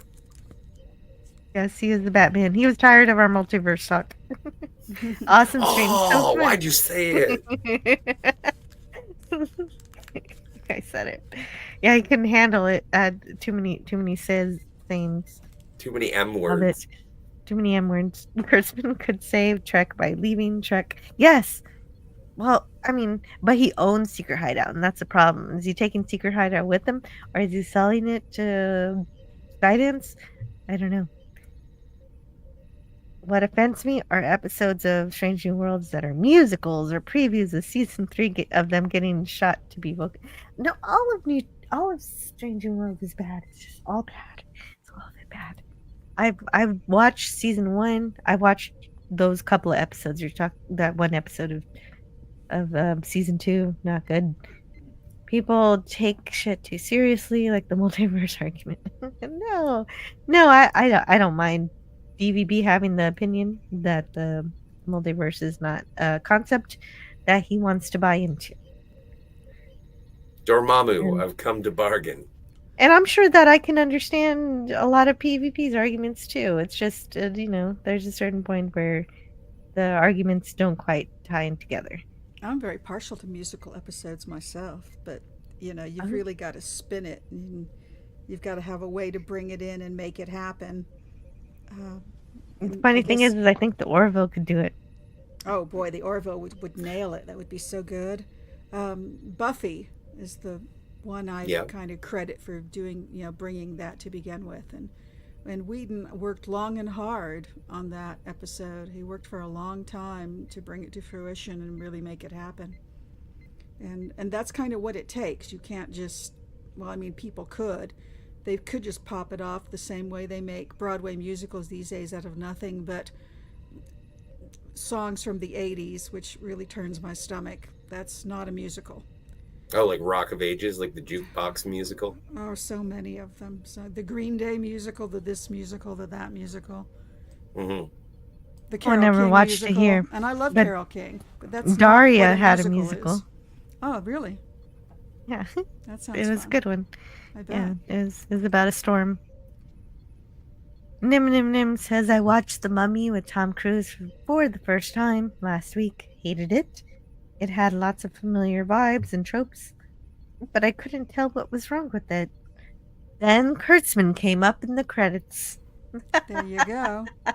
It's stealing all of those tropes and vibes, but without any of the underpinnings of relationships to, really make it real and funny and, exciting the way the other Mummy movies were. which are so good. Those movies are so good. The great adventures. Great 90s adventures. Yeah, they're ripping yarns. And the cast Buffy is all good. And didn't know they had a silent episode they had too. a Larry completely said. silent episode. It's spectacular. You could watch Did it that have standalone without even knowing that much about Buffy. So did it have like little cards going up to say what they were supposed to be saying, or was it just subtitled? That's funny. I don't think there were subtitles. No. It was, it was part of the logic behind the episode that they understood that they weren't able to speak. So I forget. It's been a long time. The Gentlemen. I remember the villains in that were the Gentlemen, and they were super creepy.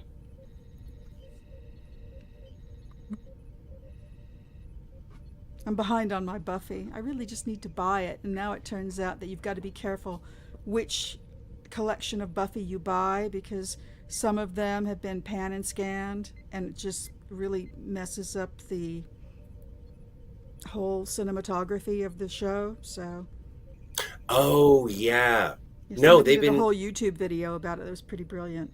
Yeah, that sounds terrible. And that's apparently they did that for The Simpsons as well on Disney Plus. And there's an option, because people don't like the black bars at the left and right of the screen in the same way that people didn't like the black bars at the top and bottom of the screen when letterboxing was first introduced.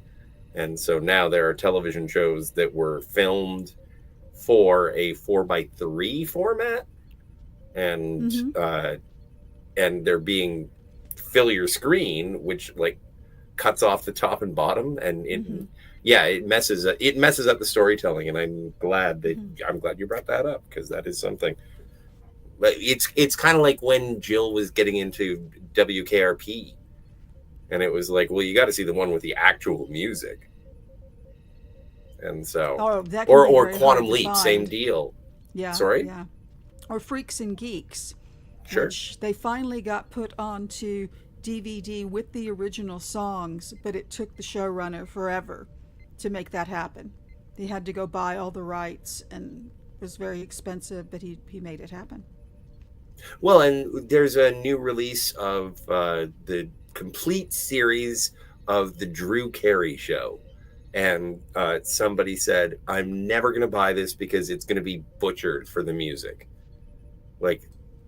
There were so many pop culture references in that musically. One of the highlights is Cleveland Rocks by the Presidents of the United States of America. I don't even know if they're going to do that, because when it was being rerun, they would cut out the song because the rights had lapsed. And it's like, no. That's how that goes. So, I do highly recommend, if you can, to the classic, because Buffy's been on DVD since forever. It's like the X-Files. Yeah, I'm sure I can find an older one, but I'm going to have to research it now. It's a nuisance, but I'll find a way. Well, I haven't seen any of Buffy, so I'll have to see it someday. Buffy's good stuff. So we have some movies coming up. Maybe we can look at. I don't know anything. Yeah, there was a new trailer for Superman this week that everybody was beefing about. Oh, right. The Superman. We can skip to that. Obviously, I'm not going to play it, but you all know. I guess I can play a little bit. I've heard of Superman. We can talk all over it. You can leave the sound off. Oh, this is the old one. This is the old one. This is the old one, not the new one. Yeah. Yeah, there's a new one. There's a new one. And how do I feel about it? People are griping that it's a kind of a blow for blow redo of the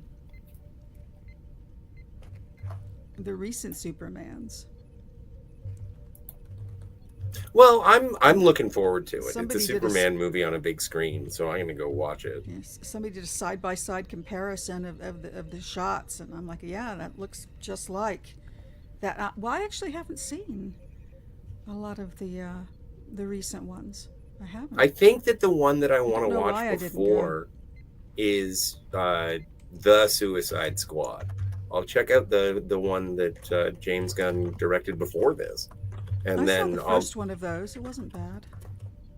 And so, well, which one? The Will Smith one or the Idris Elba one? Probably Will Smith. Wasn't that the first one? Yeah. Yeah. And so the second one, the Suicide Squad, that's James Gunn, which I think will set me up more. And I kind of like, I'm not against the Suicide Squad.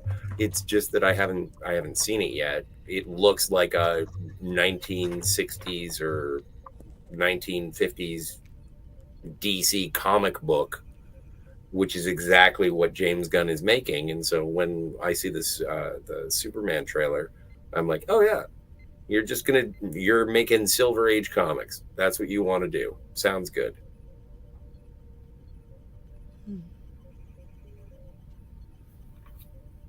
Well, the guy looks good. I'm a big Rachel Brosnahan fan. I'm warming. I was a big fan of The Marvelous Mrs. Maisel. Big fan. Beautiful, beautiful show. I didn't see Okay, it. this is the real one. Okay, here it is. Here's the real one that we can't show. But we can, just play it. I and we know, can I'm talk just over kidding. it, and that'll be Yeah, okay. for sure. Yeah. Yeah. Oh, there's the interview. Well, we saw it, so anybody who needs to see it can see it. But they have the interview with Lois Lane. She obviously knows who Superman is. Yeah, which is kind of interesting that they've kind of established that. I bet kind of early in the film too, and then this guy bouncing a piece of fruit off of Superman's head or a can or something. Yeah, I think it's like a can of something. Yeah, it's just. Yeah, it's a can. It's too reflective of the current political zeitgeist. It makes me uncomfortable. Sir, I don't like it. Yeah, right. He stops a war. He stops violence, and apparently everybody's upset at him for doing a good thing. What? Well, I don't know. I haven't seen it.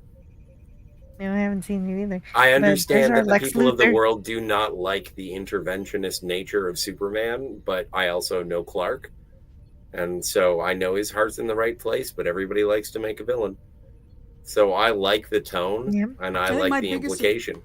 My biggest objection to this was they make Ma and Pa Kent look like a couple of Arkies. Yeah, but I'm fine with that too. I like this. In fact, I really This is like the good about actor. I really enjoy the actor who plays Pa Kent. Wow, I'm surprised you know him. I don't think I recognized him. Oh yeah, he was in Red Heat.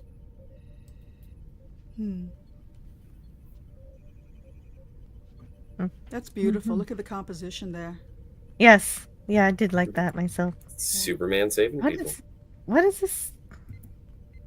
What is this thing? Does anybody know who this is?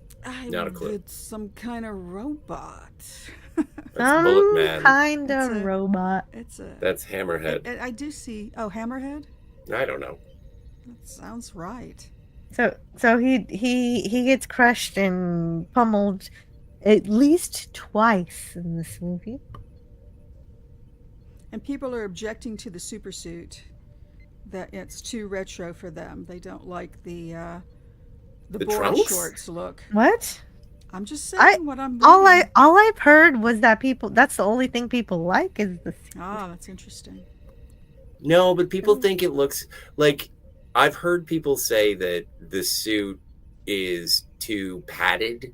Like it looks like Superman's supposed to wear a spandex onesie because it shows off his physique. And a lot of people are still married very much to Henry Cavill, who definitely brought the physicality. And so I think people have been complaining about the suit just because it's like, it looks like a costume and it doesn't really show off his physique. Which I have the same argument for Tyler Hoechlin or whatever his name is. It's like, oh no, you're wearing a padded suit. I could get that at Spirit Halloween. I'm interested to see. Who is this? That's Nicholas Hoult, and I'm looking forward to seeing. I think she means this guy with the mask on. Oh, this guy. Yeah, she knows. I who have Lex no Luthor idea. is. Well, Is I he know that there's Metallo? like some sub characters in this that could be, God, what do you call it? The League of Superheroes. Yeah, Justice League kind of thing. Justice League kind of thing. Fillion's playing the most hated version of the Green Lantern, a character in the comics who was known for being a total a-hole. Well, and his name in the movie is Mr. Terrific. I think he's supposed to be a variation of the Green Lantern. No, that's going to be what's his name? The guy from Firefly. Nathan Fillion. He is Guy Gardner. Yeah. Yeah. Who is a Green Lantern? Yes, but this isn't he. No, that's not okay. him. Yeah, I still don't know.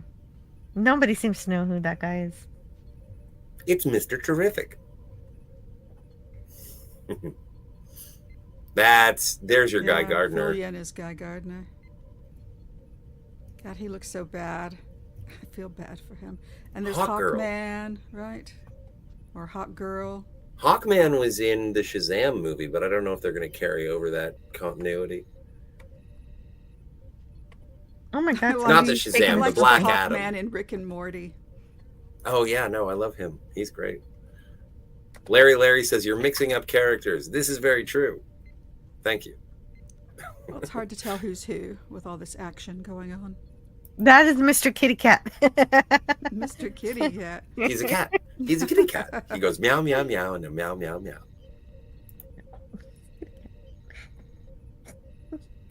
Well, and come on.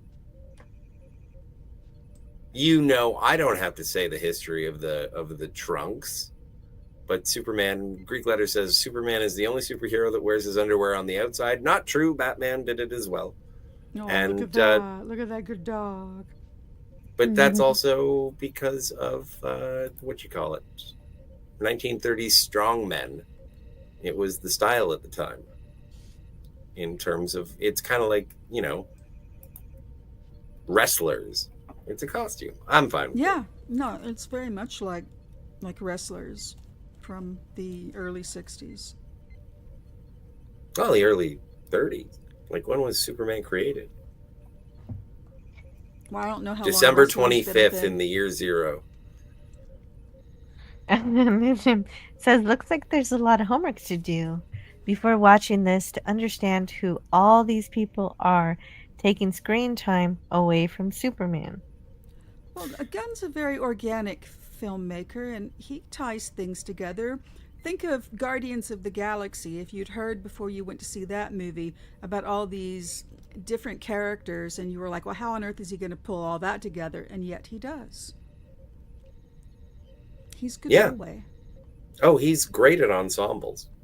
So, I don't know. He probably wrote the script himself. He's good that way. He's just good. I love Gunn. I'm okay with him. Like, I have faith in him. But again, it's something where I just want to be able to go, I want to see something else in this universe, so I will check out the Suicide Squad. And also... Oh, you should. You should. It's a fun movie. Yeah. And when Nama Nama Nama Nama Na says, looks like there's a lot of homework to do before watching this to understand who all these people are taking screen time away from Superman, I don't feel like that's so much of a burden. If I'm interested in it and I want to see something by another director or by the same director, and there's a new movie in the same universe, I will watch it. And also, I've been trained on Marvel for how many years now? So, yeah, having a little bit of homework or awareness. And also, I know who Superman is. It's a Superman movie. They're probably going to introduce the characters as they arrive for the general audience who are there to only see Superman. So movies are very good at introducing characters and premises.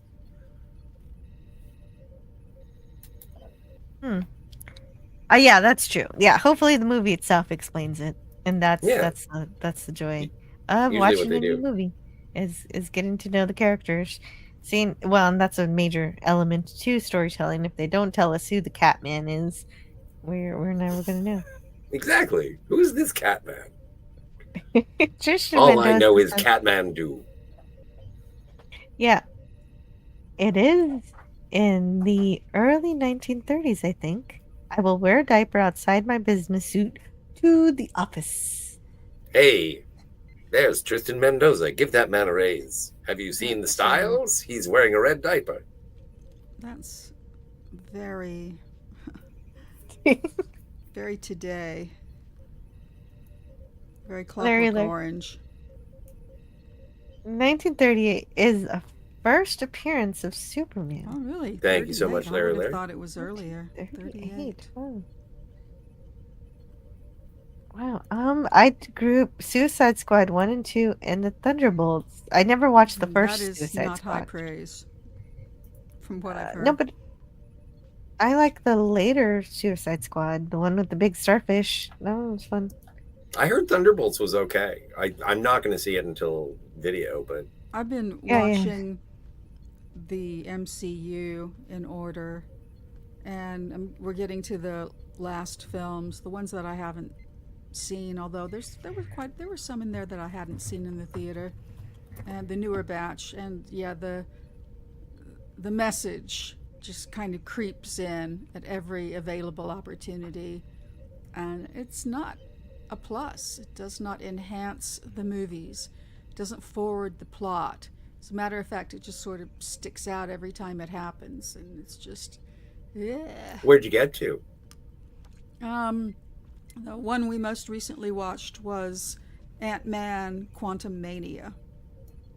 Oh, I haven't seen that one. Well, then, it's a mess. I don't want to see it. And then the one before that, I mean, we took a breather because the one before that was Wakanda Forever, which I really didn't want to see specifically. My brother's like, no, this is an order. We're watching them. We can watch the decline of civilization as we watch these films. And I'm like, okay, but once because of this, because we're doing it once. And again, it was just a mess. And yeah, so, I haven't seen that one either. And yeah, you don't want to. No, I don't think so. No, I haven't. And in either. between is a chaser that we watched, the Guardians of the Galaxy holiday special, which I can heartily recommend. What? Oh, you like it, right? Yeah, I liked it. Okay, heartily recommend. I thought you Heartily. said hardly. Oh no, Heartily. Heartily. Yes, I've got a- heartily. I've got a lozenge in my mouth. I'm talking around it. I'm sorry. Okay. No, that's okay. No, I didn't even what's notice. DJ doing anyway? I've got to check Yes, in on please. DJ. I got to be right back. I promise I won't be too long. I'm just stone cold chilling, boogie chilling. Do you have an opinion on any of this jive? Any of this Superman stuff? Well, I'll recommend. It's long. It's a half an hour, but Theta of the Grid, also known as Theta Zord, he did like a half-hour breakdown of the trailer today, and so Wow. I kind of got my easy fill from that, and it's going to be a topic of conversation. When it comes to this or any of the anything that we've been talking about, Star Trek in particular, I guess, because of the fandom that's within this room in the chat. And that is, I'm able to enjoy to some degree, and usually way more than the 50% degree kind of thing, almost anything that comes out that's related. Because I if it's derivative, if it's related kind of thing, I'll give it a shot. And no, I don't particularly care for a lot of those things, but I still am able to enjoy at least some portion of it. It's a bit like the way I approach, like somebody invites me to a restaurant I've never been at. There will be something on the menu that I can enjoy. Somebody wants to take me to a concert by an artist that I don't like. There will be an interlude or a guitar solo or an entire song, or who knows, the whole fucking show might be fantastic kind of thing. It's, being open to the parts that you enjoy and being able to dismiss that, which, they didn't do a good job on that. Maybe next time kind of thing. I Right. can do a walk away a lot easier because I'm not quite as invested, I guess. That's a Yeah, good but I've attitude. invested, That's a and I agree with your great philosophy. attitude. Yeah. Great attitude. I just wonder what it would be like without some of the stuff. I mean, really, I have a lot of spare time. So if I need to dedicate, if I'm going to dedicate, 12, 14, 16 hours Oh, of yeah. watching something. Oh, more than that, because every one of these frickin' MCU movies is bloody 3 hours long. That's Ugh. only a tiny exaggeration. And there've only been a couple that I stopped watching, and I don't do that very often. I usually will just push through. I mean, my commitment's going to be less than 2 hours for a film typically, so I'll give it a long shot. I can't remember which. Oh, I wish I could remember which MCU film it was, but it was just not good. Half an hour in, I was. Yeah, it broke your good attitude. I had to give up. I just wasn't finding any. You there have was to nothing remember. To keep me You there. have to remember for us now. Right on. I'll try to. But even when, like, I went and I saw the Marvels because everyone on the internet was saying this is the worst thing ever, and I was like, oh yeah, well I'll find out.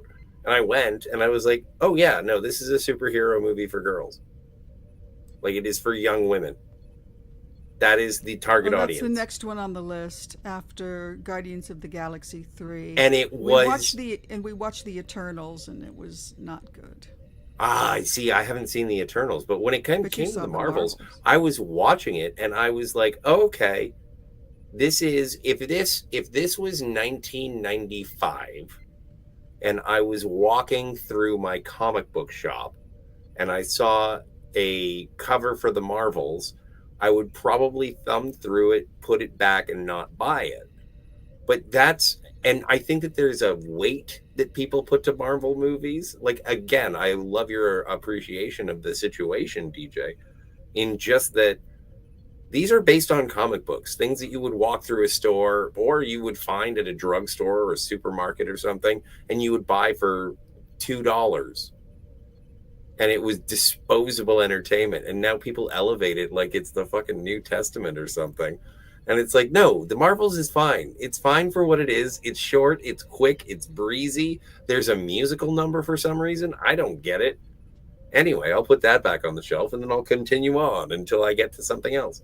Like, I'm looking forward to Fantastic Four. I haven't seen the Thunderbolts, but I will eventually. Like, I think these are fun. I don't know. It's a spin-off of the Black Widow movie. Did you see Black Widow? I did not see Black Widow because she was so dead. Then you don't know who any of these characters are in Thunderbolts.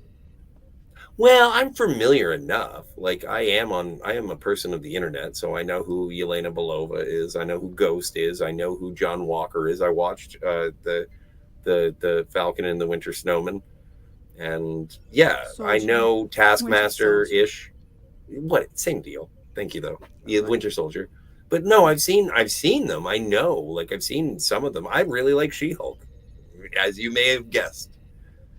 So, yeah, no, I've seen enough to get by. But again, when I was in the 90s and I was walking through a comic book store, I didn't know every book. I didn't know every storyline. And luckily there were editor's notes. And that's what the exposition is in a Marvel movie. Like, everyone's talking about this, like, oh, this has to be a cohesive. And, the Infinity Saga was kind of cohesive, although not much. And when you get to this point, 36 or 37 movies in, yeah, it is a stack of comic books, and I'm fine with that. Hopefully, see, if they're taking information from comics, like, I get the feeling that the Infinity Saga was pretty much from the comics, with, some straightening out, ironing a few things, make it a little more understandable, basically from the comics. But then when they just kind of, pull stuff out of their keister and just throw it up in the air and make up a bunch of stuff, I don't know. I'm not that big of a comic fan. I could not tell you whether or not the Eternals was true to the comic. I was kind of surprised to see that it was the intellectual property of Jack Kirby. Jack Kirby wrote the Eternals, and I'm like, oh dear. Because that was not a good movie. Which is so... Yeah, no. Yeah. Excuse me for it just... wasn't very good. Excuse myself, I have to go to the water closet. All right. See you soon. And, yeah, I know. I don't know comics got either. A great attitude, which is that he just kind of takes what he can appreciate from everything and then moves on. That is a very healthy way to look at things. I will admit, even though I don't always subscribe to that even though I should, I can't always do it. I can't always appreciate, one good scene when so much of it is soiled with other things that make everything else just fall apart.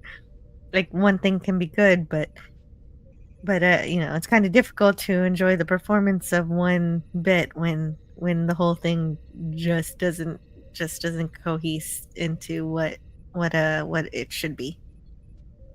It just depends on what exactly we're talking about. I'd need a particular movie to debate that point on. Yeah. But I do like that idea though. I don't know what we're gonna get from. I think Scotty was mentioning Fantastic Four, but I'm willing to give that one a chance. Yeah, There are some things that don't quite hope work. that Silver Surfer turns out to be the female Silver Surfer with a different name, and that they do that properly. Because otherwise, to give her comic name. If it's just gender swapping, then that's going to piss me off too. But I understand there was a female Silver Surfer who looked like the male one, and who supplanted him at some point in the comic. I heard about that too. Yeah, and so if that is that particular one, then I have no problem with that. Yeah, played by Julia Garner. I think there's something odd about the trailers. They both have voices that they shouldn't have. Apparently, Silver Surfer's one of them. Also, the Ben Grimm doesn't sound quite right either. Hopefully, they fix that in post-production. Interesting. That's what I understand from it so far. But I like the idea that they are trying to focus on the family, and hopefully, those family elements are something that are pleasant to watch. I've seen the most recent trailer for Fantastic Four, and it's kind of sort of I don't know. I don't want to like these last 3 Marvel movies have all had sort of inserted awkwardly a young female protagonist who just happens to be an intellectual giant. And I'm like, really? And these are all teenage girls. They look like teenage girls. And I don't want to I haven't seen this dissuade trailer. any young women from getting into STEM or anything like that. But it's just, there's such an awkward...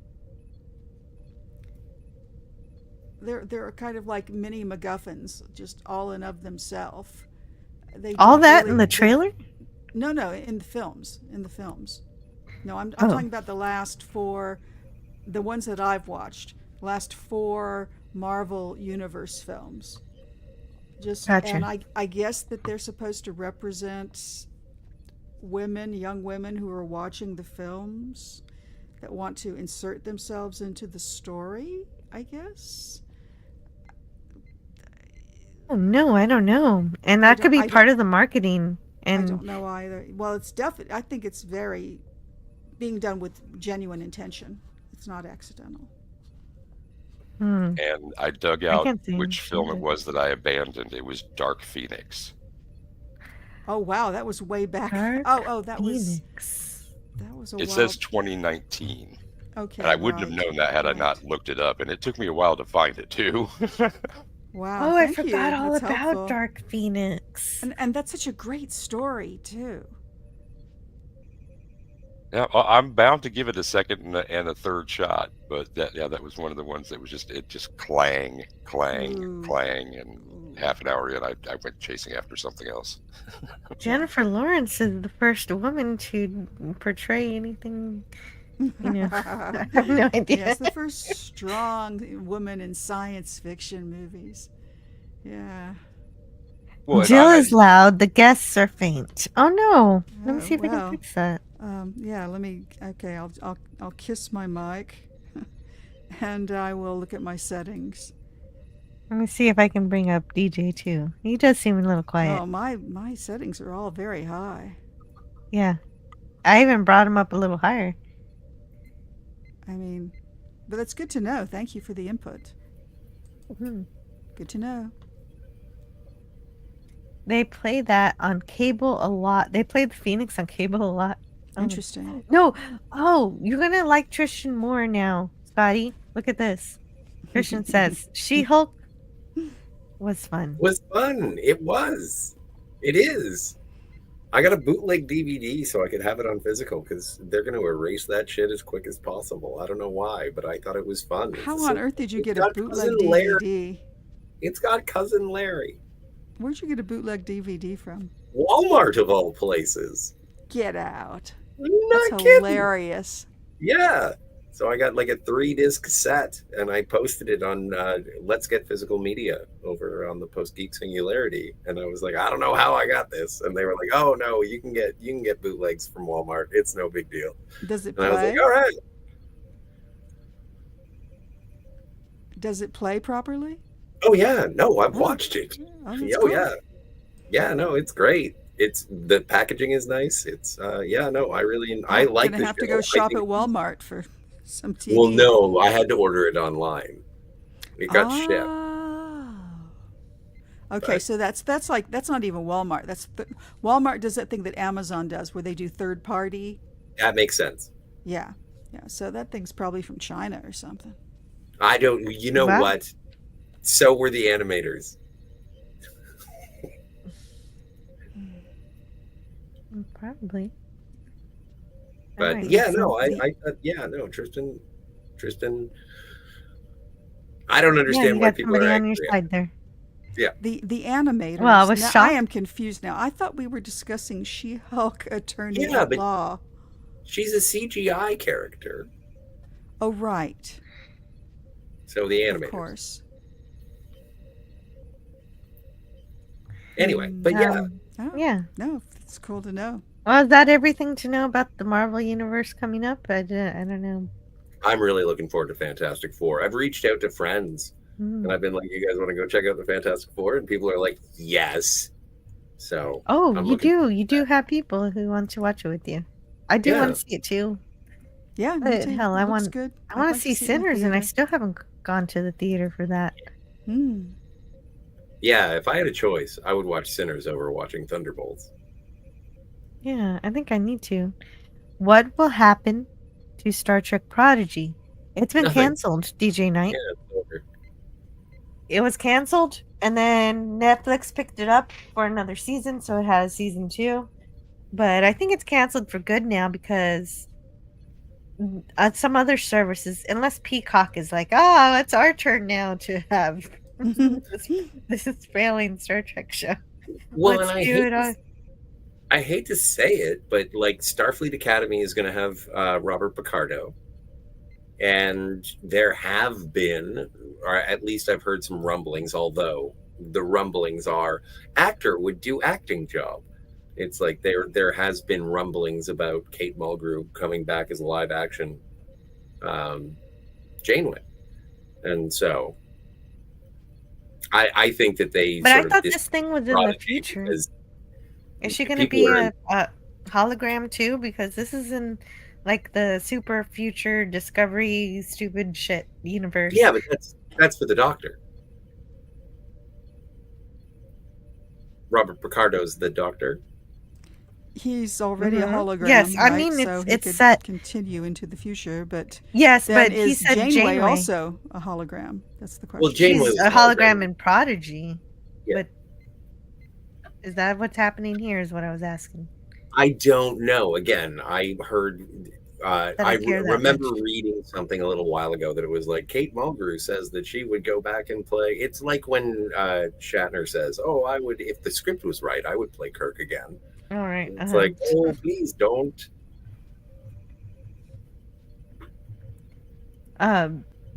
They canceled it. It is like Terminator Sarah Connor Chronicles. What? Yeah. Great Oh, show. right. Okay. Yeah, I hear that's good. I actually hear that one is actually good. Most people like that. Worst finale ever made no sense. Oh, it didn't have a good finale though. Worse than Enterprise? Worse than Lost. Worse than Enterprise. Worse than Game of Thrones. Well, you Worse know what? than- My favorite Star Trek finale of Oh, all Game of time. Thrones, that's a bad one. Finale of Star Trek Discovery. just because it was an actual ending to that horrible show. So I'm glad that's my They favorite got ending. 5 seasons. That's the worst. Yeah. Well, I never. I Whoa, didn't. you know what? I tried to watch season 5. I tried. I was like, okay, I'm gonna watch season 5. I made it 2 episodes in only because I was part of it. I was talking about it with a live stream with somebody, and that's the only reason I watched 2 of them. I wouldn't have gotten past 10 minutes. Otherwise, it was bad. It was really Yeah, bad. I I think haven't- they I crashed haven't into tried. the planet, and nothing bad happened to the ship. When And it that wasn't like in the show water or started, anything. they had some episodes on broadcast television, and I think I turned it on for a few minutes and went, nope. Nope. Yeah. Anyway, there's no reason to. It was basically like a poorly written video game setup based on the 2 episodes I watched. Like, oh, look at this thing. We got to find these things, and it was not fun. Well, that's because Video it was games are based extra on a fun, though. video game. So there you Oh, go. it was. Oh, you haven't heard about that? Justice for Anas. Oh, right. That was season 1. Yeah. I don't know if the end was. It wouldn't surprise me if they ripped off another video game for season 5. But That yes, poor kid should have gotten some money. agreed. He- They did he had- rip he off had a all bad of ju- the He had a bad characters. judge. He had a bad judge. Oh, Mhm. I would have given him $100,000 for blue tardigrades, all on their own, being time travel devices. Boom, right there. Giant blue tardigrades. Boom, giant blue tardigrade. That's 3 things right there. I think you need 7 similarities in order to, fight copyright. Oh, no. And there were 7. There were other Oh, I characters have that he no ripped doubt. off. I have no doubt. 25% different. Yeah, that was the thing. Yeah. Yeah. But So tonight on the second Svengoolie show, the one with all of his cohorts that they brought in to Svengoolie, and they don't always do a show every week. And tonight they did. They played the Blair Witch Project, and this is only the second time I've ever seen Blair Witch Project. First time was in the theater when it was new, back in I guess '99. And I was just so intrigued about this. And of course, over the course of the show, they do little tidbits and tell you about the film itself and that kind of thing, as well as do silly humor. And I went looking for it online afterward to learn more about it. And boy, and the thing that I read on Wikipedia, and this is hard to believe, it said that tonight is the only time it's ever been shown on broadcast television. The first time. Which was quite a surprise. Yeah. That was a bit of a shocker. And the 3 leads in it kind of each made $3,000 at the time, and the movie went on to make $250 million. were the leads? Yes. The lead actors who were cast because they were really good at improvisation, and it's their improvisation that really makes the film. Not completely.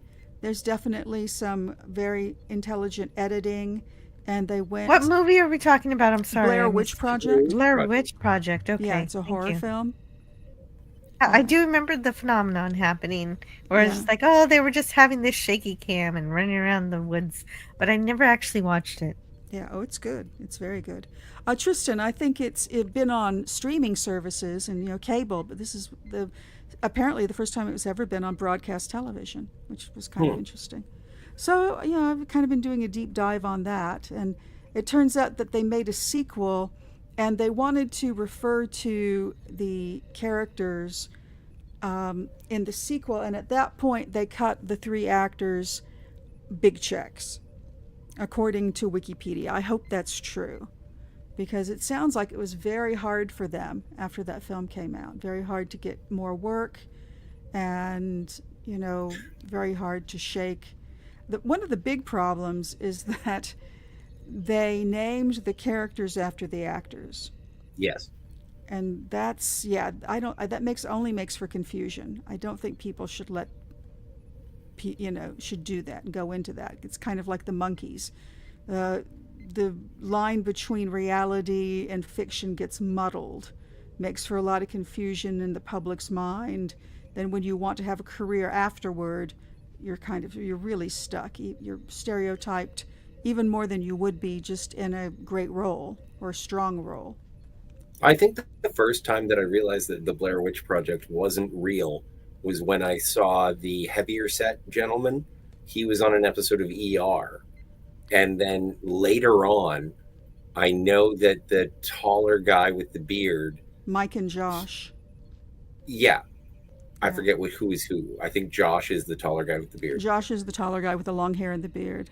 And Right. Mike is the And cameraman. he was in Alien Covenant. Ah, interesting. I was like, oh wow.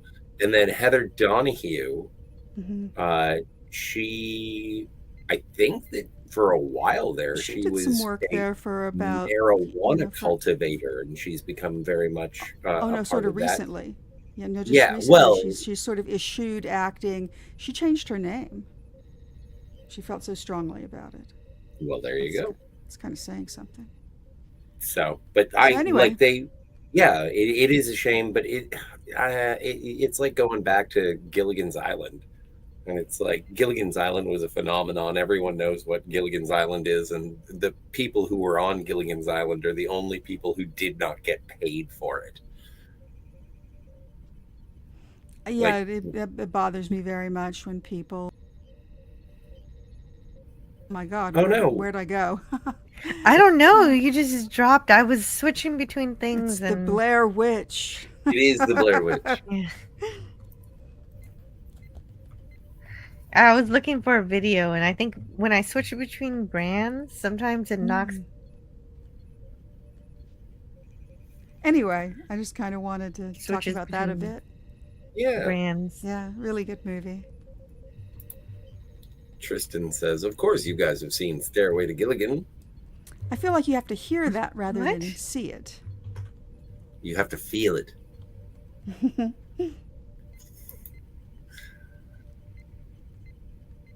But thought I definitely got that heard that video. one before I ever. I mean, I there's no doubt a video now, but it was something that used to be played pretty regularly on Dr. Demento, I believe. Oh, Larry says, what happened to the girl? Muddle dancer. It was a muddle dancer. Eschewed, I think, Tiger and Yeah, she gave up acting completely, and she's an interesting person. And she's changed her name, and she does cultivate marijuana according to Wikipedia. But she's also, wrote a book. She's deeply into the I Ching, which makes her a bit of a witch. I don't know about that. I'm sure she would hate me saying that. And she's kind of an interesting person. You can look all into it yourself. She's got a YouTube channel. She's got a book on Amazon. Those poor people. oh, they're fine. Ish. Well, I mean, if they got the payout that I heard they got when they made the sequel, they're okay now, but they spent a lot of time kind of being effed up. Like Jake Oh, Lloyd. and the actress who plays Ginger still doesn't really like talking about it, but every time she does get attention, she'll like, oh, I want to talk about this and that and my other projects and my book and stuff, and they're like, also you're Ginger. And so she has to deal with that for every single interview she's in. Yeah. That was kind of a thing. Well, maybe not, because even when they remade The Fugitive, the guy who played Lieutenant Gerard was like, how am I not in the movie? I am Lieutenant Gerard. The guy who played Dr. Smith was like, oh, no one else can play Dr. Smith. I am Dr. Smith. Like there have been times when these actors, rightly, who created these characters, say, how are you going to do this without me? Like even Adam West wanted to be Batman in the Tim Burton Batman. And so I do get like carrying on your character and then being like, no, you're no longer necessary. Like, recasting happens all the time. Anyway, I'm sorry. It's 4:14 in the AM, and you're listening to me ramble. Well, you're rambling about, when the character gets old enough, and they're like, okay, wait a minute, you can't play this character anymore. Now you have the new generation filling in for whatever the character is. And Larry says Tina Louise is the only survivor now. No. So that's funny because Survivor was a reality television show about people locked on an island. It was. It was. So, and it's Tina still Louise, huge. You're right. It is past 4 for you, so I should be considerate of my co-host and wrap this thingy up. You don't have to wrap anything up. I can go whenever I want. I just wanted to say why my brain was slowing down, why we were chugging like a 1930s jalopy. Is that Marianne, DJ? That's Don Wells taking a popsicle break during filming. Oh, that is Don Wells. Yeah, that is Mary. Oh my God, say it again. What, Don Wells? Why does she have a popsicle? Oh, it's a break. Taking a break during shooting of the television series of Gilligan's Island. Really? Oh, nice. I've never seen this picture. Ran across it one night, and it's so ultra suggestive, and it's such a contrast to her character. So it's like, yeah, I got it. And this is the first chat. I've had that in my pile of icons for a couple of years now, and this is the first time I've ever been able to use it because it came up in conversation. Yeah, nice. That's pretty good. I love Dawn Wells. For a while, I was following her Facebook when she was still alive, and she's so sweet and always posting lots of really great stuff. It's gone quiet since she passed away. Yeah, she used to do a lot of theater work where she would help people become better actors, and she would play Gilligan's Island, but since she was older, she would play Lovey. Oh, I didn't know. Interesting. Oh, that's cute. It was. I wish they had recast Picard instead of letting Poopy Stew ruin his own legacy. It's just so funny because you look at when you want to recast, for sure, get Ben Kingsley. I don't know. There's that Marvel movie that Kingsley's in. Actually, it's 2 of them. Oh yeah, I forgot. He was the Mandarin. Yep, he was the Mandarin. Well, but fake Mandarin who sounded like one of the Beatles. Patrick Stewart was in Star Trek and Marvel movies as well. You want to be, but Ben Kingsley is almost as old as Patrick Stewart himself. So why would he? Why are you recasting him to another? Well, at some point, you get to an age where you're grateful for any part you get. Well, have you heard Ben Kingsley speak? Like, he doesn't sound like a wheezing cat. Oh, he would have been a better old man. But he's a better old man. I don't know what let me check and see how old Ben Kingsley is versus Patrick Stewart. Patrick Stewart, whenever he's on camera or in interviews, he's like 97, right?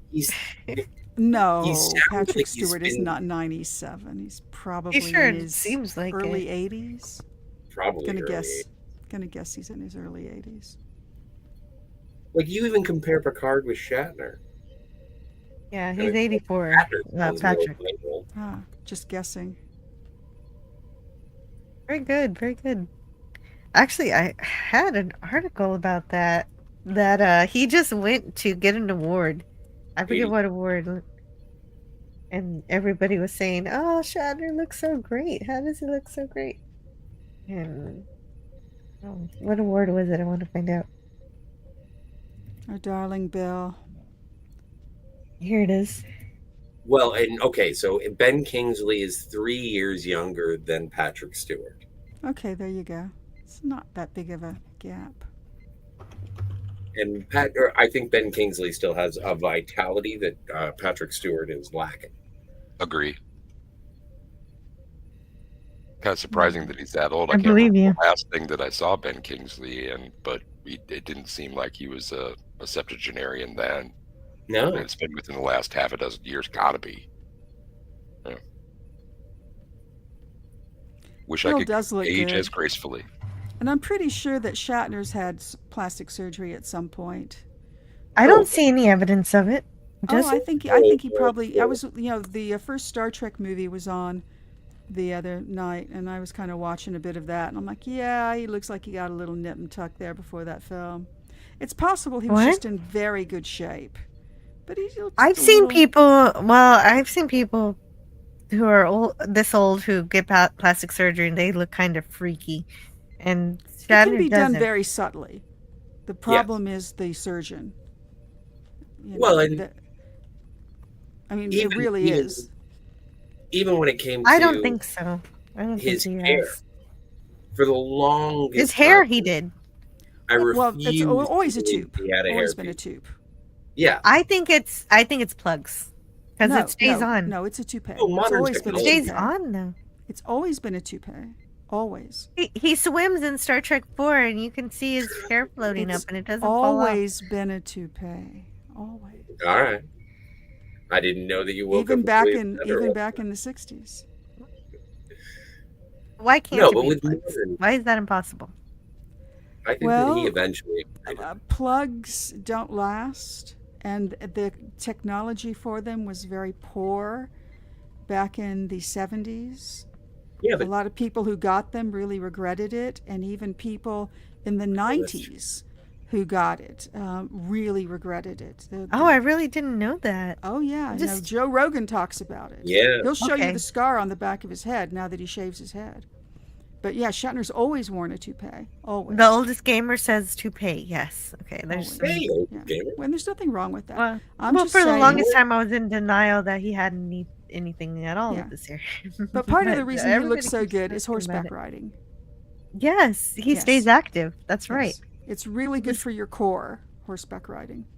The oldest gamer says Shatner has not had plastic surgery to my knowledge. Look at his face; it looks natural to me. None of this looks I'm like just saying surgery that. to me. Well, I mean, I'm talking about something he would have had done back in the 70s for the first film, and then he's just Right. sort of aged into it. But I think he had a little something done. That's okay. There's nothing wrong with that.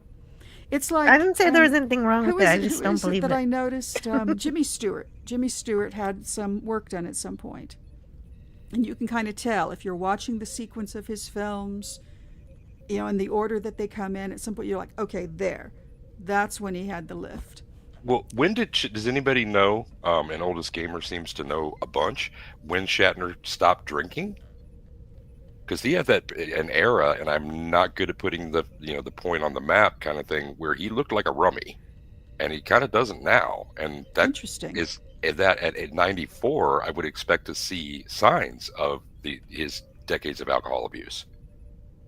So that He looks better that's- than Busey. Did he? I've never known Oh him my to God, have yes. I've never known him to have a reputation for drinking. Usually, most people who have a rep for drinking, at some point you find out, or it kills them. Well, He wrote- well, he didn't wrote his about it. his wife died because she was drunk and she went in the swimming pool. Oh, So wait. maybe around then. Jill. Oh, okay. No, you're right. It's just one wife. I'll give you one wife. I'll give you one wife in the pool. Well, he wrote about it, huh, DJ? Yeah. Star How Trek long- memories or Star Trek movie memories? Get a life. Oh, was it How Get a long- Life? I Okay. don't remember. That's such a- Honestly, I got to back away. I got to back away. Did he say how long he drank for? I don't recall. Okay. Yeah, I wish mean, that I had It's true. spoken Back in almost. the 50s and 60s, everybody drank like fish. I mean, they drank and they drank hard. And that's what I'm keeping alive. That spirit. The spirit of embalming fluid. Yes. Right on, man. He does look good for 94. He looks I amazing. don't know when he stopped drinking, but clearly he did at some point, and he won a Saturn award, and that's where he went to get his award, and everybody was saying he looked good. And here's a video. I don't know. I haven't watched it. I was gonna watch it Oh. here live. Yes, please. And it shouldn't get a copyright claim because it's Well, if you don't play the TikTok sound, video. I think you'll be okay. well, I have to play the sound because then we can't hear him. How do All I do right, this? we'll talk every now and then. We'll talk every few seconds. If I can figure out how to even play it to begin with.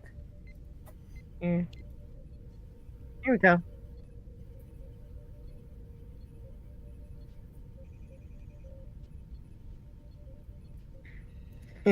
Okay, first we have to. So it's very short.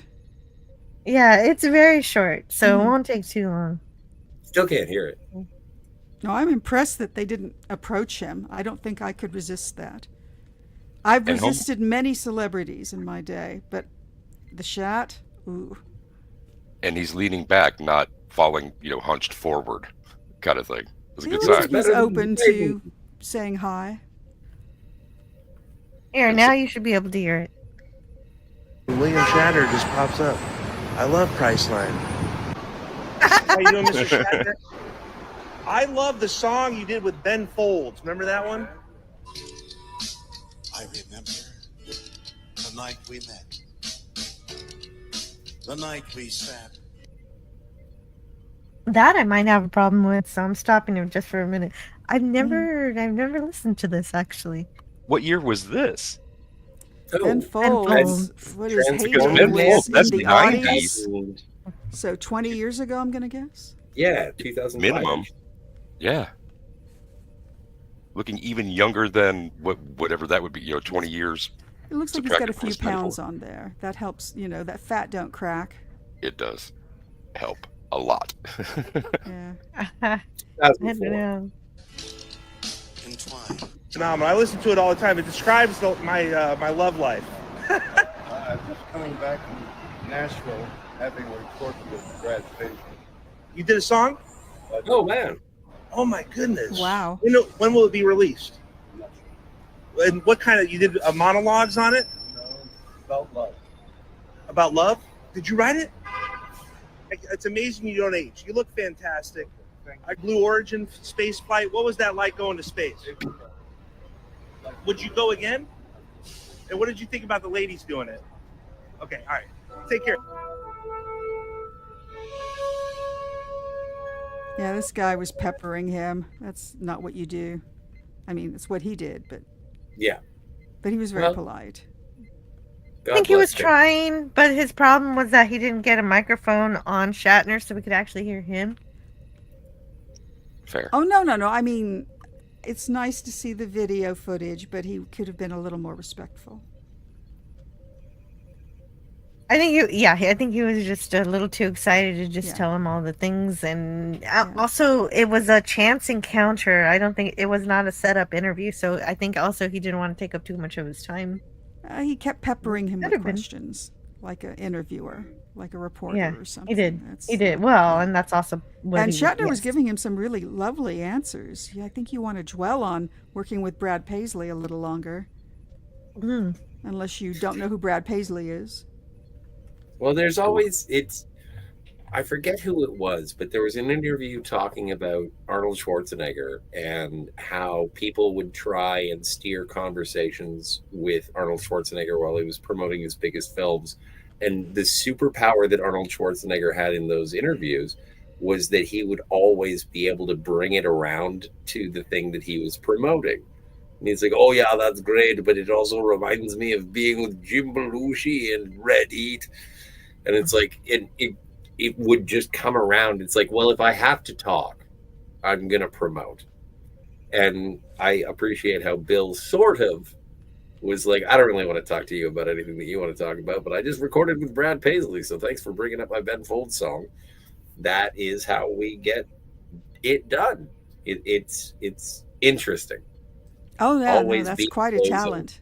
That's good. Yeah. Well, and that's pretty incredible. 94 years old, he's still doing music.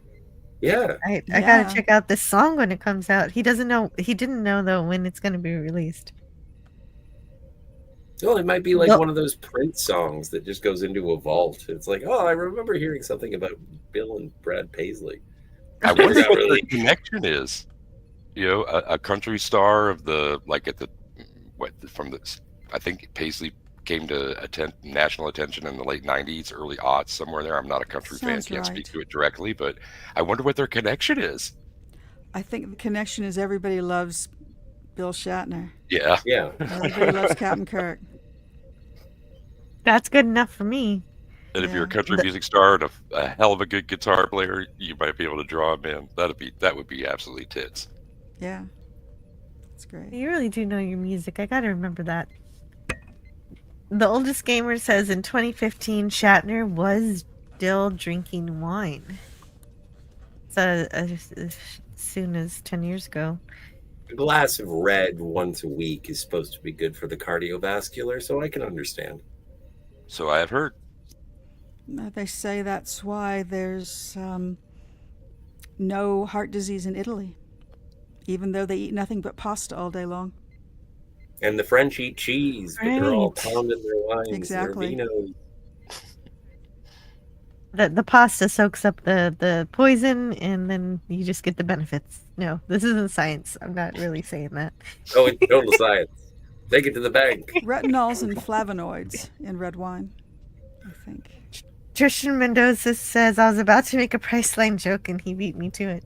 I know. First thing out of the gate. That was pretty dope. Mm. Oh, come on. Starting off with humor like that. All right. I barely get it. even Maybe a little remember disrespectful, those but commercials. I kind of remember them. There was that that girl who played Penny on Big Bang Theory. They did the Priceline commercials together. I don't remember her name. Trishan Mendoza says, when I meet celebrities, I refuse to shower them with attention. Just another person, big deal. Well, but Bill Shatner's a big deal. There's only one William Shatner. That's true. That's true. He is, Yeah. but when it's He your ain't just job to anybody. when it's your job to get news and interview people, then I understand why that particular interaction happened. But as just walking down the street saying hi, I would say hello, but I wouldn't pry. I would just Well, be but happy to be able to greet. Even when I saw Carrie Fisher, I was like, oh, leave her alone. She always has someone showing up. But then again, it's like, why are you trying to get into his space, referring to Bill? It's like, I respect his space the most. It's the final frontier. People bother him all the time. And now it's my turn. That's why I keep it minimal. Like Armin Shimmerman, I just waved good night to him and went to my way. Yeah, that was amazing. I was very happy. He returned my wave. That's nice. That's all I needed. That's nice. All right. Well, it's time to put this monkey to bed. I'm going to go. It is. This went way Well, longer alright, than yeah. I suspected. What time? I'm afraid to Can ask. can what we all time. can we is it possible to OMG. end the show together? Sure. Well, It It's is almost 3:33. I was noticing that, and I was also seeing the clock at the top left going a little bit over 5 hours. And remember, towards the very beginning of the stream, 4+ hours ago, it was the potential to broadcast into the dawn in the UK. Oh, We're that's only 90 right. I minutes did away. mention that. Yeah, we're only 90 minutes away from that. Anyway, No, we're not it's gonna still- make it to saying good morning to Franco. He's still sleeping. Yeah, the oldest gamer. But I think I want to start with DJ Play Nice. If you would, Scotty, if you would end the show with me, I'd be very happy. Sure. Okay. I need to fix that. Right on. Oh. Well, I am so happy to have been here through the late last night and the early part of this morning. You're a very gracious and generous hostess. I look forward to the next one, and I'll keep it short until I see everybody again. Be safe, have fun, take care of yourself and your crew, and rock. I'm out. Yes. Yes, that's my favorite part. Scotty? Thank you. Thank you for the talkings. It's fun. Yeah, it's great to communicate with each other across the internet, No, but it's fun. And I spanning the appreciate- distance. I appreciate you hosting, and I think it's absolutely fantastic. I love getting together and being able to talk about stuff, and it's truly a pleasure. Thank you. Oh, and to give a little more notice to Cinema Golf, DJ Play Phantasm Nice. Gloria. Yeah, Scotty R37. Catch him at The Phantasmagorium show. Are you still doing more, or did you finish? We're taking this week Mission off. Impossible? We're taking this week off, and then we're going to do Dead Reckoning when Kat gets back. But we're also going to be talking about View to a Kill. We're going to be talking about the final Roger Moore when Kat gets back, because it is an anniversary of that film. Oh man, yeah, I haven't been catching up. I still need to see Moonraker, but I'm not doing that this week because we did this. But I wanna highlight this again. What DJ Play Nice said: if you're in crisis or know someone who is, dial 988 or 1-800-273-TALK. Don't want to talk? Then you can text the word "talk" to 741-741 and get assistance there. Local help is always available, and he always provides extra information. In Canada, dial 988. In UK, dial 0800-689-5652, and in Australia, dial 131114. You can get assistance there. That is good information, and I hope nobody needs it, but then I hope if they do need it, that they remember this moment and reach out. And thank you, Tiger Stripes, for joining us when you did. It's perfect timing. Yeah, it's too much fun. I needed help, and you provided it. Thank you so much. Yeah, thank you. Is there anything? Jill and I are working on Lord of the Rings, reviewing and commenting and making observations on it. It's going to take us the rest of our lives. And I sing karaoke. It kind of feels like that. It feels like that. I'm trying to not make it that way. I think now that you really do need to change the title of our series to A Long Walk to Mordor. Just change it and see if it gets anybody's attention. Just see if all of a sudden all of the goths along to walk to Mordor, and see if all the goths and the emo kids start going, hey. Do you really? I will seriously do that. Are you serious about I this? know that you wanted to initially, but I changed it already. I just know you changed it on my account because I thought that was too dark. But I'm thinking maybe dark's the way to go here. Yeah, let's give it a try. Why not? I like it. I actually liked it. Let's try it for a few months and see if like everybody gloms onto it. Let's see what happens. Okay. Well, we'll change it see if the AI likes it.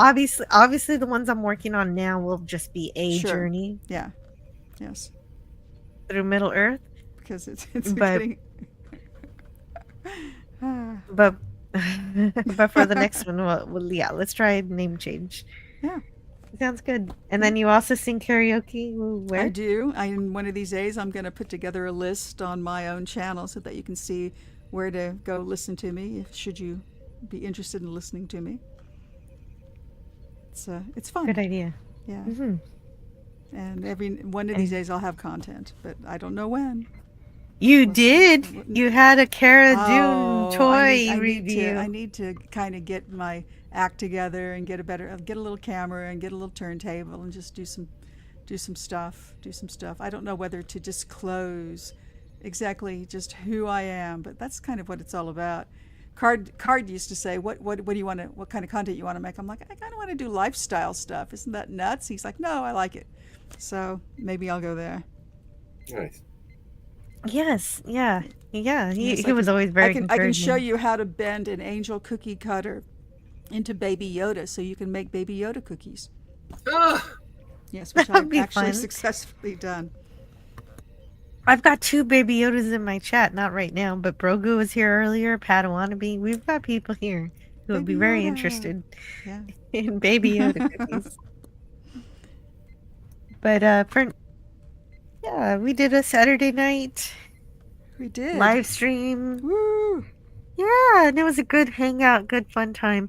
And that's exactly what I was looking for here, is fun conversations with friends about interesting topics of pop culture. Although we did start off the stream a little bit more seriously with all the culture stuff from the 60s and through the 90s, but that was interesting too. Yeah, Cronkite. The controversy there, I think it was quite lively. good discussions, and I'm grateful that you guys wanted to talk, and I love having these late night streams to be able to reach out to those who normally cannot make my daytime streams. Yeah. And so, but for now, we'll take. I'm sorry, I missed that. Shore Leave Club 54. Club 54 was Club 54. That's the name of the. Where are you? back in the day in New York City. Wait, there was a Club 54 in New York City? Studio 54. Oh, Damn it! Studio Damn it! 54. I tried to sound all cool and hip with it, but I would never be allowed in because I called it Club 54. Stupid stuff. Your kids got that. You're thinking of Car 54. Where are you? Where are you? I wouldn't know anything about that except for Friday Night Frolics. Doomcock sings that sometimes. Yes.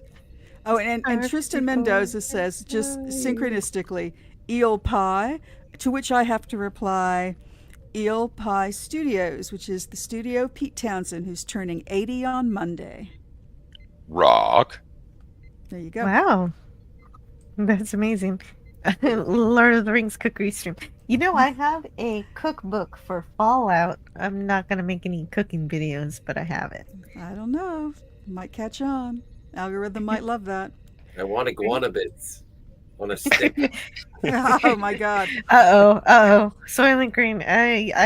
We gotta go now. Yeah. Where are my closing videos? There they are. I'll talk to you guys next time. See you Great. around. Hope you have a lovely Bye. Sunday. Bye. Cheers.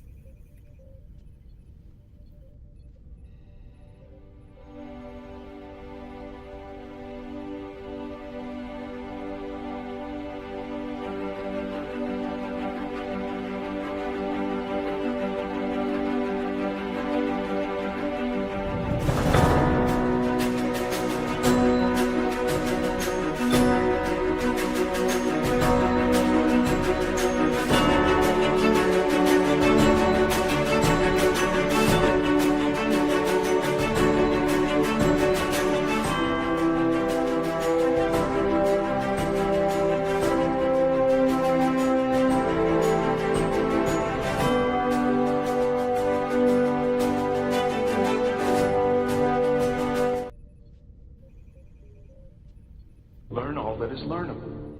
And the ways our differences combine to create meaning and beauty.